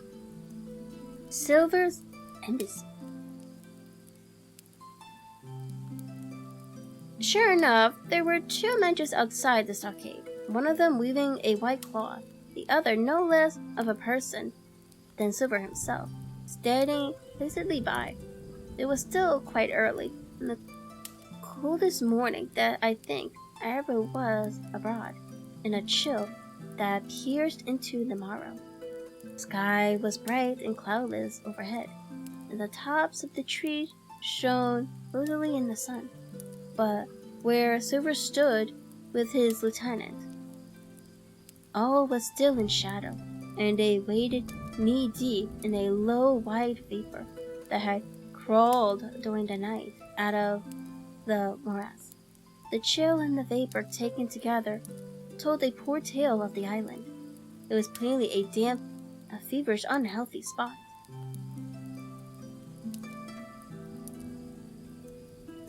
Keep indoors, men, said the captain. 10 to 1. This is a trick. Then he hailed the buccaneers. Who goes, stand or we fire? Flag of truth, cried Silver. The captain was in the porch, keeping himself carefully out of the way of the treacherous spot. Should any be intended, he turned and spoke to us. Doctor, watch on the lookout. Dr. Lively, take the north side, if you please. Jim, the east. Gray, west. The watch below. All hands to load muskets. Lively, men, and careful. And when he turned again to the mutineers, what do you want with your flag of truce? He cried. This time it was the other man who replied. Captain Silver, sir, to come on board and make terms, he shouted. Captain Silver, don't know him. Who's he? Cried the captain. And you could hear him adding to himself. Captain, is it? My heart. And here's promotion, Long John answered for himself. Me, sir. These poor lads have chosen me captain after you deserted, sir, laying a particular emphasis upon the word desertion. We're willing to submit, if you can come to terms, and no bones about it. All I ask is your word, Captain Smollett. Let me safe and sound out of this here stockade. 1 minute to get out of shot before a gun is fired. My man, said Captain Smollett, I have not the slightest desire to talk to you. If you wish to talk to me, you can come, that's all. And if there is any treachery, I'll be on your side, and the Lord help you.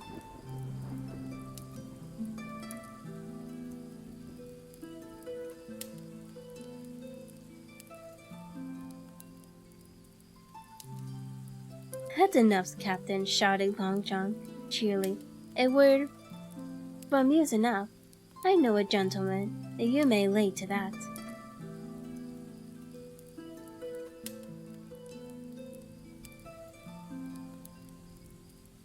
We could see the man who carried the flag of truce attempting to hold Silverback.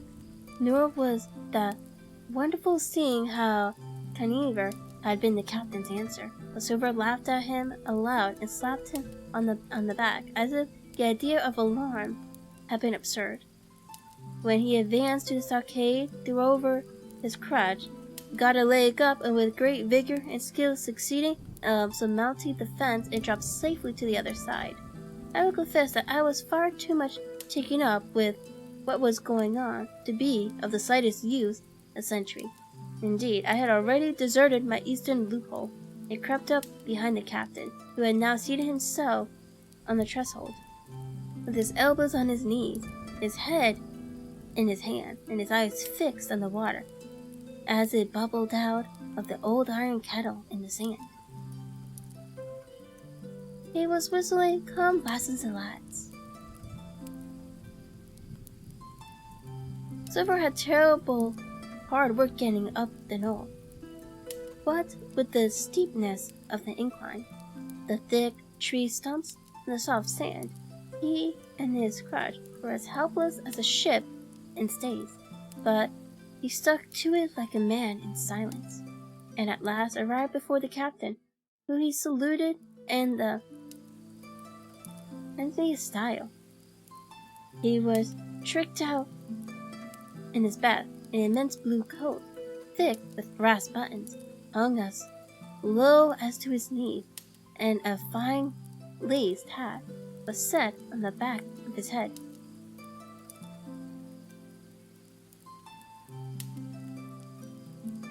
Here you are, my man, said the captain, raising his head.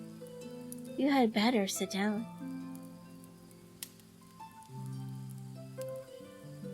You ain't a-going to let me inside, Captain, complained Long John. It's a mean cold morning, to be sure, sir, to sit outside upon the sand. Why, Silver, said the captain, If you had pleased to be an honest man, you might have been sitting in your gallery. It's your own doing.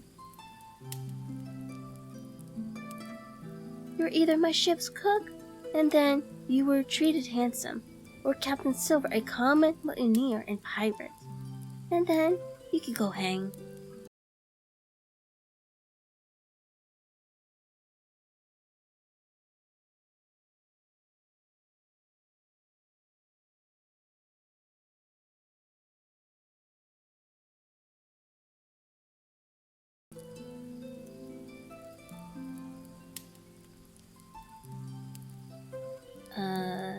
We should be reconnected.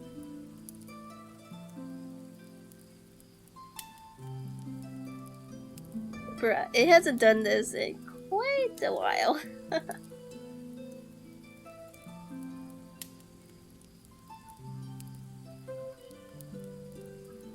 Okay.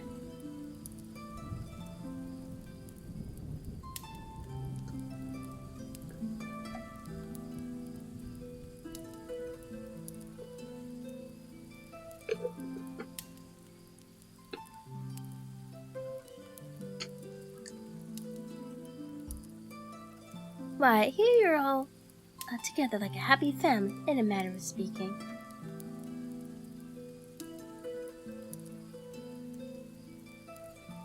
If you have anything to say, my man, better say it, said the captain. Right you were, Captain Smollett, replied Silver.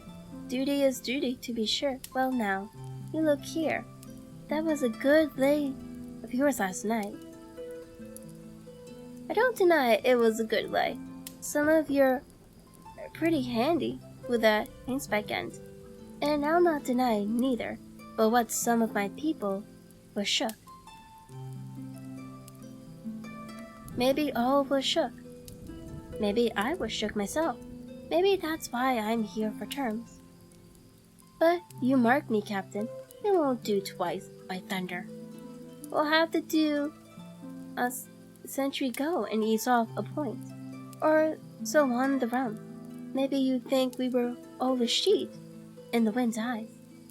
But I'll tell you, I was sober. I was only dog-tired, and if I'd awoke a second sooner, I'd caught you at the act. I would. He wasn't dead when I got round to him, not he.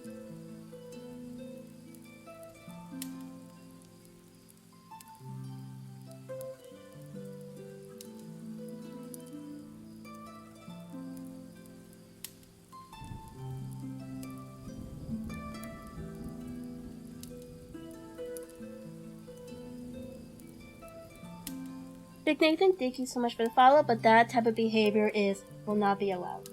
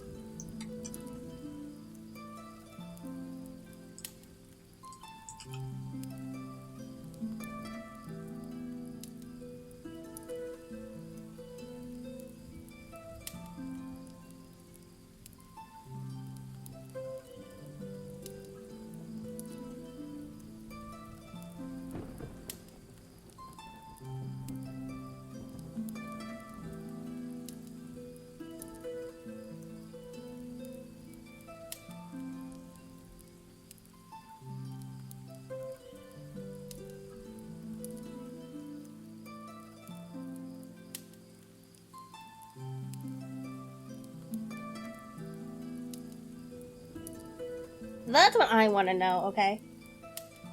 Just give me a minute. I just banned the asshole.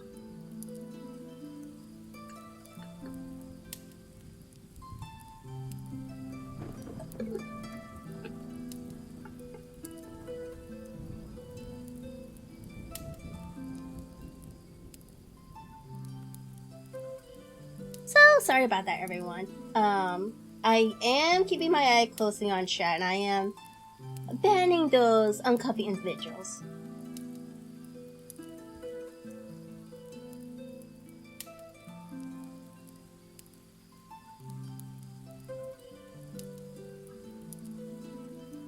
Oh, they're just trolls, same as usual.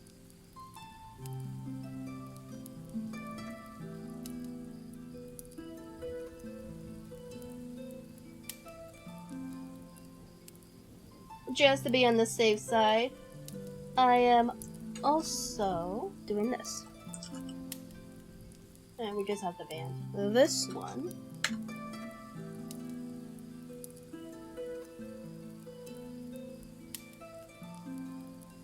Okay.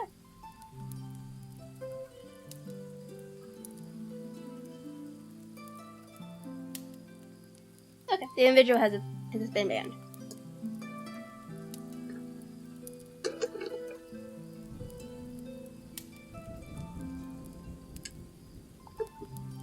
A secret zero, this does happen. Yeah.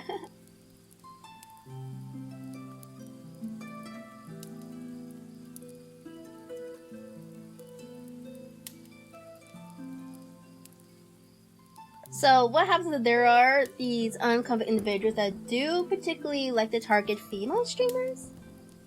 So yeah.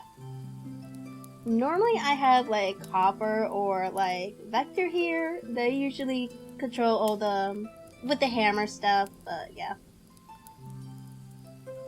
And Ghost when if he's still here. Yeah. I haven't had one quite in a while, but I have been getting comfy whispers. Just the other day actually. So yeah, we are on top of everything, so don't worry about that.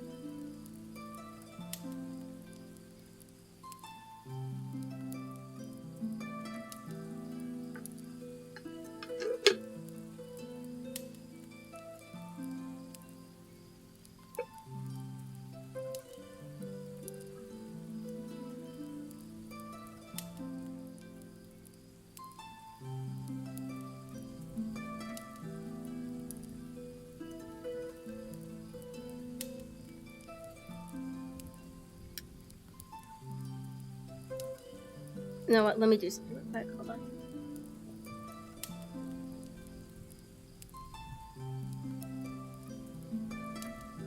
I do not know, but just to be on the safe side, I am gonna up the Twitch mod, make sure it's all the way up.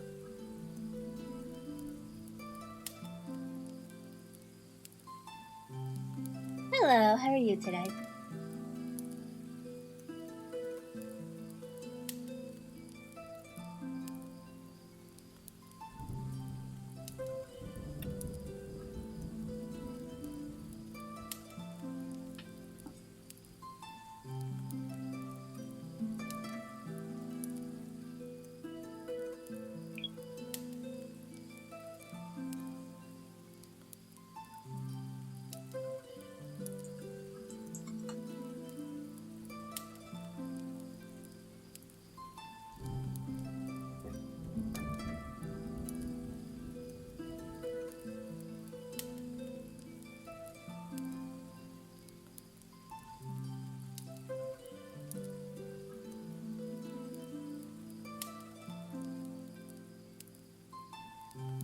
So sorry for everyone who's coming in. We just had a couple uncomfy people come into chat and started putting very bad words into chat. So I am taking a moment to up the Twitch mod on Twitch to the highest setting, just to be on the safe side.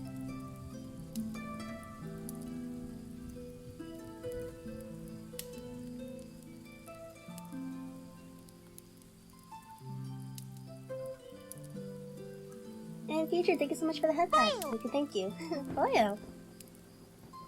Let me just see here. Boo, boo, boo.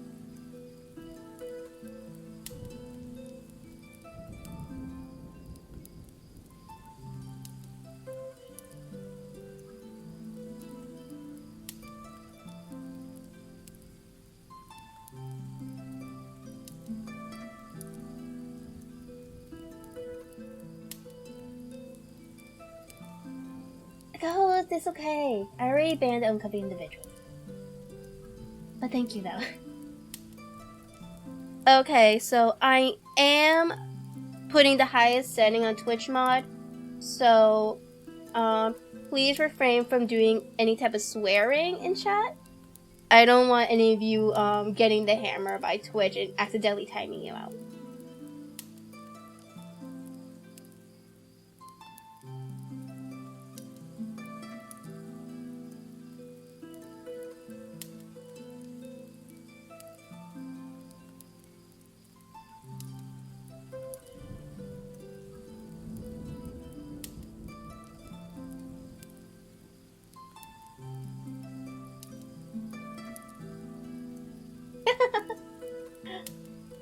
Or you could do that too.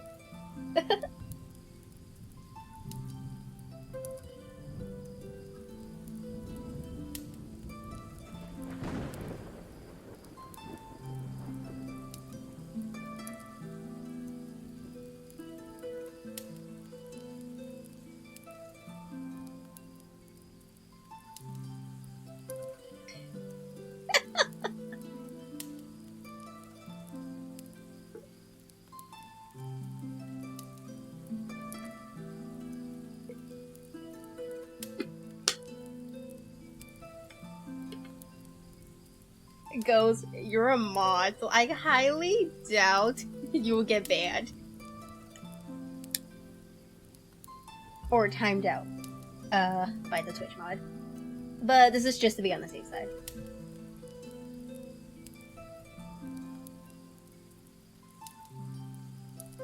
That is true, that is true. Ghost, just be on the lookout for any messages that might pop up. If any messages get accidentally spammed, it's gonna ask you if you want to allow or deny the message.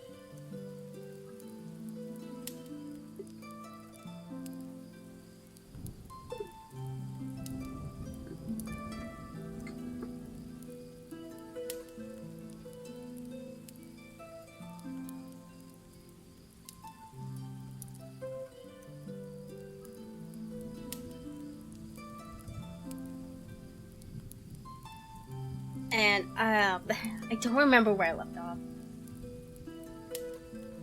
It's like I have the whole paragraph highlighted, but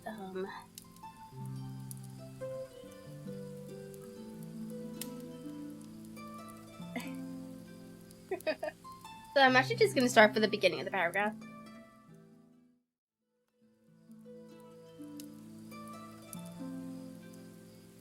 Right you were, Captain Smoke, replied Silver.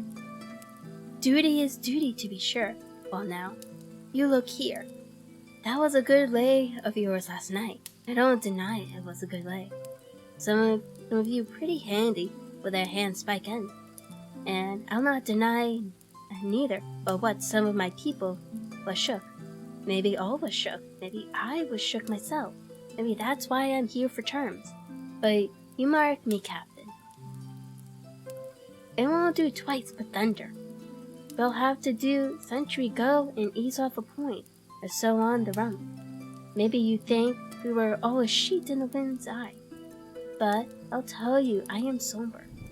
I was only dog-tired, and if I awoke a second sooner, I'd have caught you at the end. I would. He wasn't dead when I got round to him, not he. Well, says Captain Smollett, as cool as can be. Oh yeah! All that Silver said was a riddle to him, but you would never have guessed it from his tone. As for me, I began to have the inkling. Then Gunn's last words came back to my mind. I began to suppose that he had paid the Buccaneers a visit while they all lay drunk together round their fire, and I reckoned up with glee that we had only 14 enemies to deal with.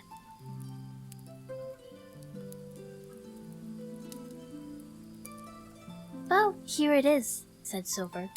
We want that treasure, and we'll have it. That's our point.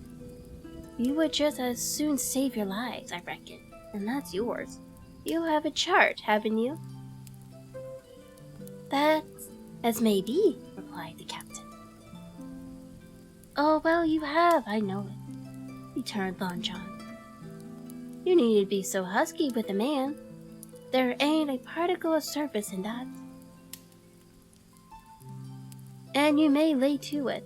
What I mean is, we want your chart. Now, I never meant you no harm myself. That won't do with me, my man, interrupted the captain. We know exactly what you meant to do, and we don't care. For now, you see, you can't do it.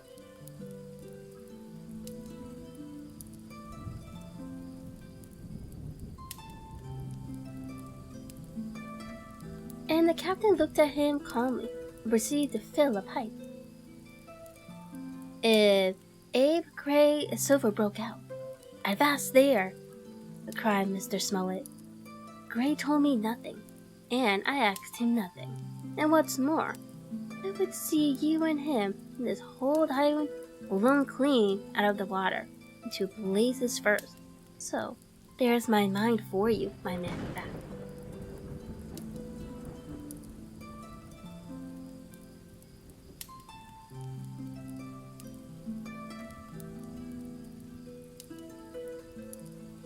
Yep.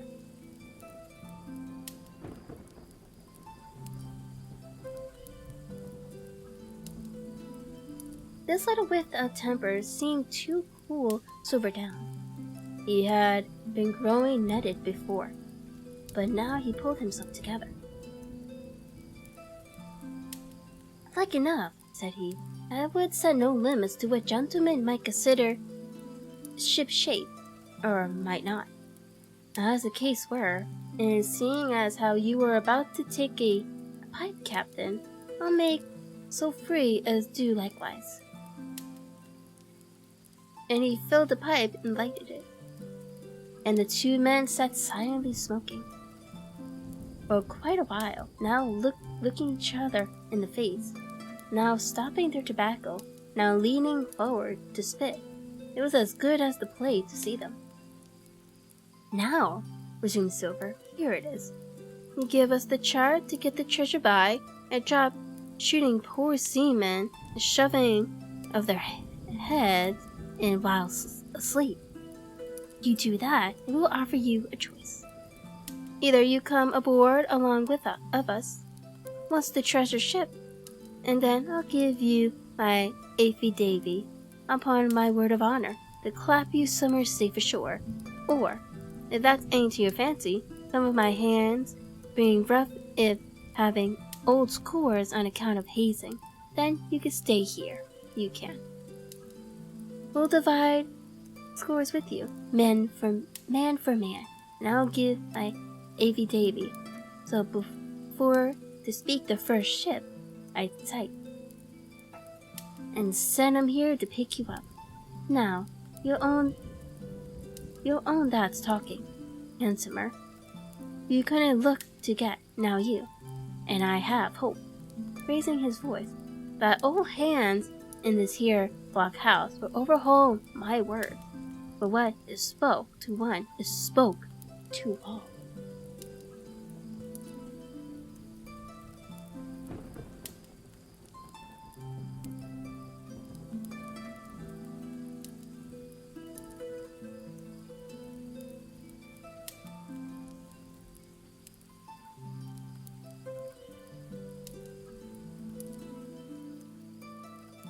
Captain Smollett rose from his seat and knocked out the ashes, his pipe, in the palm of his left hand.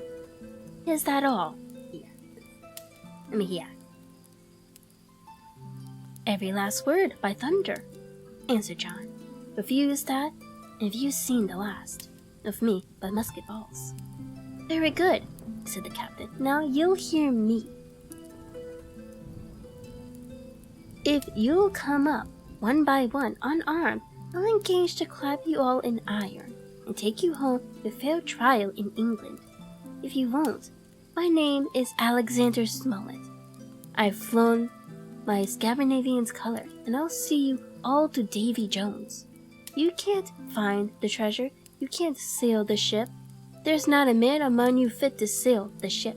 You can't fight us, Gray. Hold on. You can't fight us. Gray there got away from 5 of you. Your ship's in iron. Master Silver, you're on a lee shore, and so you'll find. I stand here and tell you so, and there's the last good word you'll get from me. For in the name of heaven, I'll put a bullet in your back when next I meet you. Tramp, my lad. Well, out of this, please, hand over hand, and double quick. Silver's face was a picture. His eyes started in his head with wrath. He shook the fire out of his pipe. Give me a hand up, he said. Not I, returned the captain. Who'll give me a hand up, he roared. Not a man among us moved, growling the foulest imprecations. He crawled along the sand till he got hold of the porch and could hoist himself again upon his crutch. Then he spat into the spring. There, he cried, that's what I think of ye. Before an hour out, a shove in your old blockhouse like a rum puncheon. Laugh by thunder, laugh. Before an hour's out, you'll laugh upon the other side. They'll be the lucky ones. And with the dreadful oath, stumbled off, lunched down the sand, was helped across the cockade after 4 or 5 failures by the man with the flag of truce, and disappeared in an instant afterwards among the trees. Alright, and that's the end of chapter 20, everyone. Every time I think of Davy Jones, I get the picture of Davy Jones laughing. Oh, yeah. I remember that episode.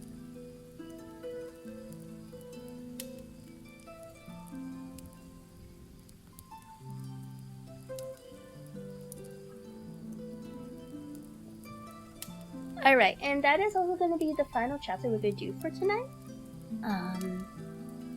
I will be preparing these episodes, these chapters, as long as all the other ones I still have to upload on YouTube. They will be in their own individual videos. So those will be uploading within the next couple months. And also this VOD also uploaded as well. Let me just see who is live that we can raid. Actually, there we go. Okay. I have so many buttons right now.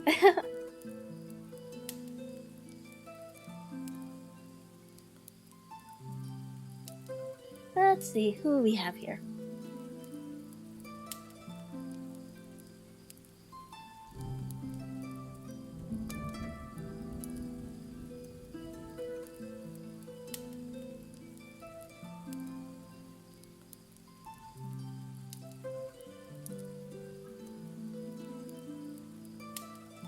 Okay, so it looks like Coffee Quill. I just want to be sure she's still on. She's still going. It looks like she's been on for 2 hours right now. If not,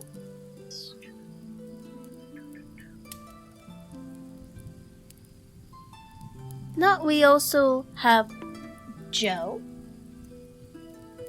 Owie, why are you barking me, Ghost?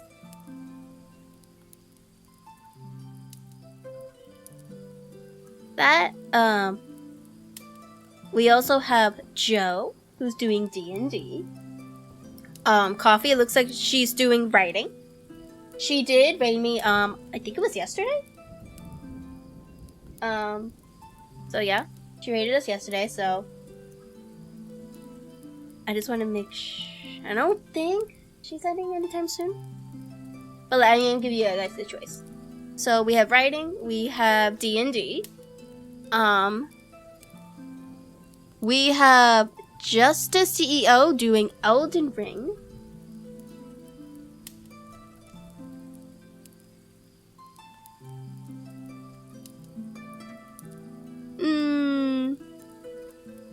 And we have Kaya doing a Bloodborne? Is that how you say it, Ghost?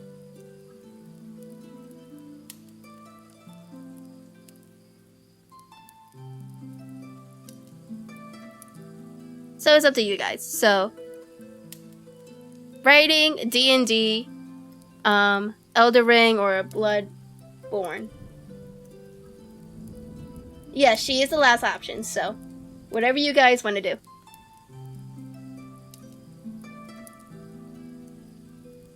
So, like, I'll repeat the choices again. We have Coffee Quills doing writing. We have Joe doing D&D. Oh, actually, no, he's not doing D&D right now. He's doing Vampire Survivor. I have no idea how to pronounce it. We have Jesta doing Elden Ring. And we have Kaya doing Bloodborne, however you pronounce it.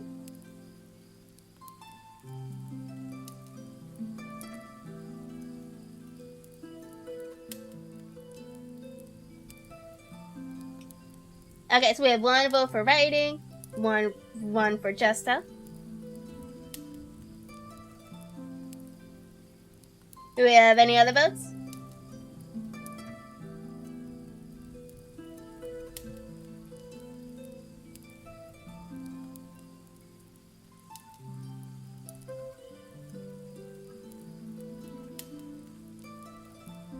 Well, I exit out these tabs, so no Joe.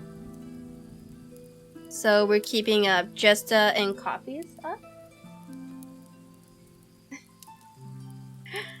I don't think that counts, Ghost.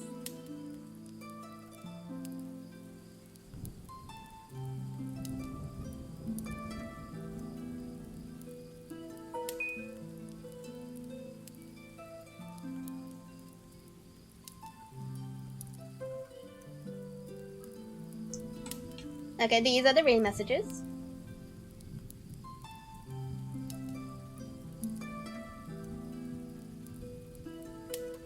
Anyone who can type in chat.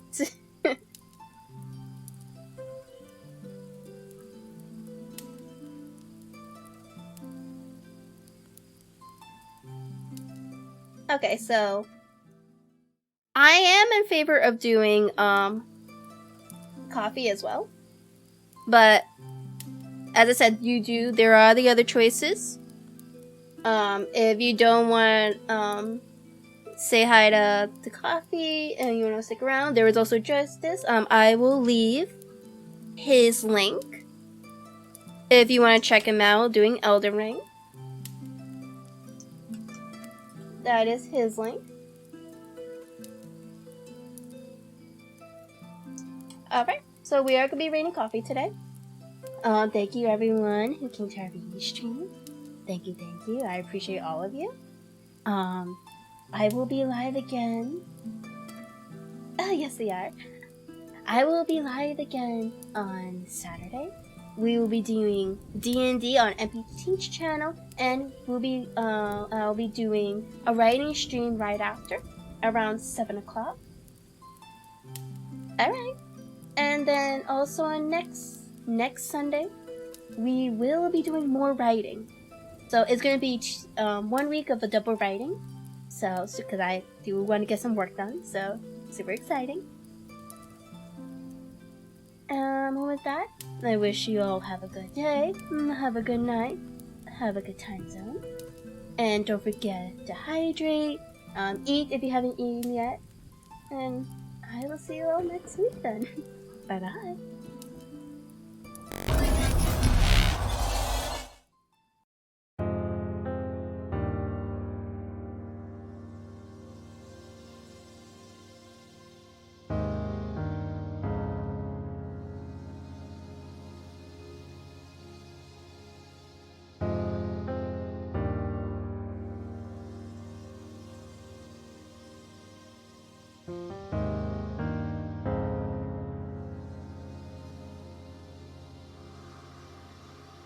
keep looking back to the damage that's been done.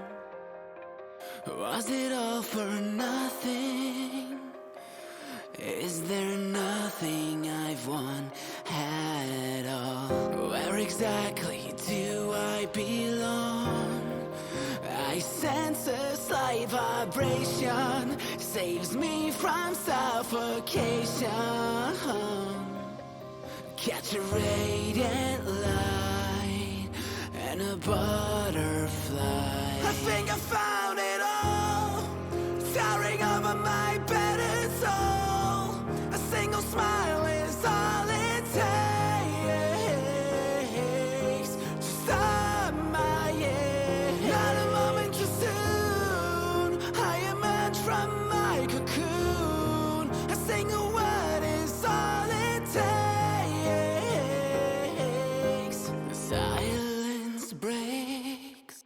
Catch a radiant light and a butterfly. The darkness that's been covering our hearts, it's starting to fade, prevail in the face of adversity. No more suppression, no regression, no more fake aspirations. No need to make comments, no losing our consciousness. Haunting anxieties, lackluster memories, it stops now. I think I found it all, towering over my battered soul. A single smile